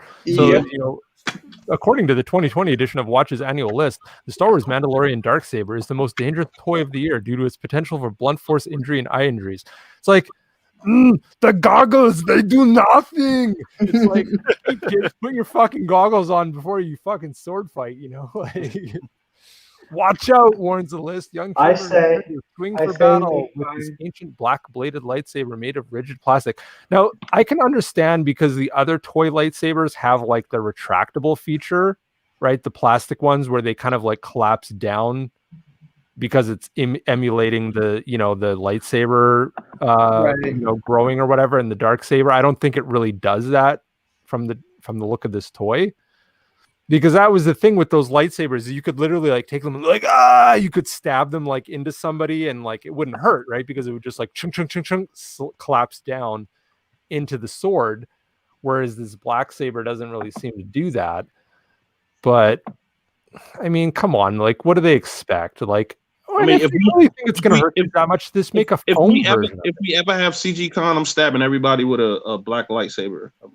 That's what's fucking right, man. Like that's like you're right. They just hate it because it's black. I do not wear a condom. Well, we'll see. Here's the thing. BBL. Everybody wants some of that BBL. That black big lightsaber. So I have a black lightsaber. And I'm white as fuck. You have a lot of things, J Money. You have a lot of things. I've been described. A lot of ladies have told me that I'm black from the waist down. So you know, I'll take a look for it. Your hair is long as fuck. Yeah, that it is. You think that's long? You should check. No. I ain't gay. Yeah, No gay comments, bruh. It's all good. Yeah, Mike's here. We don't have to talk gay now. Yep. Hey, the way I see it is like, I just think everyone's either like, well, never mind. That was humorous as shit. Was it?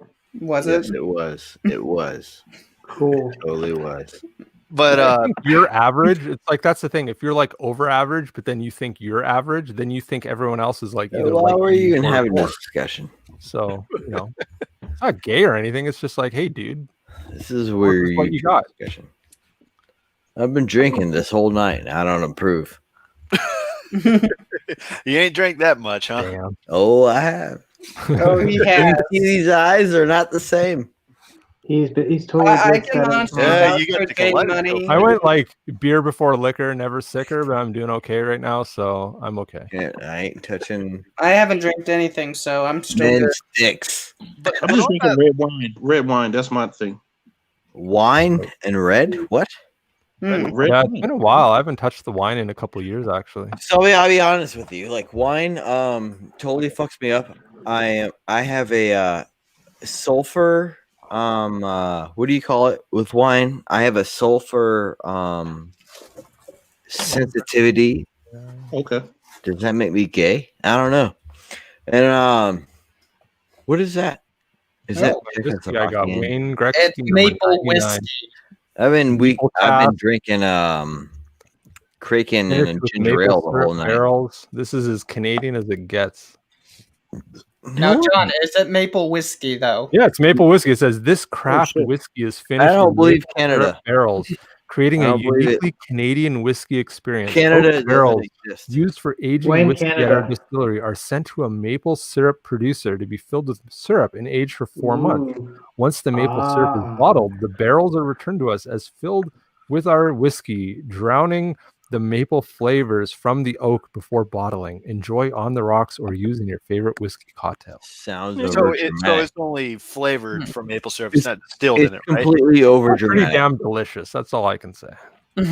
So it's like a maple tree shitted in it. Hey man, if fucking maple tree shit tastes like this, I'll fucking take it any day of the week. Take that Number 99, best hockey player in the world. Bring us to the screen. You know, that lightsaber is no dangerous in any random rock stick. Not me. The whole group.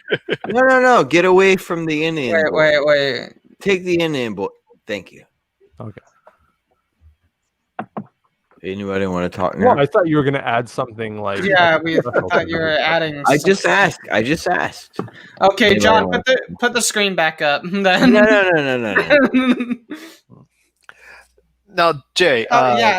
Now he freaking closes you can't stomach regular wine, but can you stomach mead?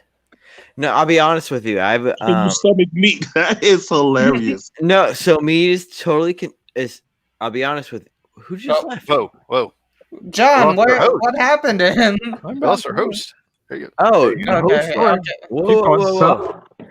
Whoa. We need to ask a question. I'm listening. I just got to piss. Go on. Okay. What was the question? Can you drink mead and not get sick? I can drink mead and not get sick. So I have a sulfur. So I'm Norman. I don't know if that means I'm weak. Maybe. I don't know. Mormon? You're Mormon? Norman. N-O-R-M-A-N. I thought he said. Oh. Do you see what's behind me? Do you think I'm Mormon? No. I don't know. I don't know how they operate. No, I would put the Mormon Mafia under the dirt. Let's just put that Mormon right Mafia. now. So anyway, I have a sulfur. So it's a sulfate. So in wines, there's a thing called a sulfate. Okay. Yeah, exactly. And I don't like drinking wine. It's gay. Okay. I like one. I was No, heavy. I get a fucking headache. Literally, Yeah. anytime I drink wine. Go okay, ahead, two go ahead. things. I was heavy on liquor, but I'm trying to stop drinking, so I went to wine, I which I, can don't do drink liquor. as much. And two, I think you could be Silver Surfer. Because here's the thing. You said Norman, right? Nearly had alcohol abuse right there. They meant Norman Rand. Norman Rand. I think you're the Silver Surfer. No, I'm. He's assumed another four. Unfortunately, no. He means he's descending of Frenchy Vikings. Frenchy Vikings. Did you just Google it? Normans? No, I know what a Norman is. Norman. Okay, good. I imagine you're Norman, Jeg.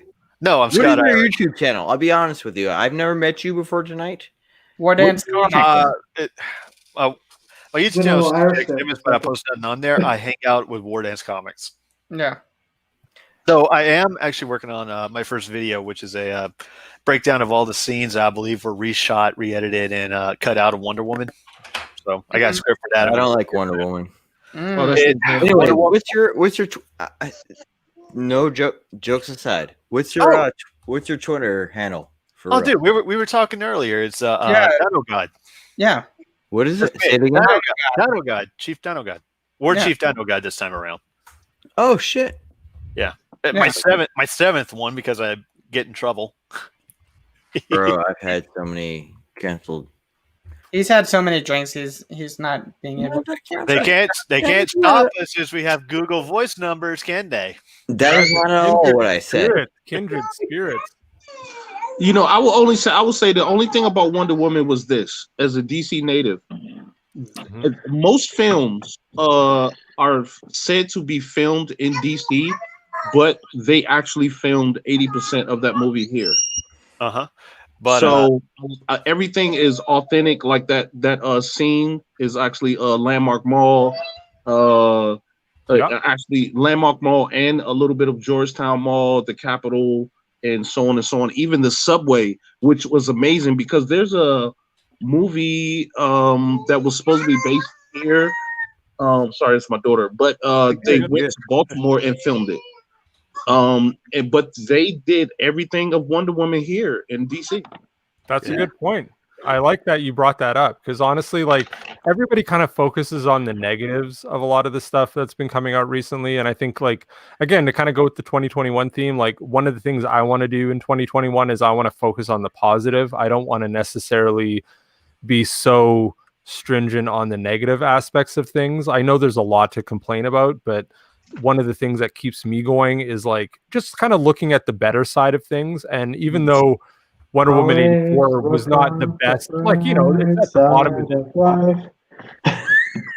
No, I mean, it sounds cheesy, but honestly, like, you know, and it might die out after a couple of months, but, you know, I'm going to keep this going for as long as I can.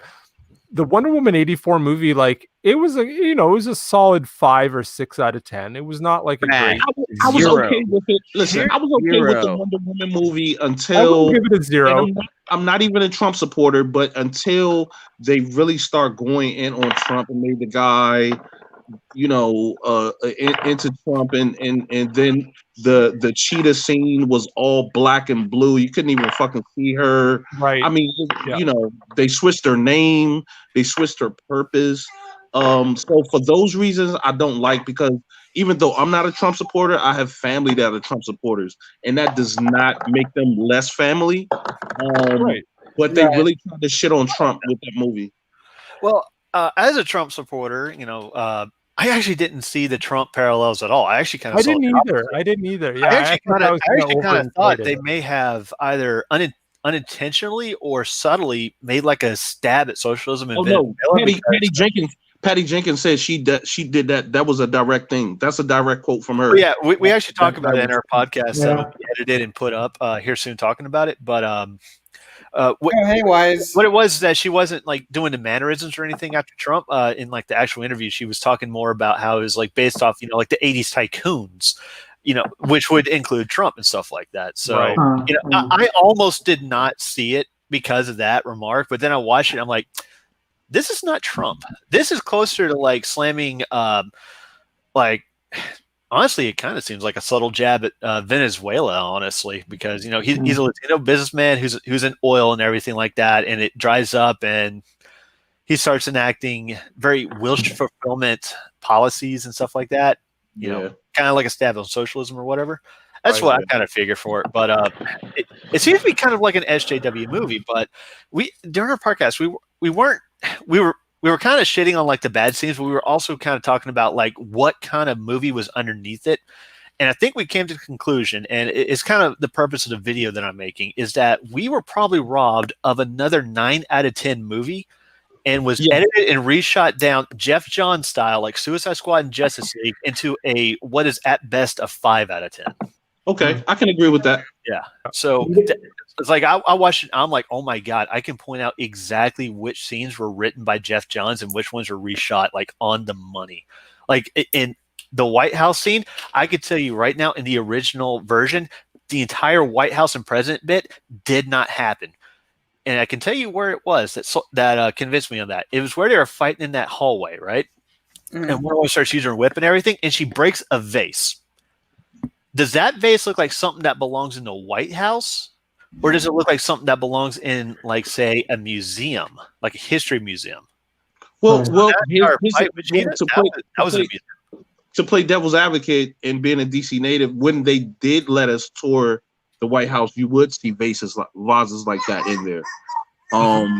But it was that, but they don't let you tour it anymore. But but it was also that. But it was also like the security that was featured in there. Like those are obviously not like White House security. Like the M16s did not come out and anything like that. Those were clearly like Smithsonian security guards. It's like I'm pretty sure that scene that fight scene and everything took place in the Smithsonian, which will also explain a little bit more with like the suit, how it was actually stashed there, and all that stuff. So I think that was another thing that was tacked on. Plus, it was obvious they could not find an actor to look like Ronald Reagan. Oh yeah, I know. That was so like off the wall how they were trying to like sell it like it was Reagan, but they didn't say it by name or anything, and like they just kind of left you guessing. But because that movie is find someone in time to play Ronald Reagan. Yeah, like the whole movie is such a weird kind of like fever dream in a sense, because it's like it's so badly written, and you can see kind of where they were going with it, but it just seems like a really. But I'll play devil's advocate here. I'm of the age where I had to watch public broadcast system just to see 2 minutes of Spider-Man. So to see the characters actually fleshed out on screen. I agree. Totally. I agree, man. I'm totally on your side. Hero. I can't take my first world badge and say, that movie was shit. I mean, because these are movies that I wish came out when I was younger. I totally agree. That's why I would give it like a 5 or a 6 out of 10 at least. Like, I don't think it's a total write-off because it does have a lot of like kind of epic aspect to it. And I mean, honestly, I've had a little bit of a crush on Kristen Wiig ever since she was on Saturday Night Live, like She back in the actually day. looks attractive in And this she movie. was fucking hot, man. When she was like Really? Bad Girl Cheetah, I was like, I would totally fucking be all over that. Like, I don't care if she's 47. She fucking looks good for 47. That's like, take a look at that. so let's welcome Wise Guys to the chat. Hey, Wise. Wise. Wise. I've never seen Wise. I've never met Wise before. I talked to him on Twitter, but that's about it. Why is it? He's Is this the first time cool, we've too. been in the show? I'm sorry? Is this the first time we've been in a chat? I think you've talked to Mike's and Snooze, but I think I missed those opportunities. I believe so. Oh, cool.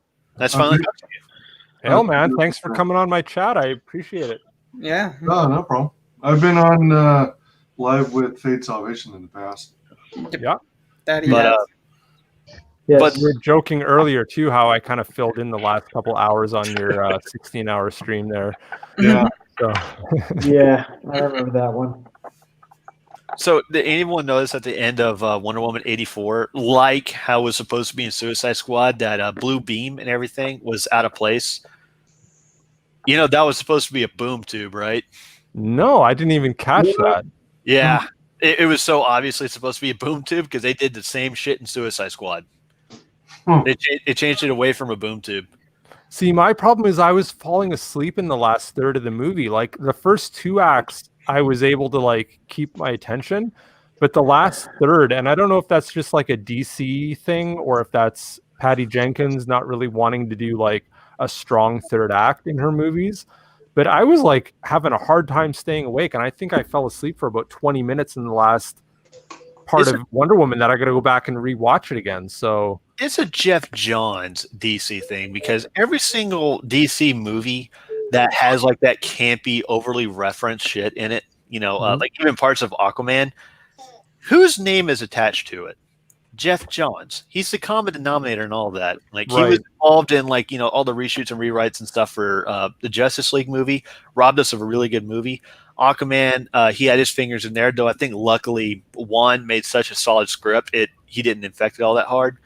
You know, I'm pretty sure the campy ending in the very first Wonder Woman was him, and I know for a fact he was the one responsible for the invisible jet, you know, taking away Golas, the god, actually possessing Maxwell Lord as opposed to the wishing thing. You know, yeah, that whole monkey's paw thing, like what a fucking lame ass. And the thing is with Jeff Johns, like Stargirl was actually a good first season. I watched all of the first season of Stargirl, and it was actually pretty well done. Like for a full arc for a season. I don't know where it's going to go in the second season, obviously. But I don't know if you guys watch Stargirl, but Stargirl, like I was never a Arrowverse, like CW verse guy or anything. I watched the first couple seasons of Flash. I think I watched most of the first season of Flash, but I just really couldn't get into it. But Stargirl actually had some really good character development and some really good like dark moments in the series. So Jeff Johns is not a total write-off. He's good when he's doing stuff like comics and TV shows. He is not good at movies. He can't condense a script, and he definitely cannot be rewriting a movie adaptation. But if it's like a TV show, which you can treat almost like a comic book, because a comic book script is, you know, like what, 30 pages at most, and a TV script is for 30-minute episodes, you know, which, you know, in Hollywood it's normally like 1 minute per page. So again, 30 minutes. So has anyone here actually watched Stargirl? You cannot make me watch any of those CW shows. Okay, honestly, it's the thing is it's totally disconnected from CW verse in that it's not part of that continuity. So it's its own thing. It just kind of spends its own time doing its own thing. I would highly recommend, like, again, it's one of those things where, yeah, do you have 12 or 15 hours to throw away on a TV show? If you don't, okay, don't watch it. But if you're looking for something to watch and you like superhero shows, the Stargirl show is actually good. And the thing is that the Stargirl, some people would complain that, okay, the Stargirl character is not like the main focus of the show, but that's actually one of the strong points of the show is that all the little side characters get their moments and get their comeuppance and get their storylines that like fully flesh them out as characters, just like you would in a comic book, right? Where you kind of introduce the main character, but then you have these supporting characters that are just as important, and you focus for a couple issues on them. The show does a really good job of that, and it does like by the end of season 1, it's literally one of the strongest first seasons of a CW or superhero show that I've ever seen. And I've been watching them all the way back to the original like 90s Flash show and like everything that's come in between. Stargirl is actually decent, and it does all those like little tugging at the heartstring moments and stuff like that. Like it does it really well. So I definitely recommend it if you guys are just like looking for, especially if you have a family or you have little kids or something like that that want to watch the show.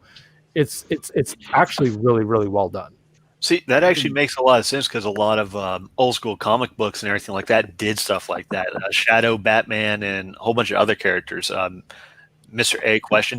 They would build the world using side characters and stuff like that, and like the main character would be like this force, this entity that was in there and interacting with it. And sure, they had like their alternate identities, and they would be quote unquote the main character, but the world wouldn't be built around them. They would be in this world already built. Exactly. So that probably explains why Jeff Johns is stronger in writing TV shows, or at least help guiding it, than he would a movie. Well, and wasn't the story too that like I think the Stargirl character was inspired by his sister who passed away? Yeah. Like that's one of the stories I've heard, and you can definitely see the love that he's put into the show, where she is a very like they always make fun of like the strong female character, but she's actually a very well-rounded flawed character. Like that's one thing that I want in my female characters, is that they're flawed individuals. They're not just some Mary Sue like Ray or whatever. They actually kind of have to go through the bullshit of life, and they make mistakes, and they don't always make the right decisions. And the Stargirl show is actually a good representation of that. I don't know where it's going to go in season 2. All I know is that season 1, if you just want like a full-fleshed arc from beginning to end, like literally as the show went on, it was one of those things where I was like, okay, this girl's kind of cute. I'm going to watch the first couple episodes and see how it is. And I was like hooked from the first 3 episodes. And then by like 5 or 6 in, I was like, all the little side characters were like, honestly, it's the, what's his name? Is it Luke Wilson who plays her adoptive father, and Amy Smart is her mother? So it's like actually some of the older actors in the show as well do a really good job of like selling the reality of the show, and like honestly, it's something worth checking out if you guys haven't seen any of them. Yeah, my girl Amy Smart's in there.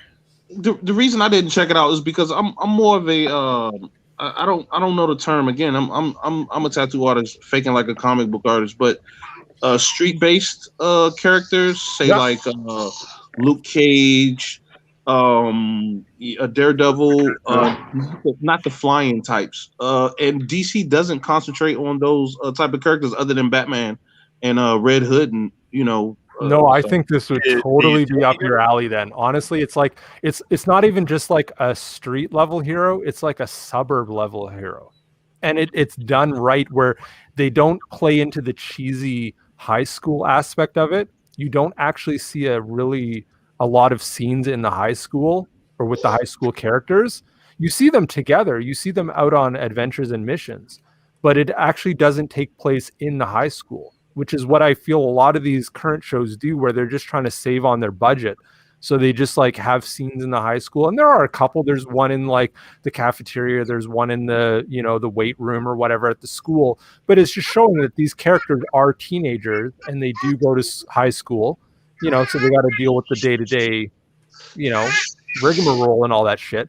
But otherwise, like, the special effects, her staff, like the character, like they literally turn her staff into its own character. And it's literally just this, like a CGI prop basically. But the way that it like interacts with the environment, the way that it like, hovers and like, kind of coaxes her on and stuff like that. Like Jeff Johns actually did do a really good job of like highlighting those comic book moments in a live action TV show. And the human drama that happens in the show is also very well done. Like, it kind of tugs at the heartstrings. It has a bit of a sappy element to it, but it's done really well. Like, they really, really do it well. And the villains are well done. They do the Injustice Society. Like, I've always been a big fan of the Justice Society of America, like the old school Earth 2 style DC characters. So when they show like a photograph in the background of the Earth 2 Justice Society characters, and then they do the Injustice characters like Brainwave and all these like weird villains that, you know, DC is doing nothing with these characters, and they're not going to ever do anything with them in the main DC EU characters either. It's actually, you know, it's kind of a refreshing type of thing. So yeah, a little bit of fan service. Yeah. It is total fan service, but they do it right. And it's actually really, you know, I don't think it's like a huge budget. For whatever budget they have, they actually do pull it off. So again, I recommend it. Like if you guys are looking for something where you can just kind of blitz through the episodes like all in a row, seeing as how the first season's done, I definitely recommend it. And you'll know by the end of, like probably by the middle of season 1, you'll know whether or not you want to finish it out and keep going. But I'm totally in for season 2 at this point. Yeah. What else is on your radar scopes, you guys? Like, has there been anything else that you guys are like, maybe is an unsung TV show or series that maybe people aren't talking about that you guys like? Or we were talking. They referenced it earlier. They said a line from it. You know, to be fair, I've been watching a lot of Letterkenny. Letterkenny, yeah, I know. Yeah, as a Canadian, I'm just like, dude, I gotta like get caught up. I've only watched like maybe half a dozen or a dozen episodes here and there, and the dialogue is just clever. It's clever as hell, especially when they take a word and they just go on these different phrases like Massachusetts, and when they're talking shit to somebody. It's a good show. I'm not really familiar with what's been on TV or anything lately, so.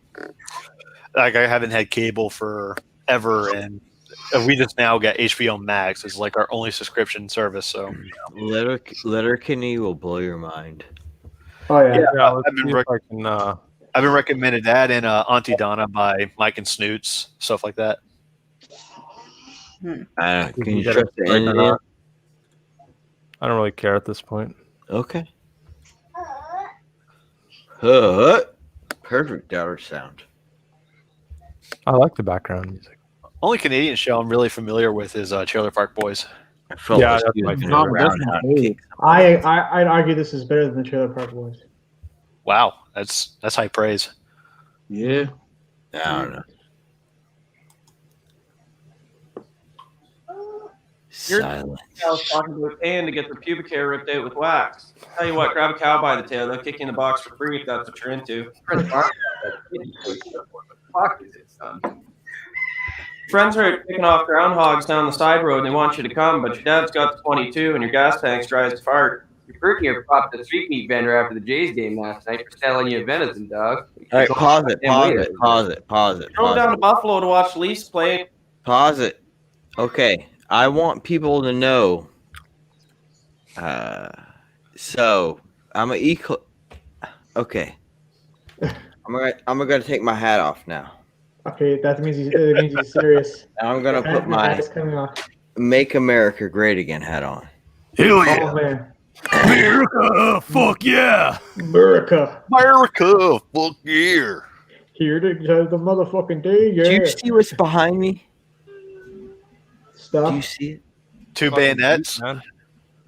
That's just 2. There's more. Anyway, so Letterkenny is funny as fuck, and doing this little clip that you just did is not doing justice to Letterkenny. So my wife, who works behind me, you ready? You ready for this? Are you gonna show us your wife? No. I'm gonna show you. I'm gonna show you this motherfucker right here. Oh, that's his wife right there.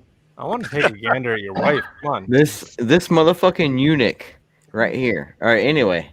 Fucking mushroom dick. No, he has no dick. So this is behind me.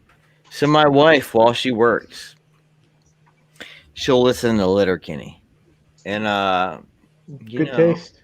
I'm American, and Canadians, Canadians hate John. Come on, you can't hate us, man. I mean, y'all are something else. It's okay to have like the slightest bit of contempt, but you can't hate us. They're too polite to hate. I'm just amazed that those two characters I saw look exactly like the people down here, just with Canadian accents. Pretty much, yeah. That's what I mean. Like, we're just the 51st state. Just think of us as the 51st state. I'm more than happy to be the 51st state. Well, nuke your coastal cities first, and then we'll talk.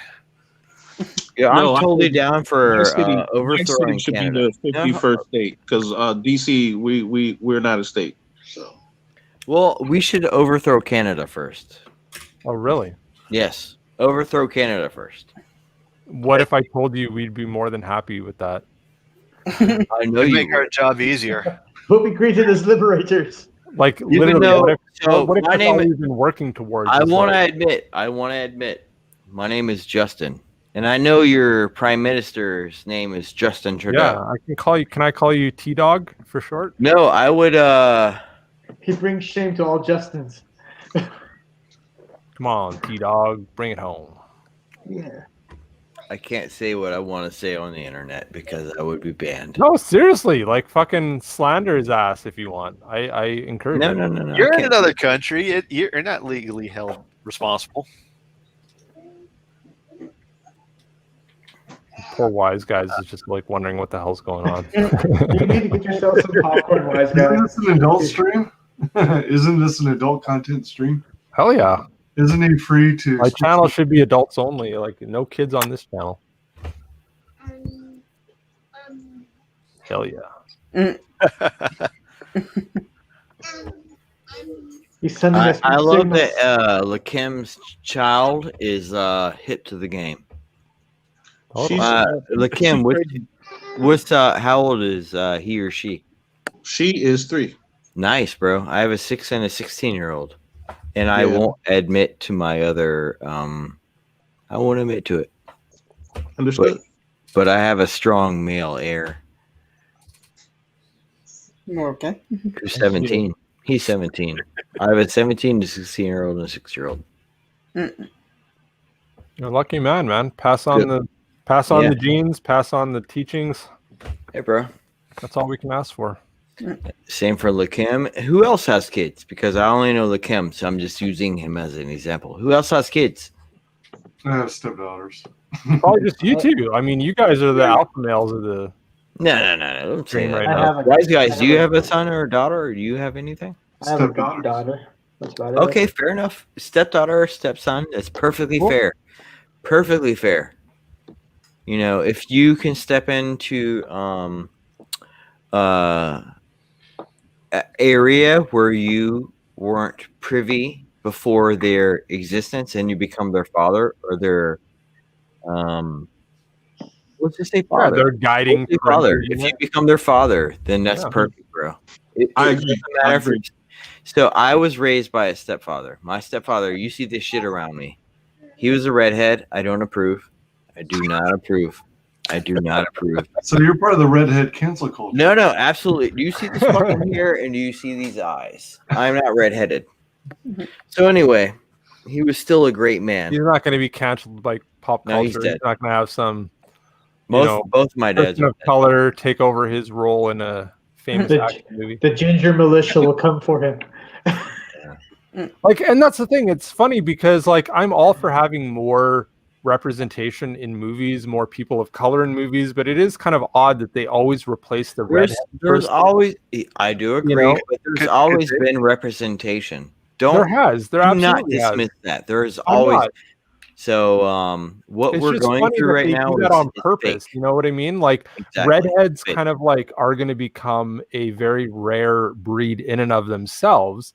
And you know what's going to end up happening is you're going to have characters who are literally originally POCs, for whatever that means or whatever that's worth, replaced by redhead characters at some point in the future, because the redheads are so rarely represented in these movies, where all they had to do was just like let these redheaded characters represent themselves on screen. Now, in some cases, like for a character like Flash Thompson, or hell, I would even say like Jimmy Olsen or some of these kind of minor characters. Well, okay, maybe Jimmy Olsen has a bit more of a historical perspective, but like for certain characters where they're their ethnicity or their gender is not really like the main part of their character, is not like a big part of it, I'm okay with doing a race swap in those cases. Like Perry White. Like Perry White, exactly. It's just kind of like incidental. It's not really, and I mean, there's always going to be the detractors that think like, oh, you're just pandering, you're just this, you're just that. Well, I understand that argument, but there are certain characters where it was just like a random white guy or white woman in the background that could have easily been a person of color or of different ethnic extraction. As a black person, I do not like all these characters being made into black people, and I will honestly say that because here's two things. One, everybody's shooting for these YA books when comics have always been YA. Even when I was growing up. And two, I just don't like say Commissioner Gordon played by a black guy, and I'm a black person, but it's not a race thing. It's just that is what I grew up with. So it's just like a steakhouse. There are certain restaurants, and I've lived all over the world, that when I go back to that restaurant, I want that steak to taste exactly the way it tasted when I fell in love with that restaurant. So when I see Commissioner Gordon, if I don't see a white guy with glasses, a thick sailor mustache, it doesn't put me in the mind state of that being Commissioner Gordon, and that's not a racist thing. It's just I totally agree. I have wrong thought about this. It's very Tim, just hold your comments for a moment, because I just want to put the focus on LA for a moment, because I'm really interested on his perspective for a second, because I agree with you completely. Like where I'm coming from, it's more, like I said, it's more like kind of the really side tangential characters that don't really, their ethnicity is not really a part of their character, but like you're saying, like you're focusing on a character that has been historically known as, he's either like, whether you want to call it white or he's Irish or he's, whatever his background is, you can actually appreciate the background of that character, even though you're a black guy, right? Yeah. So like I'm really actually fascinated in your perspective, because this is something that is not really. You have to understand that this is not nothing new, because when they made Michael B. Jordan be what's the guy's name from the Fantastic Four? Yeah, Johnny Storm. Johnny Storm. When he has a fucking white sister, and listen, the black community, we were like, what the fuck is that? Yeah, and I'll be honest with you. Look at me. I don't want to cut you off, Lakim. I don't want to cut you off. My bad. But look at me. Do you see how white I am? Do you know what my ex-wife was? Yeah, look at how white that guy is. Do you know my ex-wife? I spent over 10 years married to her. Do you want to guess? No, I want to say she's black. She was black. She was black, and she has the same fucking complaints that you do. Like she was fucking. Not only this shit is so irritating. The fact that we have to discuss on the internet right now black and white conversations. We're literally in the same fucking playing field right now. Of course. And they are pitting us against each other. Well, here's the reality of it. If you are weak-minded, they can't, because my current wife, which the child that you hear in the background, she's mixed because my girlfriend is white. So, they're not pitting us against each other. They're pitting the weak-minded against each other. Sure.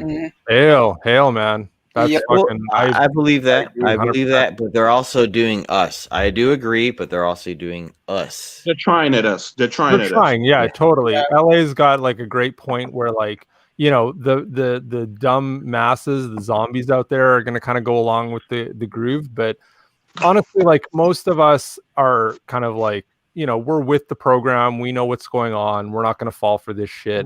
We're all open-minded people. We're all like, it's not to say that none of us have our own biases. Like that's the thing is like, I can admit that like me as an individual, I try not to be prejudiced, but like there's always going to be some element of bias that you have in your outlook on things.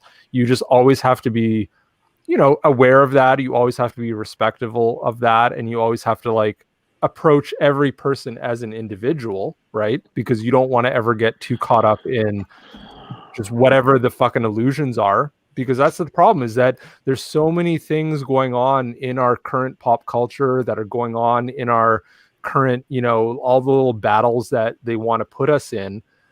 But, you know, if we just stay true to each other and like, we know, okay, we're all the same, we all bleed red, that we can't really do each other wrong. We have each other. Content and character should matter more than what you look like on the outside. Yeah, exactly. It's all about, you know, exactly. It's like Martin Luther King Jr. said, you know, it's all about the content of your character and not the color of your skin, right? And as long as we focus on that, because we've seen how it's flipped, where, you know, I'm not to make this a political thing, but like you see how the Democrats have become all about like the race issues, and unfortunately the Republicans or the right have actually become the kind of like centrist or the more moderate, you know, voice on a lot of these things, where they're just saying, when Republicans were the ones who set black people free, you know, as far as slavery is concerned. But you know, again, not to be political, but we just can't let the motherfuckers win, man. Exactly. We can't let them win. We can't let them. They're already in our media. They have the microphone at the moment, but when it comes to, okay, mama, when it comes to groups like Commonsgate, it just shows the world that we are not divided, and that you have people of different ethnicities that come together under one mind frame and say fuck you to the establishment. And that's why CG is very important. Yeah, and I'll be honest. And I'll be honest with you. The only reason, so my ex-wife, the only reason why we separated is because we couldn't have kids. And so, like, these people. So I grew up in Virginia. So I grew up in a Navy centric minded state, I suppose.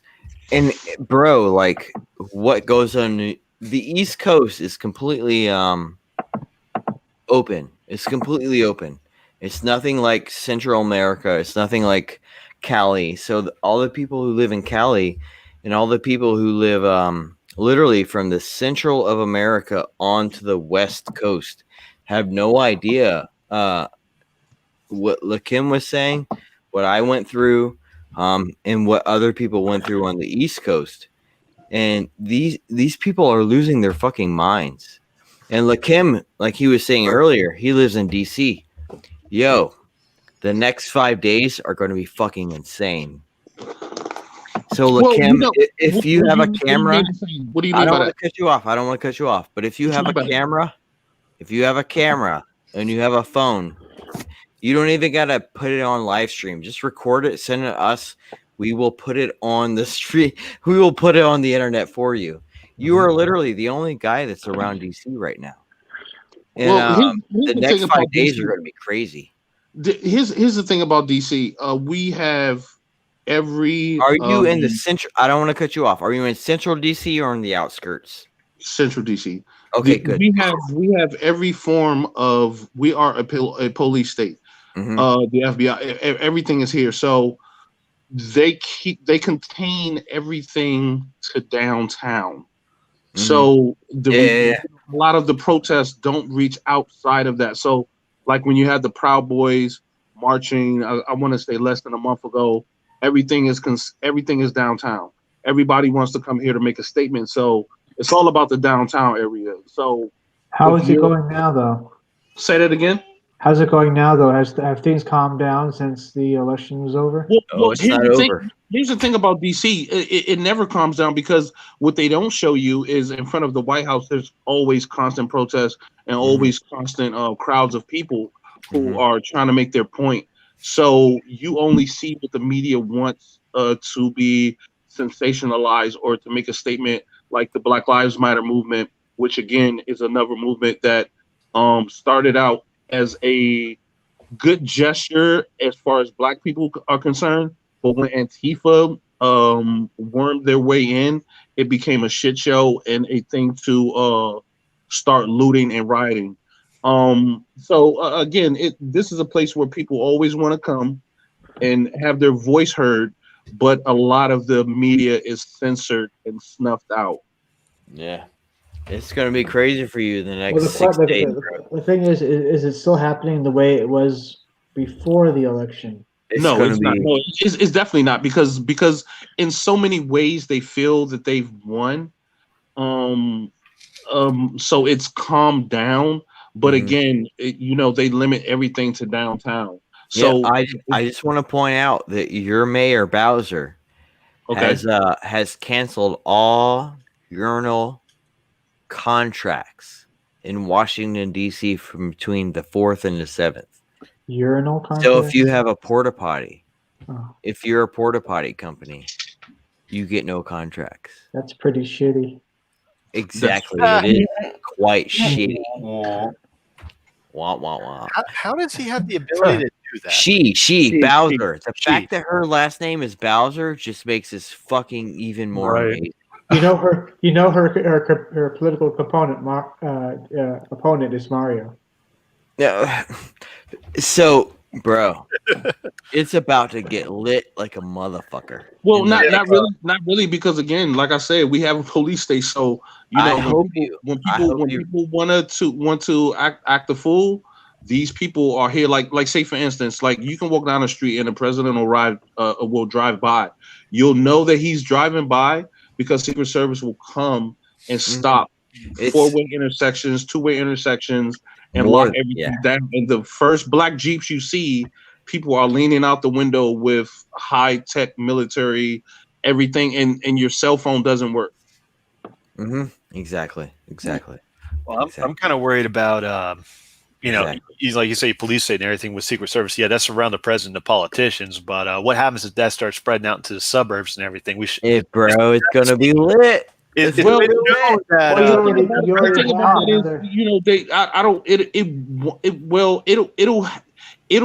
message will start here, but that spread will happen in other cities. Let's see. You already had like Philly and stuff like that. You mean? Philly, Portland, Washington. I love you, bro. You gotta record, even if you don't want to put it up. Record it and do like three years later. Put up what you recorded. Yeah, well, the thing about it is this: I have a family, so that's what I mean. I don't even go near those areas, exactly. And you don't want to because one, traffic stops to a halt, and if you're in a car, you can either be attacked, or two, your car won't move in traffic for 2 to 3 hours. Second, the metro does not work. It's horrible. So, January 20th.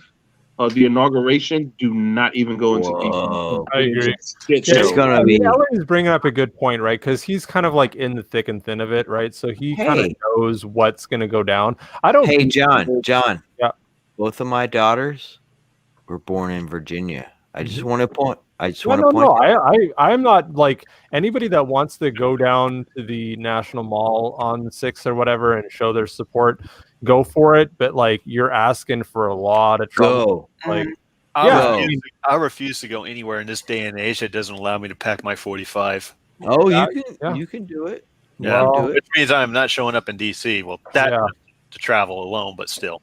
I mean, we've heard all the stories about how they're shutting down the hotels and everything because they're like, oh, the Proud Boys are going to show up and all this crap. And it's like, they're just going to play their stupid political games, right? So it's like, at a certain level, it's like, you have to be the resistance, quote unquote, but you also have to like admit that, you're basically playing by their rules. So, what I do is I kind of look at it like if you are a single individual that doesn't have a family, that doesn't really have a lot riding on the line, then you are like at the cusp. You should be like the number one resilient person that goes there because not a lot can happen to you. If they throw you into like, the Huskow for the night or whatever, it's not going to like hurt a whole lot, right?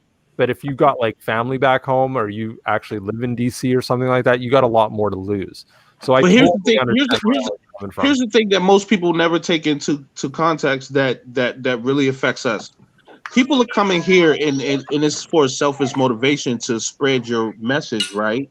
Mm-hmm. But what they don't think about is us working shitty 40-hour jobs who are just trying to get home, and your protest is fucking that up.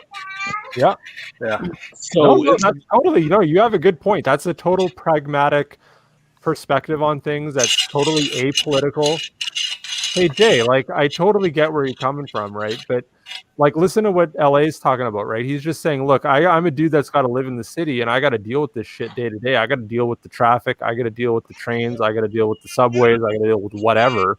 Yeah. And it's like, if any of us were in that same situation, like even if we were politically minded, even if we were on this side or that side, we would still be like, what the F, dude? Like, I'm spending an extra hour in traffic because there's people willing to pile up in the streets, whether it's Antifa or whether it's a bunch of Trump supporters or whoever. They're going to be stopping all that shit, and they're going to be bringing Antifa. I met my first Antifa person the other day, and they are everything that they are described as in the media that speaks the truth. Right. Like dirty, grungy, didn't have like it. Like I was actually surprised because I saw him and he sparked up a conversation. I was like, "Are you part?" He was like, "Yeah, man, Antifa." I was like, "Oh, okay, all right, I'll see you later." All right, cool. So you tried to strike up a conversation, white bitch. Yeah, because he asked me for a cigarette. Yeah. See that? At least they didn't try to rob you. Half the time I've been asked for a cigarette, they either try to jump me or fucking rob me right afterward.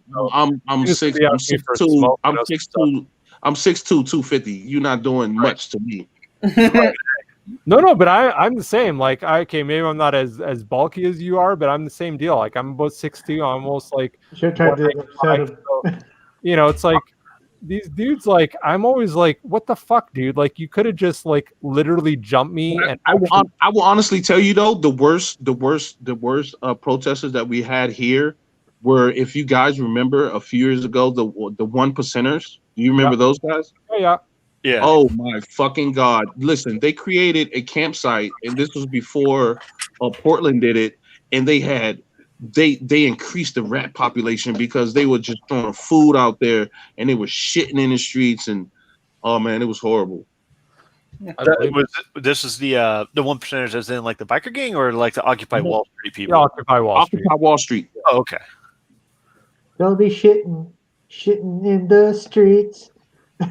Hey, wise guys, I want to get your take on things. You've been kind of quiet for a little while here. What are your thoughts on the matter? I know you kind of like sit back and like listen and stuff like that, but you're a very measured person. So what do you think? About the whole whatever you want to like give your feedback on, because I know you've been kind of quiet. Like, you don't have to chime in, but if you have anything to say, I want to give you a chance. Well, I tend to agree that it's going to be interesting come, January 6th. Right. On one hand, I want to be there to support my fellow Americans, but at the other hand, there's obviously safety concerns. Right. I'm just going to say this.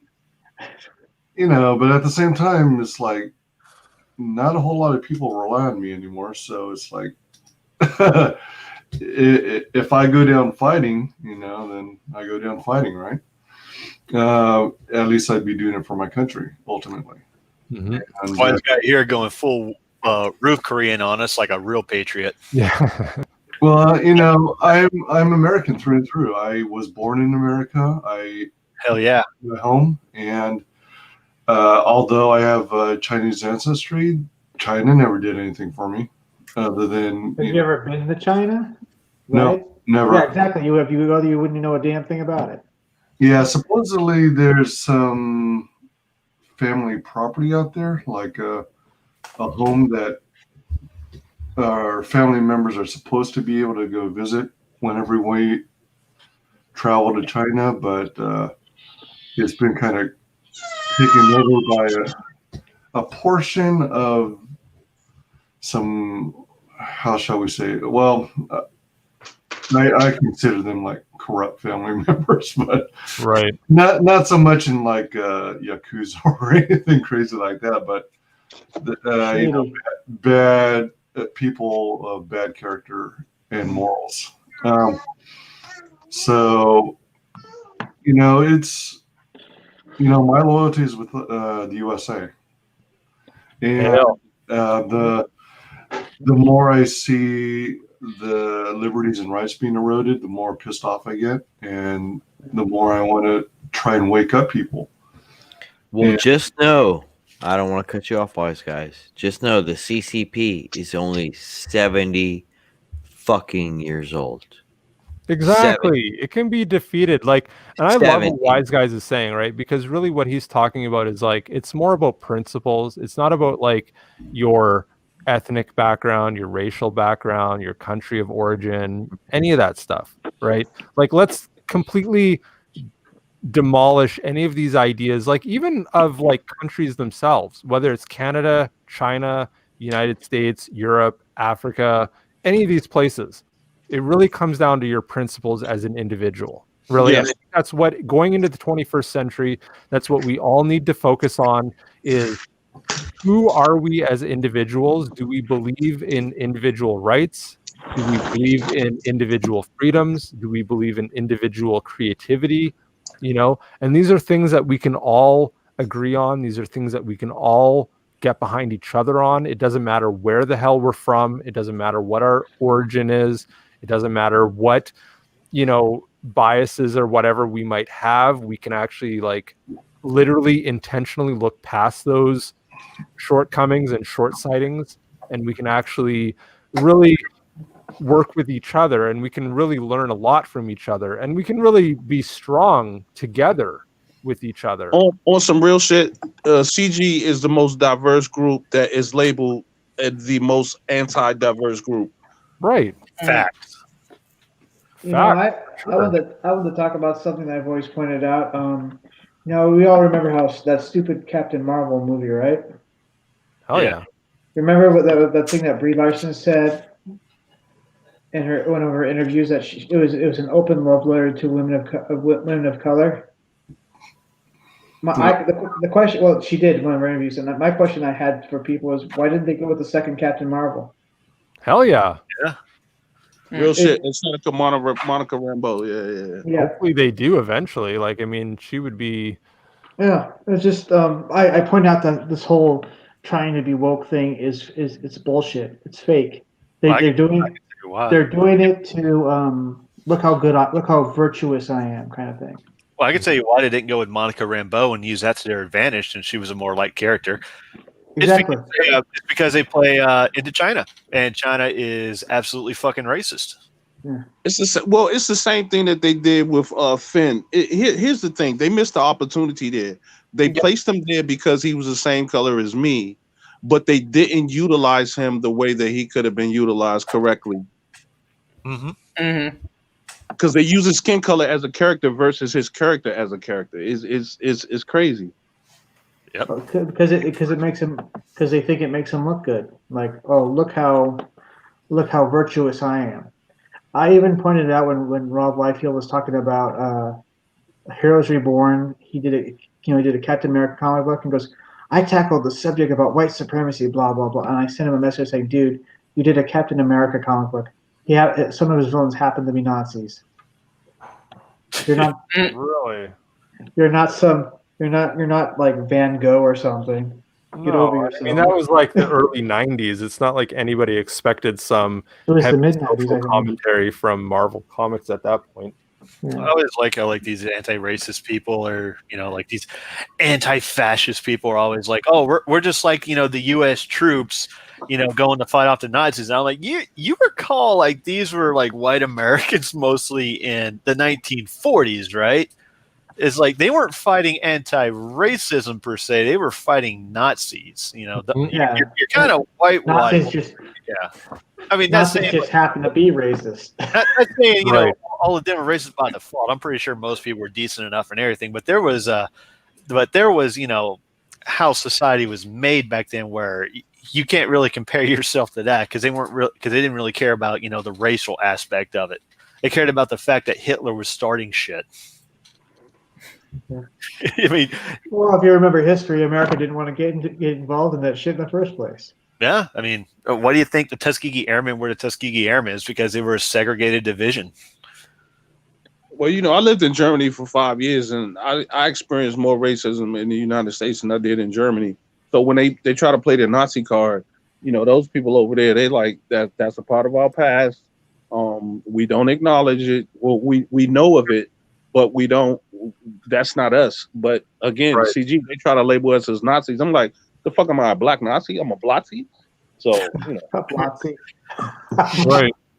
So what you're kind of highlighting is that they're more sensitive to their past history, right? So then they kind of take on a little bit more of a, you know, like a modern perspective where they're like, would you say that they're truly not racist, or that well, they're I will say this. I think their mentality can be summed up in the documentary that follows Hitler's last descendants, and you know they don't even want to procreate because they don't want to carry on the name. So right? You know, it's a part of their past.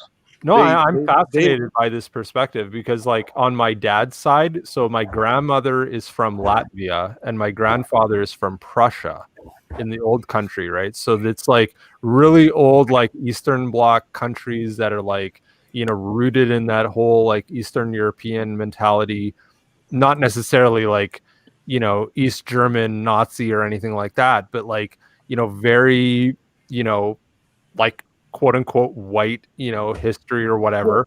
Well, And you have to understand that it boils down to this. They yeah, even tried to label the Proud Boys as a white power movement when the leader is a Latino guy. I want to say, right.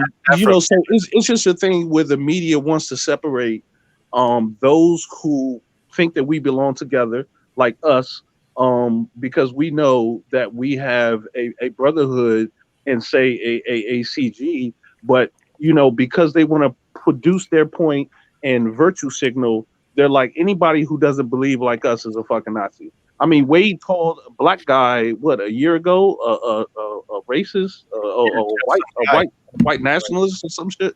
He called them what was it, some sort of white supremacist, a borderline white supremacist. He called just some guy that.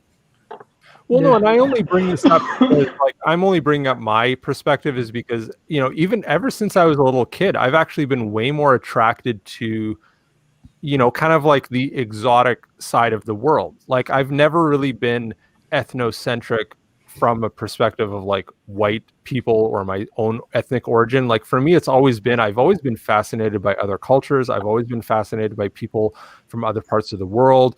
All of my friends growing up have always been quote unquote people of color. They've always been, you know, Asian, black, other ethnicities. And, you know, like, so for me, it's like all this stuff is all modern. It's all like kind of a product of the 2010s, 2020s. It's not really how I grew up.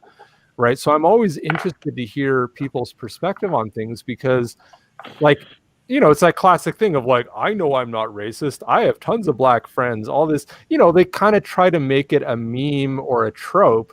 But in reality, for most of us, most people that are like grow up in the suburbs or whatever, it's completely true. It's like, yeah, you got your white friends, you got your black friends, you got your Asian friends, you got your Mexican friends, whatever. But it's like they're all the same. Like, it's literally, you don't see them as individuals tied to their ethnicity at all. You just you know that, okay, they happen to be of this extraction. Well, you know, I'm a simple man in the sense that I'm a vet. So I put it like this: I was in the Bosnian War, and Bosnia wasn't bad at all. So I can't consider it like Iraq or Afghanistan. But I will say this: if I'm on a battlefield and there's a white guy, a Spanish guy beside me, I don't give a fuck what race they are. If there is an enemy in front of us with a motherfucking RPG, shoot him, motherfucker, shoot him. I don't give a fuck what race you are. So, all right. So you said the Bosnian War. Okay. Lakim, I'm 39 years old. Do you know Srebrenica? No. You mean for Srebrenica or whatever? No, Srebrenica. Srebrenica? Is that how you say it? Lakim, I like you, bro. I do, bro. I fuck with you too. I fuck with you too, J-Man. For real, man. So, for real. So, I imagine you're about my age. I said my age. You don't got to say your age. For real, man. You see what's behind me? I want to point out. The Bosnian War is completely underestimated, and it wasn't. I can't say that because I was there, but it wasn't as bad as these other wars were. We actually had time that we could kick our feet up, talk shit, watch pornos. They can't do that in other wars. You know what I mean? So I have friends who have watched pornos with you, and you don't even know. So I want to point out the Srebrenica thing, the Caucasus Mountain region onto, bro, Lakim. For whatever reason, I don't. You and I don't know each other, but like the things that you said and the stuff that I researched, it's quite interesting, and I quite enjoy bumping into you digitally, and I respect that for real. I'm so glad that you guys all honored me with your presence on my channel, and I'm being completely honest. Like, you guys, I would love to have you back at any time at your leisure. We are all men of pleasure. Like, this is one of those things where honestly I don't think we take enough notice in how lucky we are to live in the 21st century in the year 2021, where we can actually all get online digitally and talk to each other and have these discussions. And we can go off into the stratosphere and getting super serious on all this stuff, but I think at the end of the day, like, we all just got to concentrate on like our creativity. We got to work with each other to make new cool things for each other and for people out there. Like, and I'm totally cool with having this conversation, obviously, but like, let's not get too bogged down into the differences and all the the intricacies of the current world and stuff like that. Like, honestly, we should just be having fun and just shooting the shit.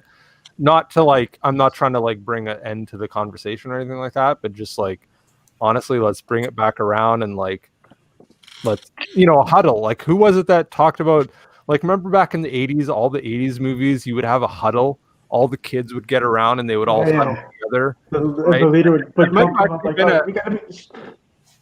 yeah, and that's what we should do, is like, we need to have like a virtual huddle where we all like put our arms around each other and we all like get our heads close together and we all just like, fucking, what's the plan here? Like, what's our mission? What are we trying to achieve? And I think that's really where our strength lies, right? Is that I think that in itself, you just summed up what CG means, at least to me. A bunch of guys or girls coming together and believing in what they think is right in their heart and not what they think will make people think they're cool. Right. Mm-hmm. Hail. I think we should. Agreed. Hail. I think we should keep that in mind and remember that.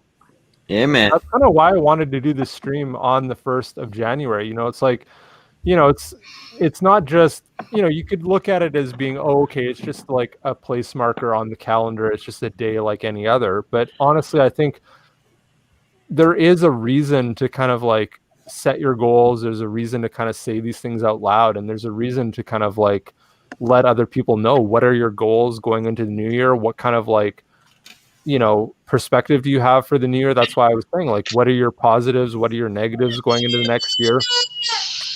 It's not so much, and hey, the your young one in the background, that's music to my ears. Don't worry about that.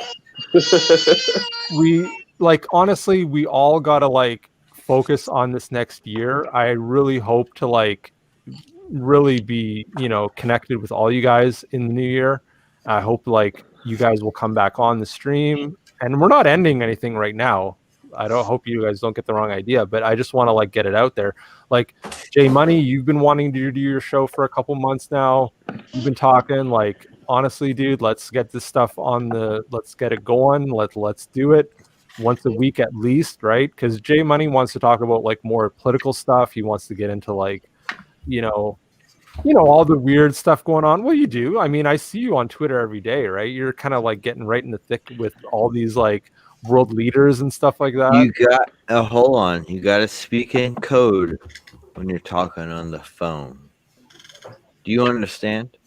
My name is Rusty Shackelford. The chair is resting against the Bro, wall. Jeg, I understand you. Thank you for that. Yeah, I got you, man. Listen, you can't be me and not be in the know, you know? You got to speak in code when you're talking on the phone. Yeah, it's totally like, fucking Red Dawn shit, like if you're on Far the beyond you wanna that. make sure you don't give up your position to the China, whoever is on the other side there. I will piss on your island and then I will shit on it. And so these people, it's a fun world what we're living in. And I want to say no other time in existence did this exist. And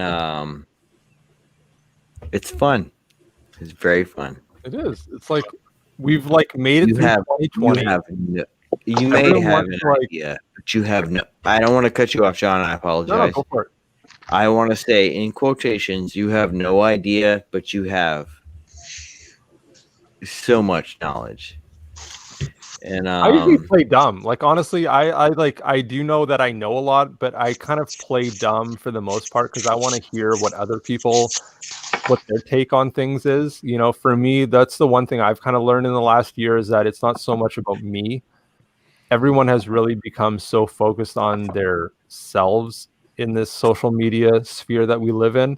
But I'm learning more now to focus on what other people think and what their perspectives are and not worry so much about what my own beliefs or my own perspective on things are. I want to know what other people are thinking. And because whatever I know, and I'm going to keep that in the back of my head, right? You want to see something cool? It's always about what somebody else is all about. That's going to inform the decisions I'm going to make or the moves I'm going to make, right? If I'm just totally tied into myself, then I may as well just shut everybody else out. It's like being in an echo chamber. Right. Very cool. Hang on, let me go on that. Is that nice? Is that related to your dad? I like that. What am I saying? Is that? Oh, look at that! That is so cool.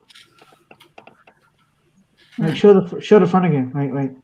Oh, dude, that's so cool. That is neat right there. That is fancy. Mm-hmm. So when I see that, it reminds me of the briefcase from Iron Man. When he That is so cool. I like that.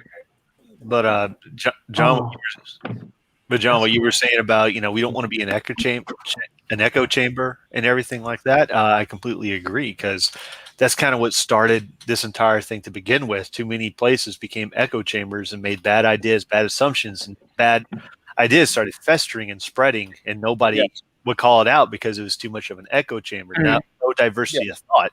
And then what happened? Well, they had to start, doing inquisitions and exercising, their own people. And then what happened? DC and Marvel, they're pretty much gone. Media is pretty much dead. Our culture is at a standstill. So it's up to people in Comicsgate to, not make the same mistakes. Yes. In any other new field, like whether it's like the newer AA middle market of video gaming or like the indie market of video gaming or, indie movies, film and stuff like that, or even like people who are already established.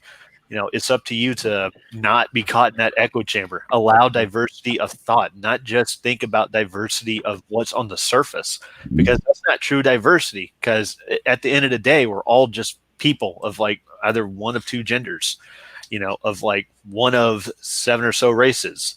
But that's not real diversity. You got to have different beliefs. You got to have different ideas, different ways of thinking, different in signs of thinking, stuff like that.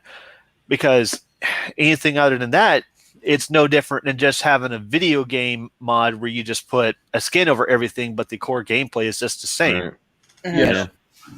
Yeah, and I always think of we are going to make our way into the stars at some point, right? So when we are spacefaring species, none of these ethnic or country divisions are going to mean jack shit at that point, right? It's going to be all about us as resilient individuals, literally persevering through the, treacherous nature of the universe, because literally, I mean, living on this little third rock from the sun, we are so sheltered in our perspective of thinking that everything's about us, but really the whole universe is out to get us. There's a million things that could kill us at any day of the week, right? And we just happen to be lucky enough that we don't have some asteroid impacting, we don't have some, I mean, look at what's happened in 2020 with COVID, right? It's like all this just like some minor novel coronavirus has brought the whole world to its heels, and we're just like fucking, we don't know what to do. And it's like, for the most part, most of us do know what to do, but our voices aren't being heard, so we're just like kind of having to sit in the background waiting for the rest of the world to catch up to us. And meanwhile, we're actually thinking about going to the stars. We're actually thinking about what's going to happen 5 generations from now. We're thinking about, in terms of our comic book outlook and what the work that we want to do, the things we want to create. We're thinking about the future. We're not thinking about what's actually happening right now, but we're forced to think about what's happening right now. So like, I think that's great. Hold on, John, I hate to cut you off. I'm going to be heading out, you guys. It's here and I have to cut out too. It's almost 2 a.m. Yeah. No worries. You guys can it's all good. Fade. Thanks for coming on, man. I really appreciate your presence. No worries. Nice meeting you again, LA. Hopefully. All hail Fade, all hail the box. It was fun, Mecha Godzilla. Yeah. Okay, Fade, let's do it again soon, eh? Yeah. No worries. You just put on the box and you should go do whatever you're going to do. We'll talk to the box. Well, I'm probably going to end up falling asleep. So, night, you guys. Have a wonderful night and Happy New Year's to you guys, too. Happy New Year's, man. Happy New Year's, Fade. Happy New Year's. Peace. All right, cool. How about you, wise guys? Are you like cool for a little bit, or do you need to check out some? I'm on my way out. I was up for almost 24 hours. And damn. Kind of wasted. Nice I've been doing a lot of streaming. Like Christmas, I did a 16+ hour stream. Hell yeah. And Christmas Day, well, that was Christmas Eve. Christmas Day, I did 10 hours. And then I hopped on another stream for 3 hours. And on New Year's, I did several, like 3 streams. So I'm kind of wasted. So I gotta catch up on some sleep, basically. Dude, you are like literally, you're one of the linchpins of Comicsgate. I don't care what anybody says. Like, you have always been a super supporter of everybody in Comicsgate. Doesn't matter what project it is. So I am throwing your link in the chat. If anybody, I'm assuming everybody here is sub to Wise Guys. If you're not, like, I don't know what the hell's wrong with you. Go sub to Wise Guys, okay? His link's in the chat right now. Thank you. Honestly, like, I'm there for you whenever you need me, man. So, like, if you got something coming up, let me know. But let's make a plan for the new year, because I think together we're much stronger, and I think we can achieve amazing things. So, oh yeah, thank you so much for coming on the stream, and I hope to have you back. Fun. Thanks so much, guys. Appreciate it. All right, you have a good night. It's good fun. Good to see you, man. Happy New Year. Happy New Year. Happy New Year's. Likewise, guys. Oh, and thank you for your service, guys. Yes, sir. Hell yeah. Just subscribe to your channel. Yeah, Wise Guys is awesome. He has a lot of cool people on, and he does like long streams where he's just like. I'm already subscribed to this channel. I'm talking about yours. He deserves more subscribers. He does. Yeah. He's like one of the linchpins of Comicsgate, honestly, as far as I'm concerned. Absolute worker. I know. I was like blown away. I was like I said, I was on a 16-hour stream with him, and he's like, it was literally almost like 3 o'clock in the morning, and he's like, yeah, I got to get up at like 7 in the morning. I got to work the next day, and I'm like, dude, you're literally gonna get like 3 hours of sleep. Like I'm literally on a stream at 2 o'clock in the morning because I know I don't have to go to work the next day, and you're like literally getting up at like 7 or 8 in the morning to go to work. Like that's crazy. That is rough. I've done that, and it just I literally got home and passed out after something like that. I pitched the idea of doing like long streams with Mike and Snoots, and they said no, we're not EFAP. We're not doing that shit. Hey, well, I'm down. Like, honestly, like, I think what it all comes down to is planning, right? So as long as we have a schedule, as long as we know a week or two in advance, like, hey, we're going to do a long stream. It's going to be 4 to 6 hours or longer or whatever. Always do it on a day that on a night that you know you're going to have the next day off. So exactly. Yeah. Exactly. That's where it all comes down to planning. Like, as long as you kind of like let everybody know this is what we intend. Like, fuck, we're almost on 5 hours right now on this stream. Like I said before, I was literally just planning to go maybe 2 hours at the most, maybe 3. Because, you know, whenever you say 2 hours, you're always thinking, okay, it's probably going to be 3. If you go 5 hours, that's fucking awesome. Yeah. And now Jay's like canceling. So yeah, like I'm down. Like you guys know me, I'll fucking go on for like an hour, 2 hours. Like if people don't butt in, I'll just keep talking. I've actually been pretty good on this stream.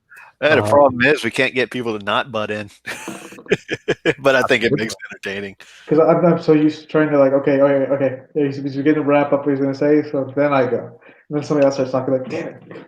Oh, me, Mike, and Snooze, we make a joke out of it. You know, hence the interruption. Fuck you from earlier. we do. I love that. You can't really begrudge anyone, right? When it's been like I want 5 hours in, you know. Yeah. I want that to be like my. Speaking of taking it back, is it possible? I could see those of us who are left, who have a campaign. Can I see the campaign videos? I'm a campaign video whore. So Tim Olson and. Yeah. Whoever else has a campaign video, can we see that? Roll that beautiful footage. Oh, you want me to go do it? Okay. No, I got it here. Just give me a second. Okay. I just love campaign videos. That's kind of like a temporary one. Thank you for keeping things on track, LA. I really appreciate that. So I'm here. Yes, sir. And Tim has said he's got a new video on the way, so let's keep an eye out for that. But this is what we got so far. And I promise I'll get you that.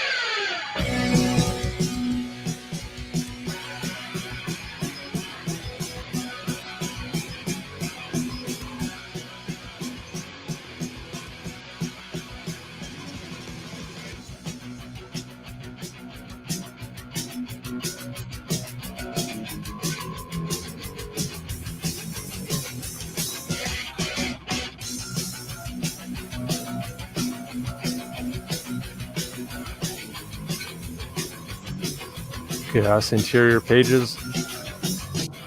Yo, this art is fucking magnificent. It is great. Honestly, like the art, the feel that it gives me is Joe Ball, the heavy blacks. Mm-hmm. Oh, yeah. I was gonna say it gave me like a little bit of a Simon Beasley vibe because of just you know the gritty use of you know black texture and stuff like that. So I don't know. But I dig it. I dig that kind of art style. Yeah, that's an artist I hired. His name is Sherwin K.O. Singh. Did he work on another project? No, this is his first one. Really? Yeah. So like this is a total like unknown guy from the Philippines, and like he's getting some killer page rates from this guy. And honestly, like for like again, I'm not gonna spill the beans but for the price you're getting him, like he's got some killer fucking line work. Like this guy is really good. I mean, look at that cross hatching right there. Like he got on that woman's like that V right there. You know, it looks like he just used like some great ink, but no, that's just really, really thin black lines. I think that's magnificent. Yeah, I like it. I really like it. That's control. I'm also doing a colored version, and the colorist I got, she's from the Philippines. Dude, this gets me pumped up to draw. Like I got me some gray and black inks for Christmas, and I'm just eager to use them now. Oh yeah. Yeah. Ooh, I dig that. That's like very kind of like almost like an 80s kind of comic book color style. Totally. Yeah. Like that's what I was like telling him. Like he's got kind of the retro feel. Like it doesn't, again, like not every CG book has to look the same. Not every CG book has to be like, oh, we're trying to like, totally knock the next book out of the park or whatever. It's like, no, like if you know what you're going for, if you're going for like an old school feel, go for an old school feel. It doesn't have to be like the top of the line, like, the triple A artist or whatever, like some of these up and comers are just as good. Like that's a wicked ass stance. Like, so I'm sharing a screen here for the colored version we have done so far. Is that the main cover? That's one of the alt covers, that he's got. Yeah. Dude, that's a classic heroic kind of stance right there. Yeah. And then look at this. This with flat color. Look how much this pops with the flat color. Right? Yeah. When do you launch? I just launched. Now. He's live right now. So definitely go back. And he's got a really good deal on the books right now. I will show you guys.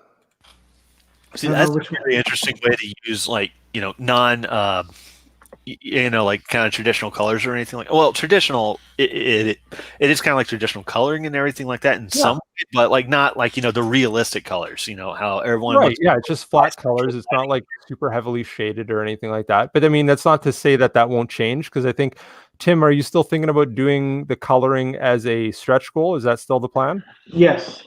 Okay. Yeah. So as it stands right now, like the colors are a stretch goal. He's going for 2,000 US on his goal. He's only got 3 backers right now, but honestly, at these tier levels, like $10 for the main book, which is going to be a Vic King cover, which he showed earlier. He showed an early sketch for the Vic King cover that he's got going, but he's also got the Rob Ewing cover, which I featured here. So that's the Rob Ewing cover on the main screen. I knew I recognized that. I love that so fucking much, man. And then he's got the Sherwin Sains cover for $10. That just needs to be a poster right there. Like that, everything about that right there just looks perfect. And that's like a great cover too. I mean, the logo might need a little bit of work, but beyond that, the cover itself is friggin' amazing. Yeah, that stance, that superhero stance cover, that's the one I want to back. I'm not even gonna lie to you, because that's the one that the guy that I cut off. I'm sorry, I just met you. I don't know your name, but he said it correctly. That is the iconic take me back to when I was paying $1.50 for comic books in a 7-Eleven. Exactly. Yeah. But you get a button and a sticker. If you back any of these tiers, you're gonna get a button and a sticker so far. This is the pencil version of the Vic King cover. I have that on the screen. Nice. You don't even need like add in like a shade of color or anything like that. Like the inks and the line art is doing most of that for you anyway. And the high contrast just works with it. Like how everyone wants to do like the bisexual lighting now, and everything just looks flat and muddy. This is how you do a very simplistic flat color scheme and give things depth. This is how you do it. Yeah, I agree. Like everything. Put that cover back up again. Okay, hold on. Let me share the screen again, and boom. Wait. Let me go to that again. Bam. Right. Okay, so he's got the Vic King cover that is getting worked on right now.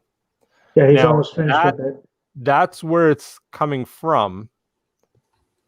But that was the concept that Tim sent to him. So Tim did that in like paint or whatever, he kind of I drew it and inked it, and then I colored it in paint. Yeah, and then he's like going to, and I honestly, I'm going to take a little bit of credit, because I'm like, me and Tim have been talking, and I said, you should reach out to some of the other guys and see about, like, as good as this cover is, like it's kind of a cool concept because it's the creator of the concept doing his own cover. Maybe reach out to a guy like Vic King or something like that and see what he might be able to offer you. And then he comes up with something like that, where it's a little more humanistic. It's a little more, putting you as the reader in the perspective of the character. So I think you're off to the right start here, man, with this. Like, you've got some other, like 2 other stellar covers. That cover right there, man. Yeah. Once Vic King gets his stuff inked up and stuff like that, like I think that's going to be really strong. So I'm gonna tell you, man, with that one cover with the very hero pose, that's a $100,000 campaign right there if I've ever seen one. Yeah. I hope so. That would be awesome. I told a friend of mine, because there's somebody I know who's not very good at, like me, not very good at drawing. Well, I'd argue say I'm a little better, but I told him there's nothing wrong with being just the creator and the idea guy. Mm-hmm. Well, and he's got the cover. He's got the alt cover 1 and 2. Like, again, Tim, you might want to add a third tier at some point for like all 3 covers. But like, I actually if you look down there, it should say original, very bottom,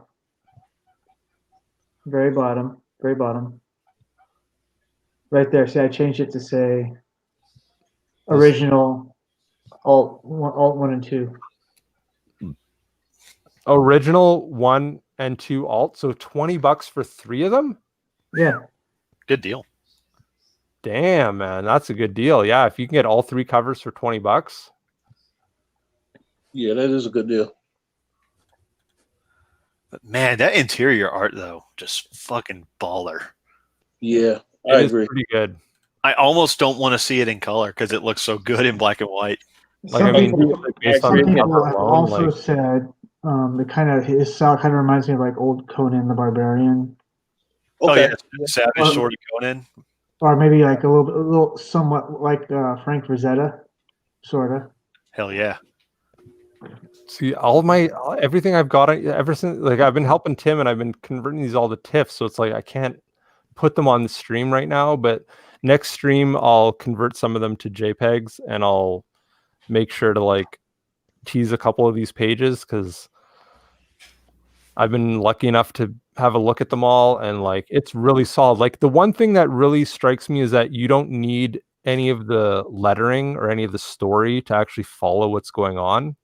The art is strong enough that you can kind of follow. And I mean, that's kind of what you want out of an old school style comic is like the action should really carry the story anyway. It shouldn't necessarily be all about the dialogue.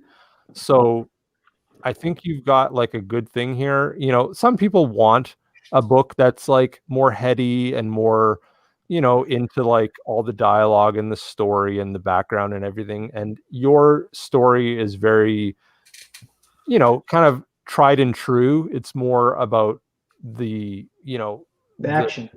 More about the action, more about what we come to expect out of a comic, you know, a la the 70s, 80s, or 90s. I think it kind of fits into any of those categories too. Like I know you're kind of looking at it from like a 90s image comics perspective. But I really think what you're achieving here kind of does go back to the 70s comics and forward, you know, especially 70s through 90s. That's kind of like the heyday of action comics.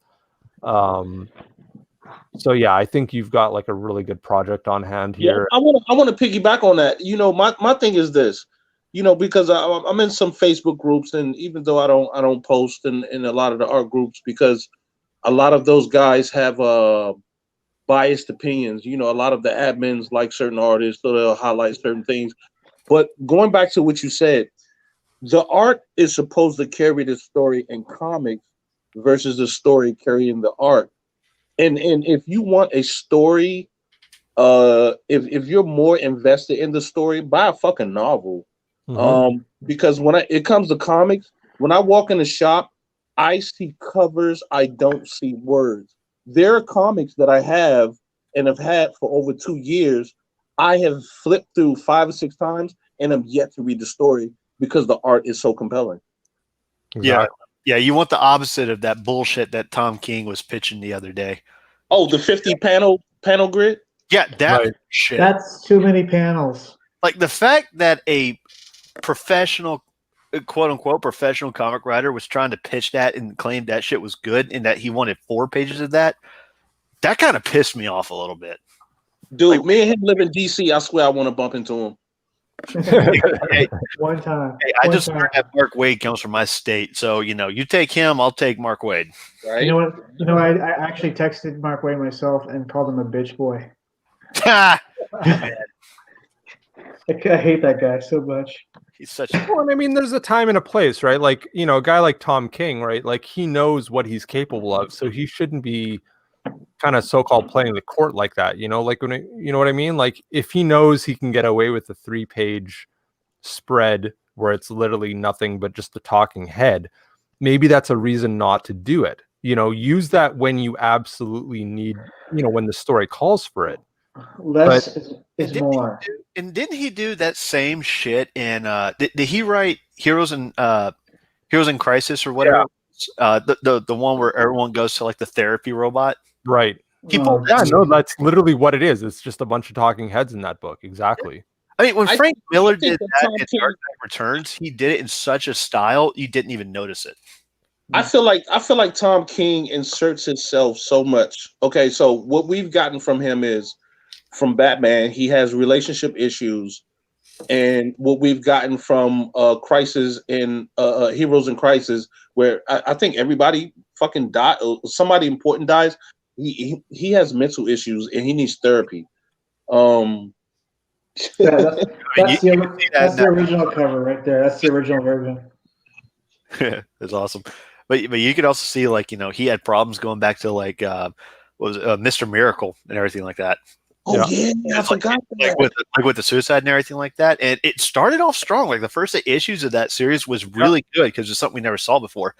Then by about issue 9 and 10, we were kind of like, we're reading a dude vent his own problems as opposed to seeing a character go through problems. I was going to say, like, the first like 4 to 5 issues are actually pretty solid, but you know, he just doesn't know how to stick the landing. It seems like, you know, he knows how to start off a good tromp into a story, you know what I mean? But he doesn't really know where people want to see it end up. You know, he just kind of is doing his own thing where he's, I don't know if it's his own perspective on things or his own lot in life where he's come from. But yeah, he just seems to really be stuck in a rut, kind of ending a lot of these stories on a downturn and not really, you know, people want to have an uplifting experience when they read a comic. They don't want to like be completely downtrodden, and they don't want to be completely, you know, down in the dirt, so to speak, with these characters. They want to rise above. And I just don't think, like, I like some of what Tom King did with Batman. I haven't read a lot of his other stuff. I thought some of his Batman stuff was okay because there's been a million things done with the Batman character. So I'm a little more, you know, open to like different things with Batman. But he just, by the end of it, by, you know, the whole wedding with Catwoman and all that stuff, it just really started to take a dour turn. Yeah. And he just continued on that run, and he just can't get away from that. He doesn't seem to understand how to give a satisfying ending or closure, but also more than that, he doesn't know. He is not good enough of a writer to have a bittersweet or hollow ending. Like some writers can pull that off, and you're still left satisfied. Tom King is not that one.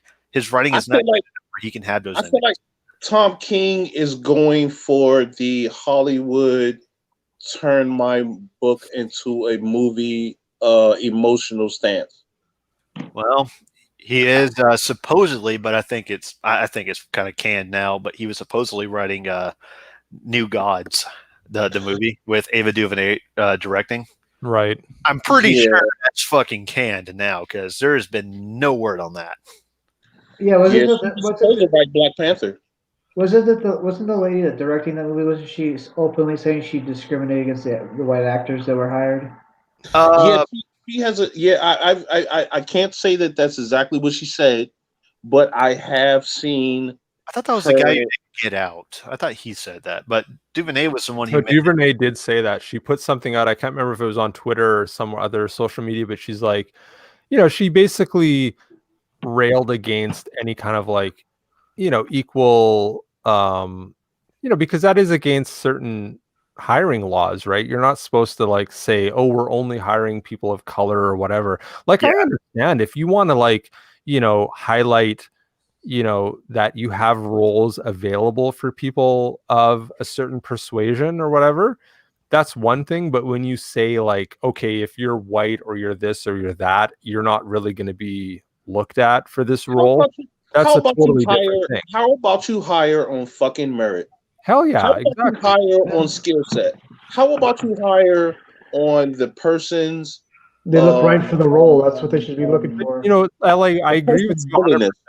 but I do believe there is a place for, you can say like, this character comes from this background, and so therefore we're looking for actors of this persuasion. You know, Oh, I agree. I said that earlier. Yeah, but I also would not consider that discrimination. I would say that's actually putting effort into your job and doing correct casting. You do have a little bit of that leeway when it comes to acting gigs like that.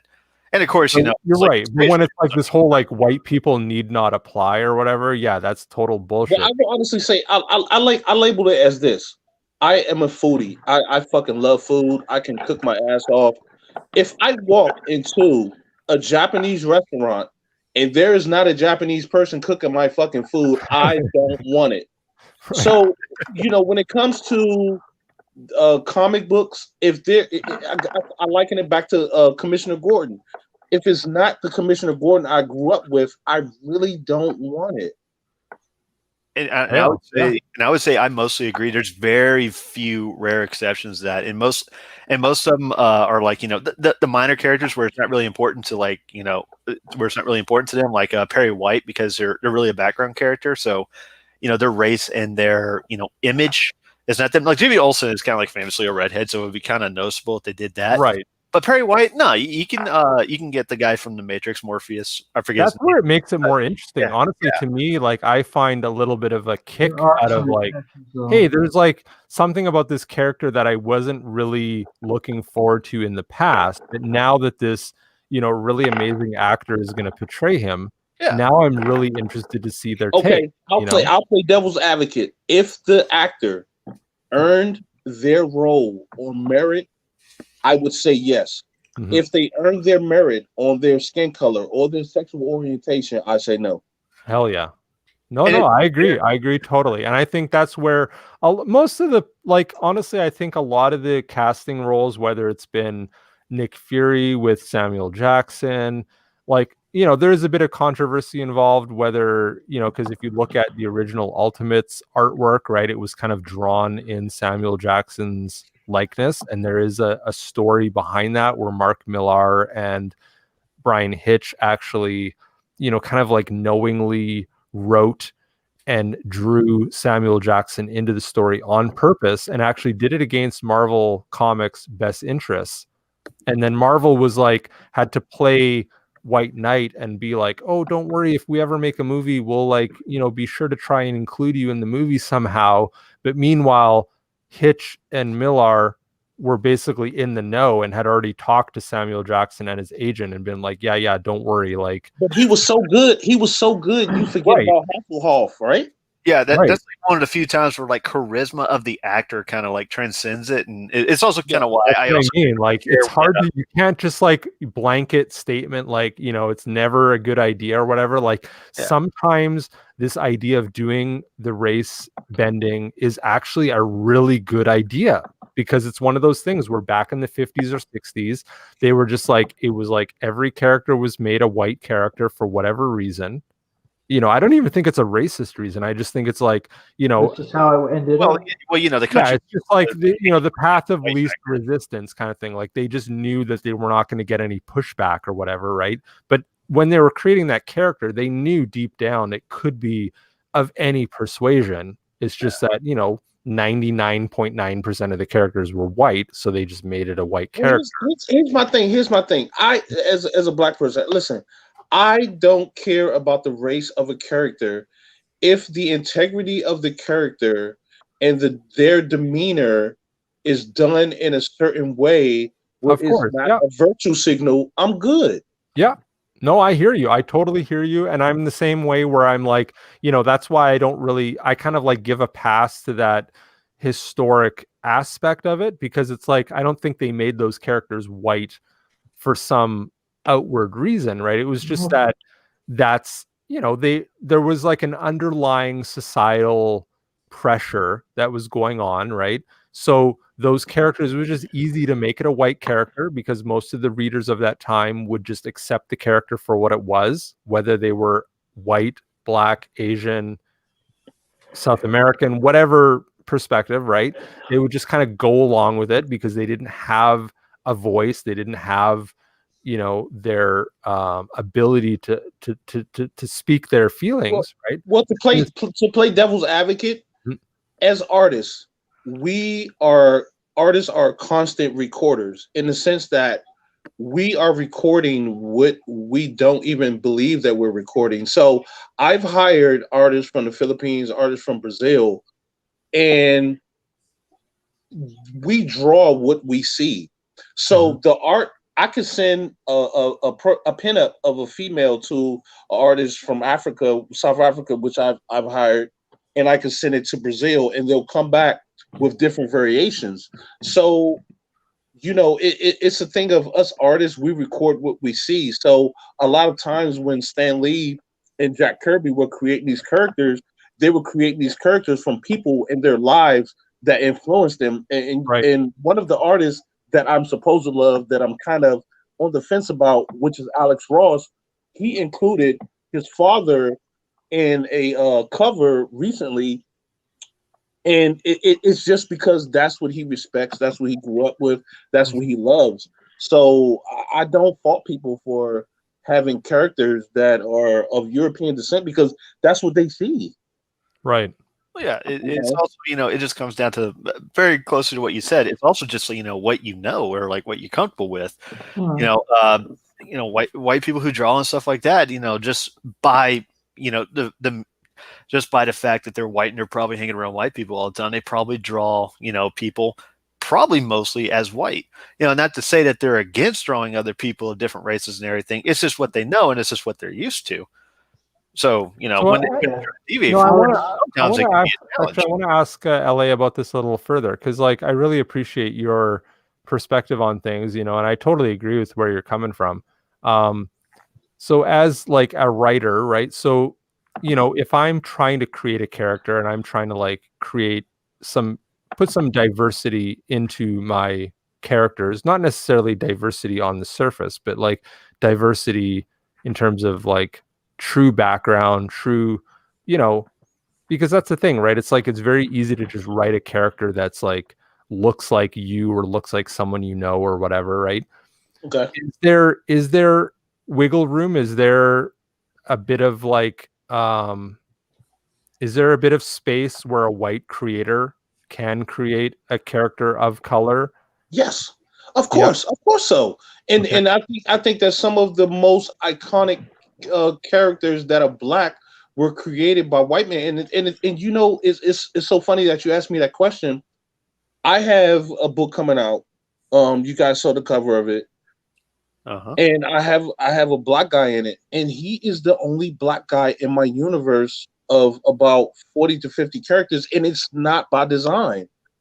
It's I see a lot of comic book creators in these in Facebook groups, and they're all pro-Black and all this, and I don't feel bad when I don't have a whole bunch of Black people, because that's not how I was raised. I mean, I have a Black mom who adopted me, because not that I was adopted, but she took me in when I was in California, and I have a genetically Black mom. I was always raised around people who weren't just of one race or one belief. So, I totally believe that a white guy can create some powerful and iconic Black characters, but it can't be forced. Right. Because when it comes off as forced, we see that it's forced. I was about to say the same thing. You can always tell when it's forced, when it's not natural, when it's not the character you envision or anything like that. When you decide, oh, I should make this character Black because, ultimately political reasons or political brownie points or something like that. But if it's I'm thinking of this, cop or this detective or something like that, and he happens to be Black, that's what, you just get from a dynamic. Maybe you were watching like Shaft or whatever, and that's fresh in your mind. That's going to feel a lot more natural or something like that. So you think of that character, you write that in, you're always going to tell whether it's forced or not. 99% of the time you can tell. Yeah. Yes.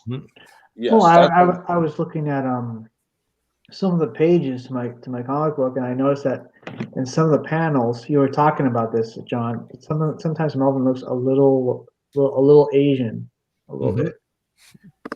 So he's kind of. I kind of like, oh, that's kind of. And I just chalk that up to like the artist is from the Philippines, right? So he's kind of drawing on his own reference and his own, perspective and upbringing.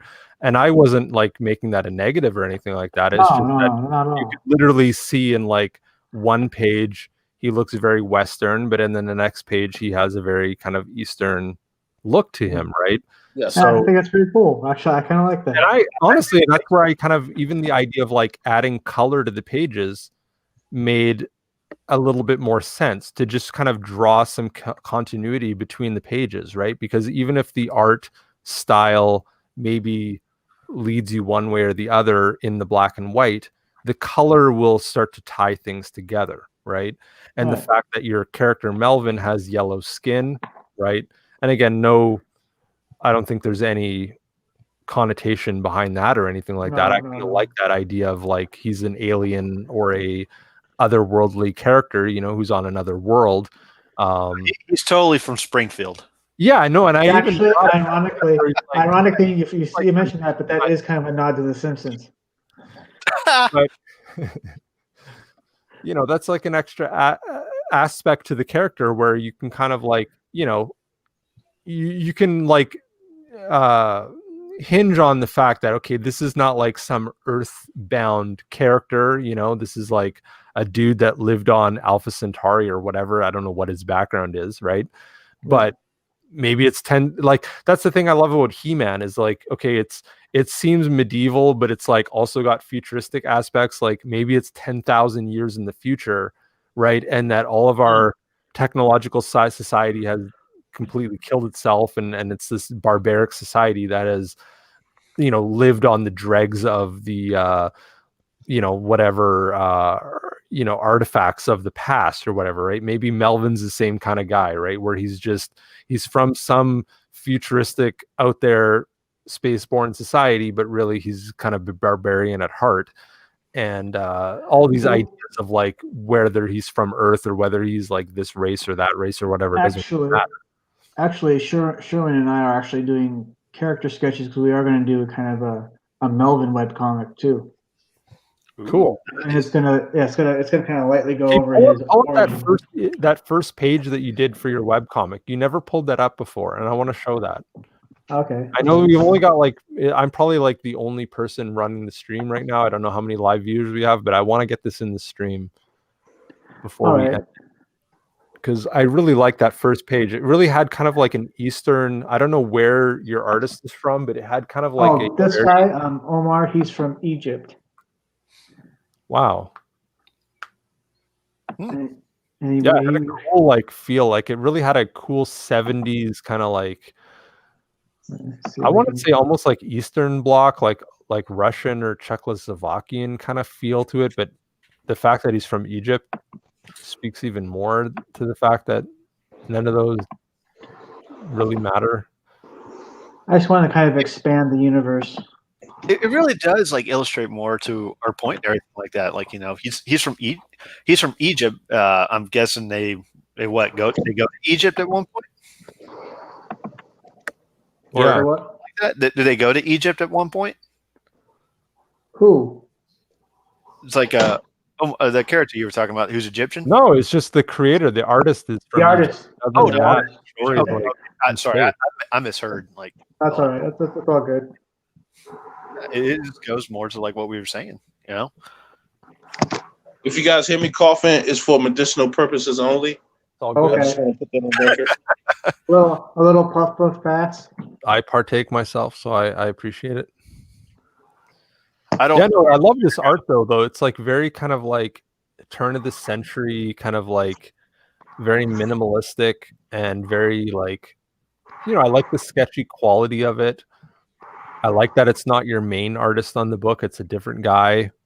Well, and it's giving you a bit of an origin on Marvin. Melvin. Oh, this is just Deathcore is just it's supposed to be just kind of expanding the universe. I wanted to kind of how like image characters, like they're all somehow connected in one way or the other. like Chapel was originally Spawn's killer. That's the connection. That's a connection. Oh, I haven't even seen page 2 of this yet. Yeah. I wanted to have this really does have a really cool like 60s and 70s feel, like you were mentioning earlier.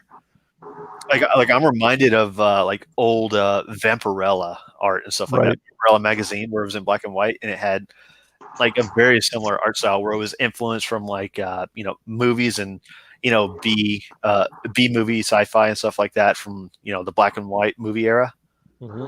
So yeah, I'm really digging this. So that's that right there. That's a web comic. It's a web comic. It's on. Yeah, put the link if you have the link. Throw that in the private chat, and we'll make sure to throw that in the chat. Because that's like one of those things where keep an eye on Tim's Twitter account, because I know he posts that stuff when it's when he puts it up. It's also in the description, so there's a link to my webcomic. No, the Melvin webcomic is going to be very different. It's going to explain the origin. I think kind of wanted to do because going into issue 2 of Melvin, if you're successful on issue 1, you can always add that as an extra on issue 2. You know what I mean? Like put some extra pages in there. Oh yeah, I was gonna do like a whole bunch of the webcomic and take the Melvin webcomic and make it another book as a perk in the next campaign. I don't know if it's gonna show up though. You got like your Webtoons favorite. I don't know if that's unique enough. Hey, are you on Webtoons right now, John? Nova? Yeah. Oh, check out my webcomic. I rarely talk about it, but it's called Pizza and Monsters. Pizza and Monsters? That Webtoon link isn't going to work. Oh, dang nabbit. Okay, hold on. I'm sorry. The sign up page. Throw it in. You guys got a link. Throw it in the private chat. I think you have to sign up for it, don't you? I'm not sure.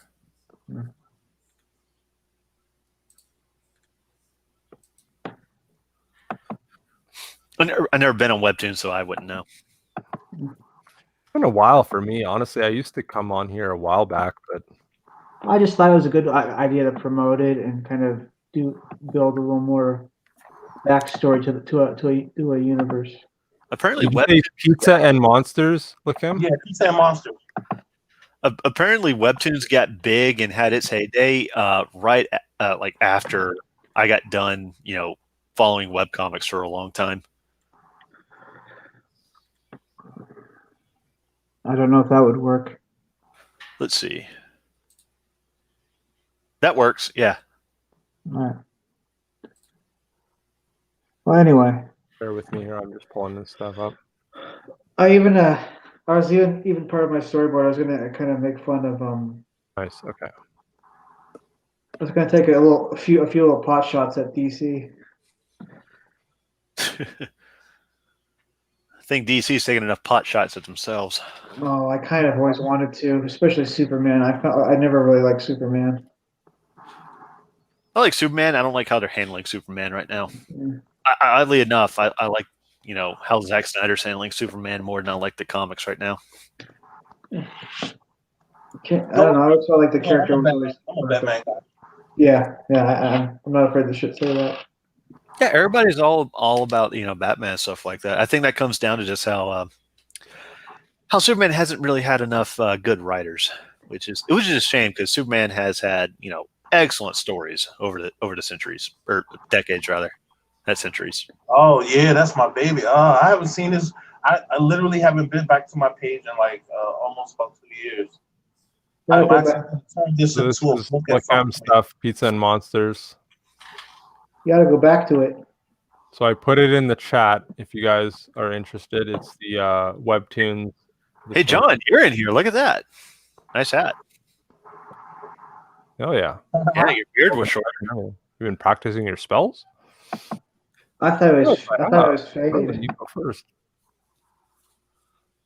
Eventually, I'll turn this into a book, but it'll be about my second or third IP that I release.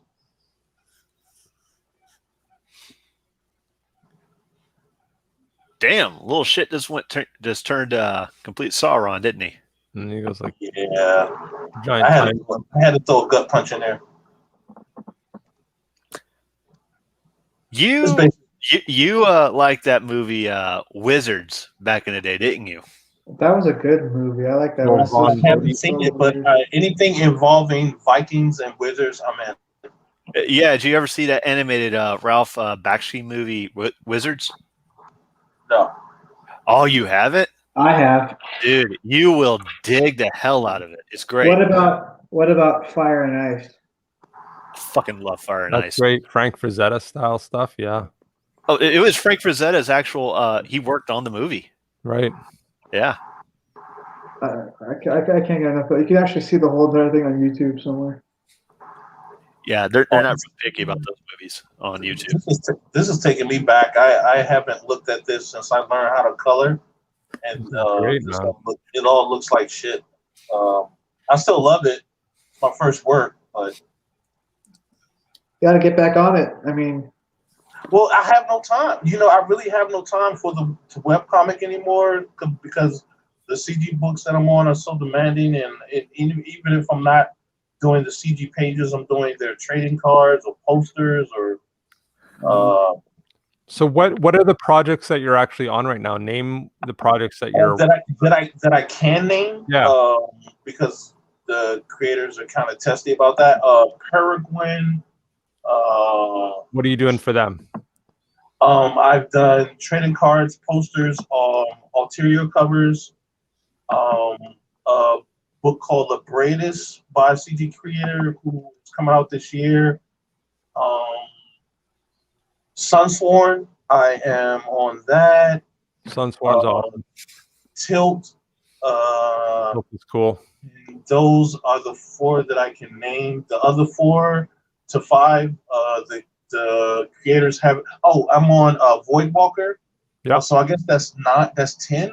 Cool. The other 5, I haven't been announced as the artist, so I usually let the creators announce that, and because they want to keep everything on the wraps. Right. What are you doing for Voidwalker? I love Alterna. I love what they're doing. I did his main character, who is actually his icon, the creator's avatar. Yeah, that's awesome. Okay. Oh, speaking of alternative sites, I meant to bring this up earlier, but you know how Richard, he might have trouble streaming for a while, and so you're thinking about these alternative streaming sites. BitChute, I think, is actually introducing streaming. Wow, I hope so. That would be smart. Yeah, BitChute, from what I'm seeing, is going to be just a bitchin' platform. Agreed. Well, that's what we need. We need more editors, right? Like, what happened to J Money? I don't know. Listen, you still here or what? I think he might be out. Yeah, he does that from time to time, so no biggie.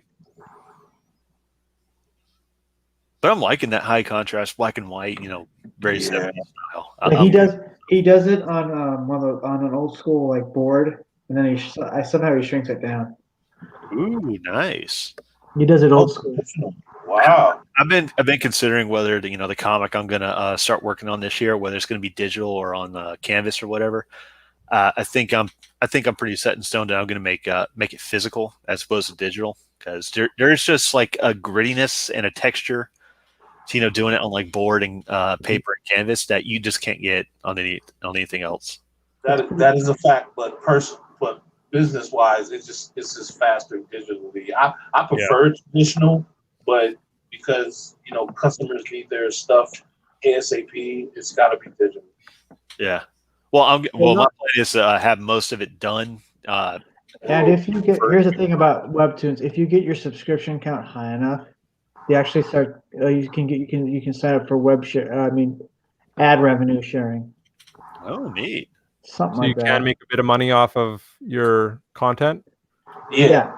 Yeah. I think you have to kind of like a YouTube channel. You have to keep working at it. Right. I actually sent another storyboard to Omar today. Nice. Yeah, and let's talk about issues too, because Jegs had shared this earlier, and Mike and Scoots were on the stream earlier. So if anybody hasn't backed this yet, and actually this is on my... I like that book. That's one of the books I need to back. Who's the author? That was Mike Marshall, who is in here with Mike and Snoots. Yeah, they do it, and I just assist them by just basically getting them interviews and streams and shit, promoting it. I like that book. I like that. Yeah. So I'll pimp this real quick because I got a full bladder, and I gotta call it a night here soon. Yeah, I think we're gonna call it a night soon. I agree. Well, this is Issues Volume 1. Is basically a superhero comic book that's kind of like a satire of like how modern superheroes have been acting. You know, kind of like the new hipster SJW kind of self inserts that you've been seeing in Marvel and DC recently, but also a celebration of the older stuff from like the, Can I see the because I'm a campaign video whore. the campaign video? Yeah. Yeah. Did you share audio? Where's the share audio button? Let's see. Where's the share audio button? I don't know.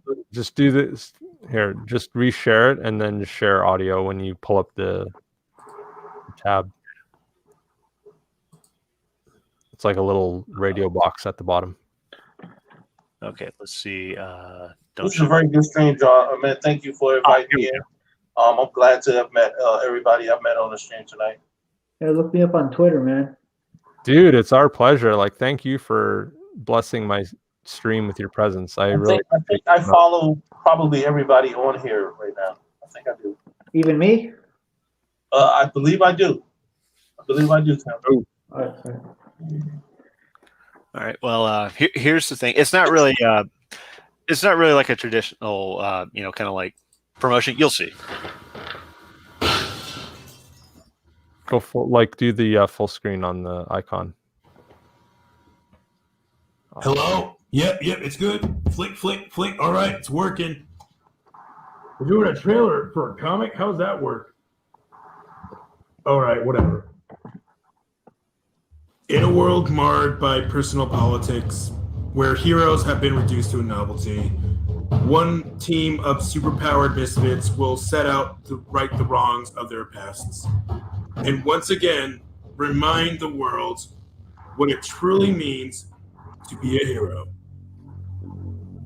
A young special agent assigned to investigate a god searching for the truth of her father's death. The hell's going on here? The most powerful being ever known, hoping to gain the trust of the country he loves, accused of murder, best friends trying to maintain a sense of justice under the eye of an easily manipulated public, Cavalier twins trying to honor the legacy of their fallen parents, ... and a monkey. The hell is this garbage? Issues, Volume 1. Only on Indiegogo. I'm sold. Nailed it. Here's the reason why I'm sold. I love how it is not what you expect. It is what you need. I really like that. Yeah, it's a very tongue-in-cheek kind of book, but also like I guess a good way to say it's kind of like the Adventure Brothers or Metalocalypse. It is a parody and satire, but also a celebration of what they're tackling. But they chose it to be kind of more poking fun, satirizing what heroes have become today, in modern comics, but celebrating what they used to be, and saying like showing like what needs to be brought back and stuff like that. And Mike has this entire thing, thought out like he was fucking Tolkien, writing Middle Earth or something like that. He's gone into depth with it. I sat with him and had him just yap at me for 5 hours longer, and I was just glued to listening to him the entire time because it was just so interesting. He had it so well thought out and so well written, and I can tell you, if it sucked, I'd have fucking told him it sucked. You guys have a product. Yeah. Where your marketing matches the feel and the soul of the book. Mm-hmm. You know what I mean? Because you see some campaigns where the commercial is so high octane, and I think Tim, yours fits this bill also, that they don't match the product, and they sell me on their campaign video, but they don't sell me on the book. Right. If that makes sense. No, totally. Like what you're saying is you can tell it comes from the heart. It like totally comes from their personality and like, you know, it really is it's kind of like what they say with movies when like a director is like an auteur, you know, where they're just like directing a movie from their own perspective.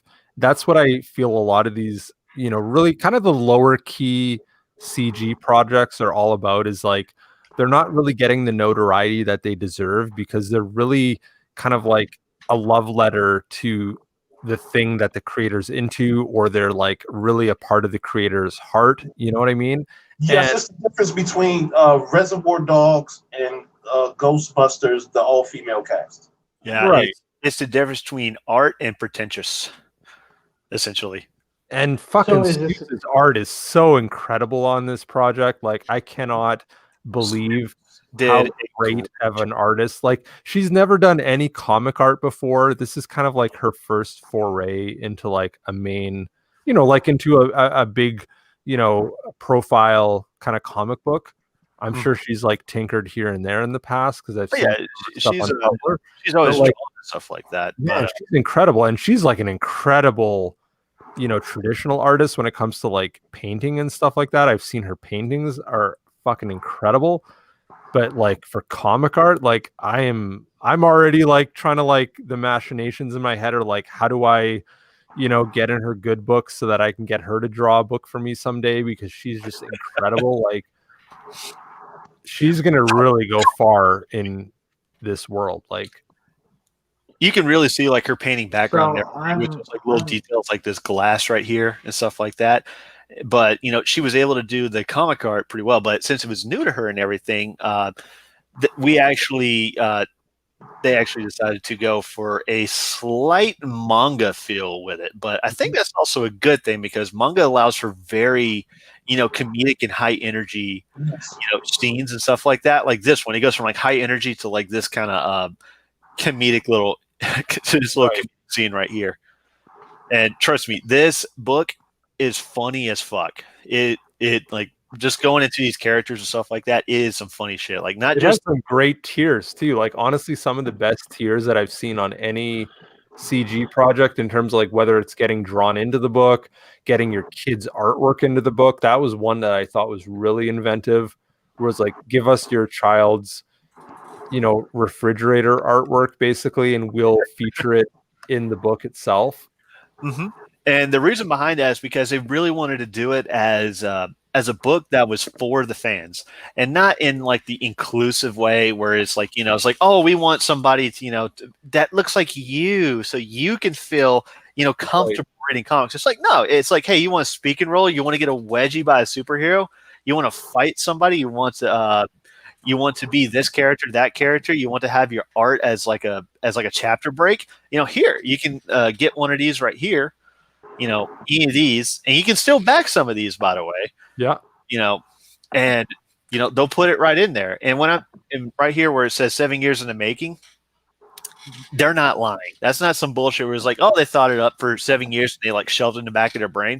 I remember when they were brainstorming this, like back, and here's how old this is, back on Rooster Teeth's social site, back when it was good, because that's where we actually first met.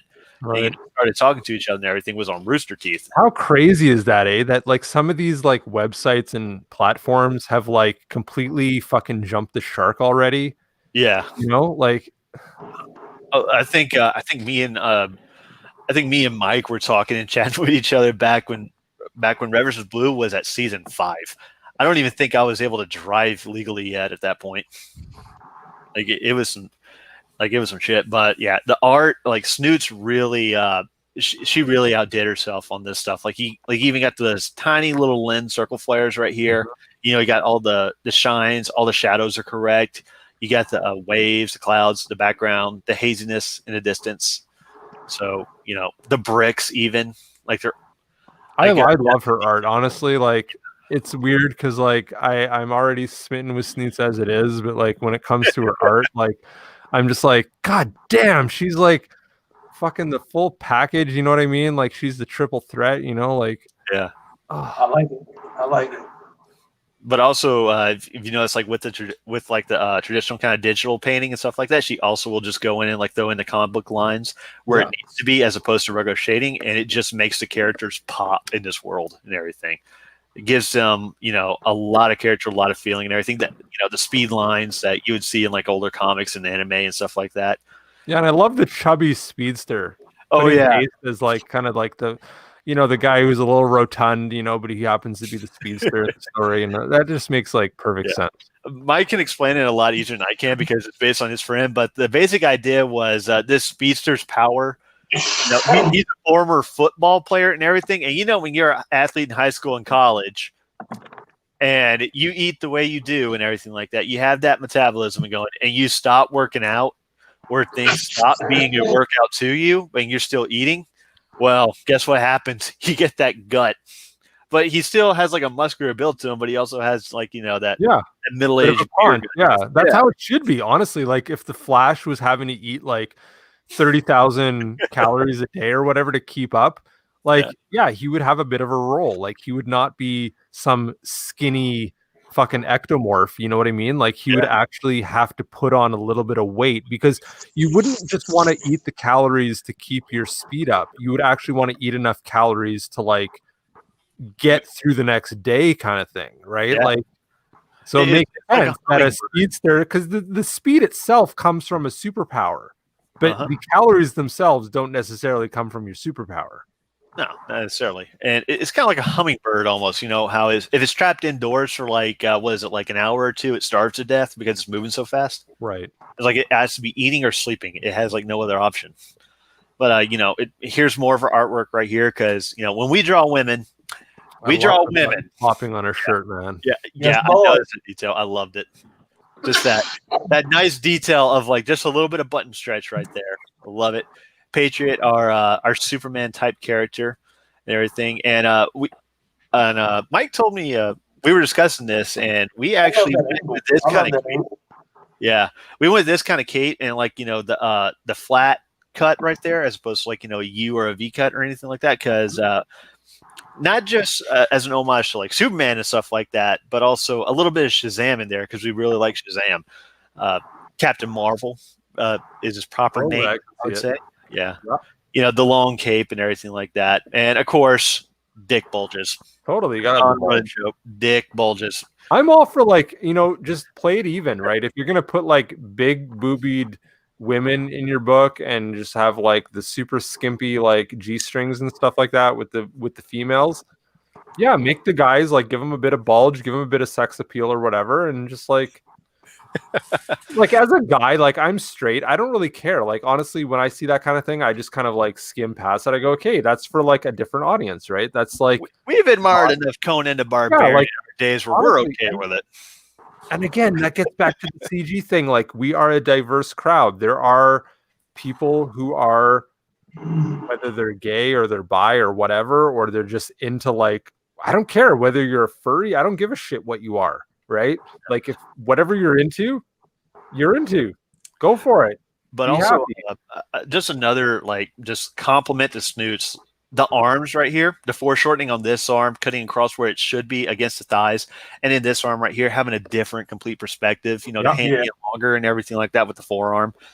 Absolute perfect, fucking art from Snoots. Exactly what we need it to be.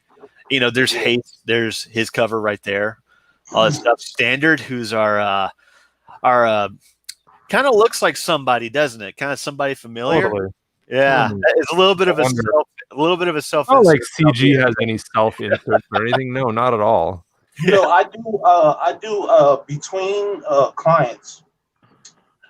If I have time, I announce what CG characters do you want me to draw, and I can't say it's the creator of you guys' Speedster or a fan, but somebody suggested that I draw the guy who is fast with the tummy. The only reason that I didn't is because I ran out of time and I got off the train it's usually, you know, a 20-minute time frame that I have to draw characters.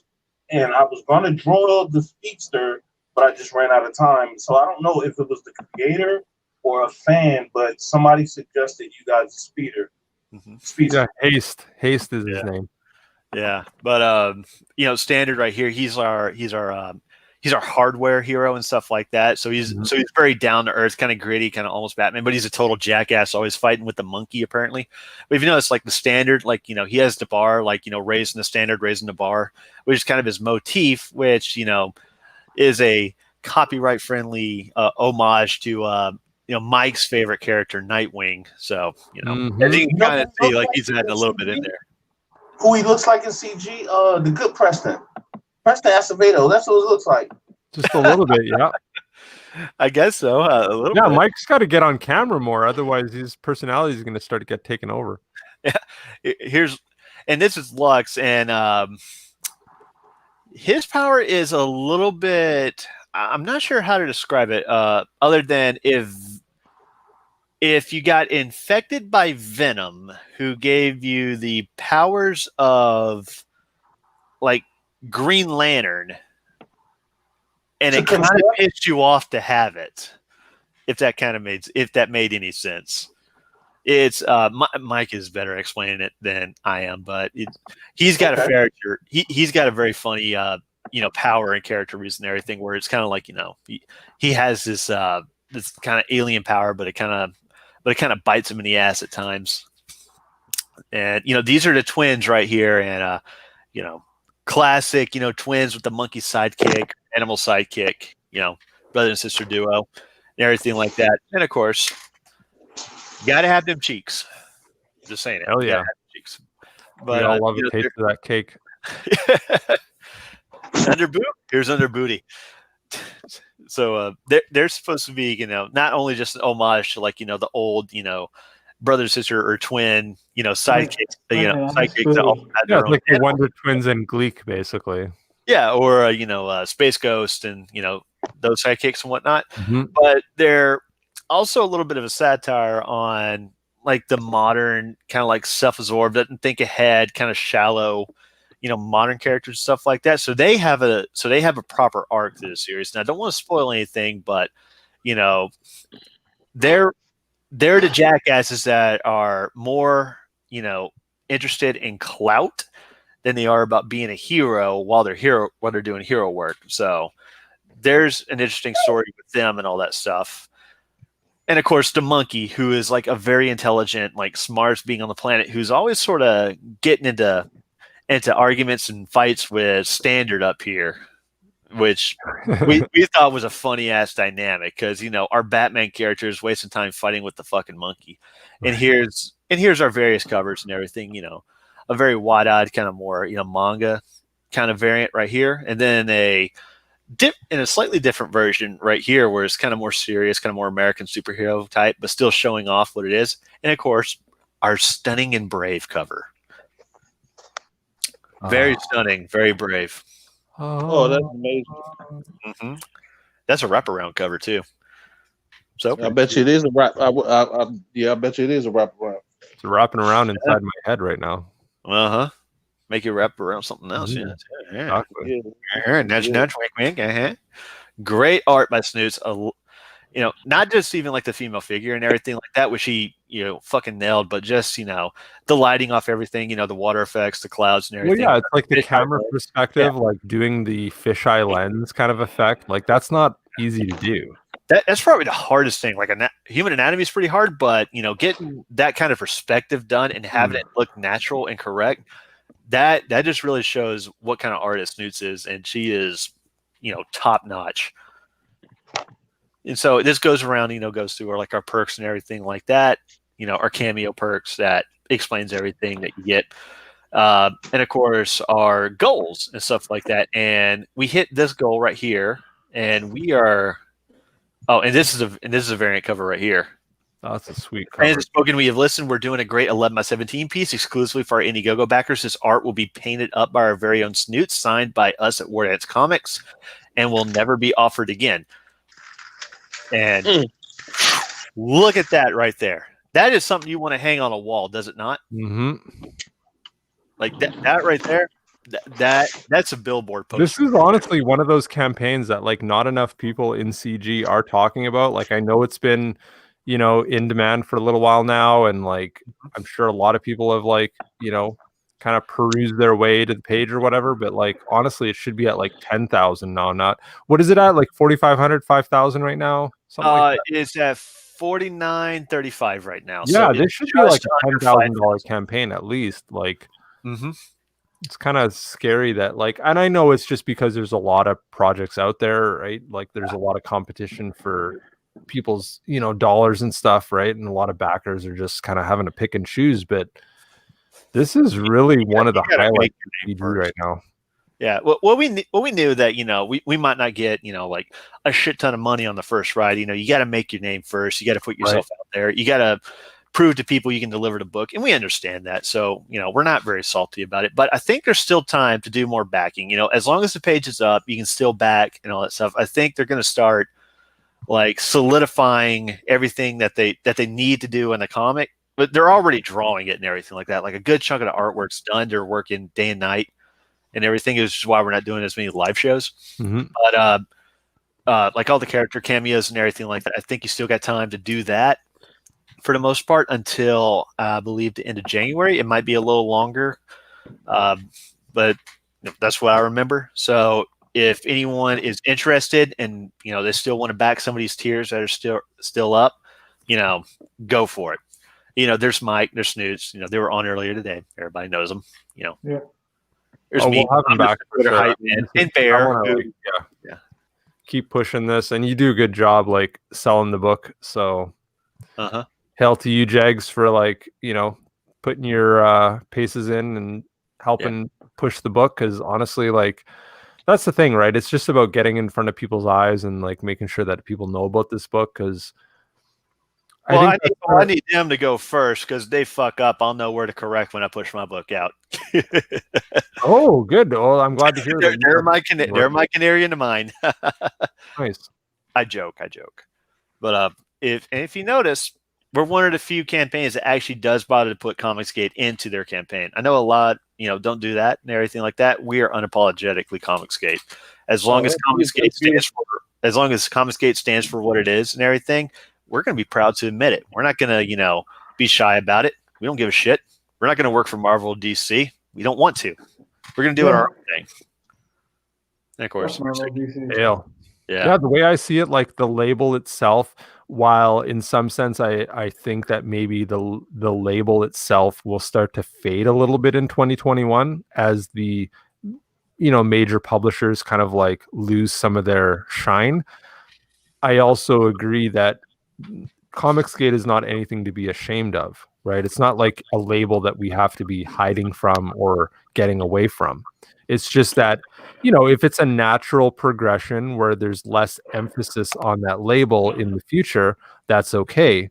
But there's no reason why you should hide from that genre or that label or whatever. Like, I don't even see it really as a label anymore. I just see it as like a genre, right? Yeah, I would say it's more like an idea. It's an idea. It's exactly. It's even a philosophy, right? And even if the name gets tainted, the idea is still there. It'll just go by a different name. So, right. So why apologize for your own beliefs? And if that belief takes the name currently as Comicsgate or whatever like that, go for it. Call a spade a spade. Exactly. Yep.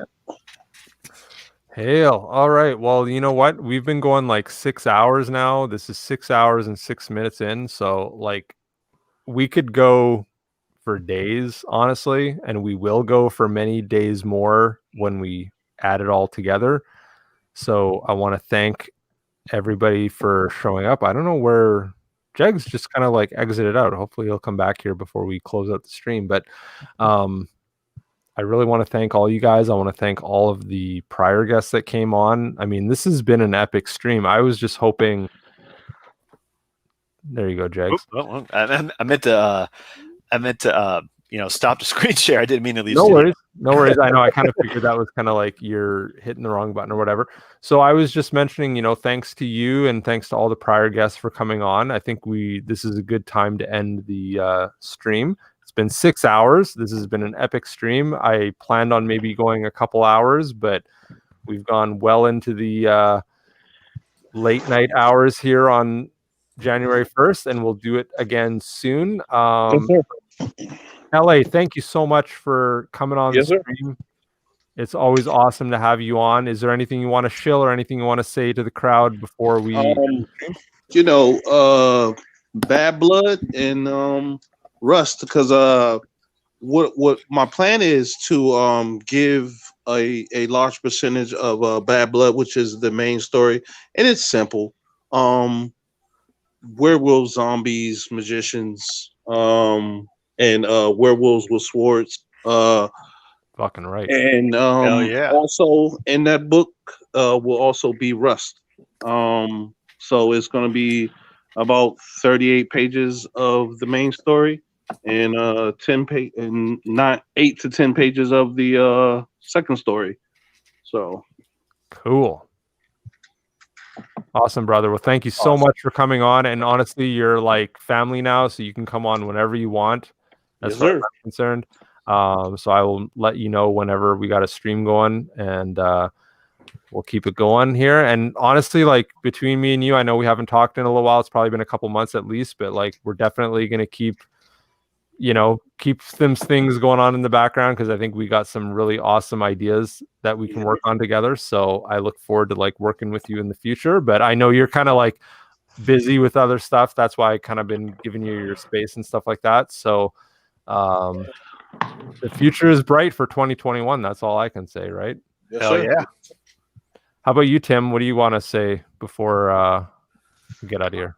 Well, back Melvin on Indiegogo. Hell yeah. All right. And if you find my webcomic, subscribe. Yeah, so the links are in the chat, and I will have the chat replay up. And also for Melvin, the Indiegogo is in the description. So please check it out. And honestly, for the price, that is a great deal. Jegs, I know you just had the last word there with issues. Anything you want to say before we close out?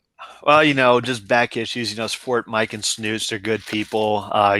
Back all these guys. They're all good people and everything. And it was a pleasure meeting y'all. Some of y'all for the first time, some of y'all speaking for the first time, when we should have, spoken, sooner, like Wise Guy. LA, it was good to meet you, Tim. It was good to meet y'all. Y'all are interesting people. And if you're still awake, J Money, it was good to talk to you. I'm not sure if he's awake or even there. Yeah, we'll pass it on. J Money's a good guy. He's doing his own stream, so we'll make sure to like bring you on his stuff. And it's always a pleasure being on this show. So hell CG and praise the Lord and pass the ammunition. Hell yeah, fucking rights, guys. Honestly, like thank you so much for coming on the stream. We'll end it out here. You guys keep an eye on my channel. Like, subscribe, ring the bell, all that good stuff. I'm only at, I'm going to say like 30 subscribers or something like that for whatever it's worth. But honestly, like I said, my goal is I want to hit 100 subscribers by March. Now, whether that's the beginning of March or end of March, I don't know. But I'm going to give myself 3 months to get 100 subscribers. And then from there, 1,000 subscribers. And then just keep moving on. And 2021, this is a whole new year ahead of us. Let's not worry about what the fuck happened in 2020. That's all behind us now. As of today, that's all over. That's all in the past. All we can look forward to is a bright future. And I, again, want to thank all of you guys for coming on and blessing my channel with your presence. And I really hope to talk to all you guys again very soon. Peace. All right. Peace, guys. Hail Comicsgate. Hail Comicsgate.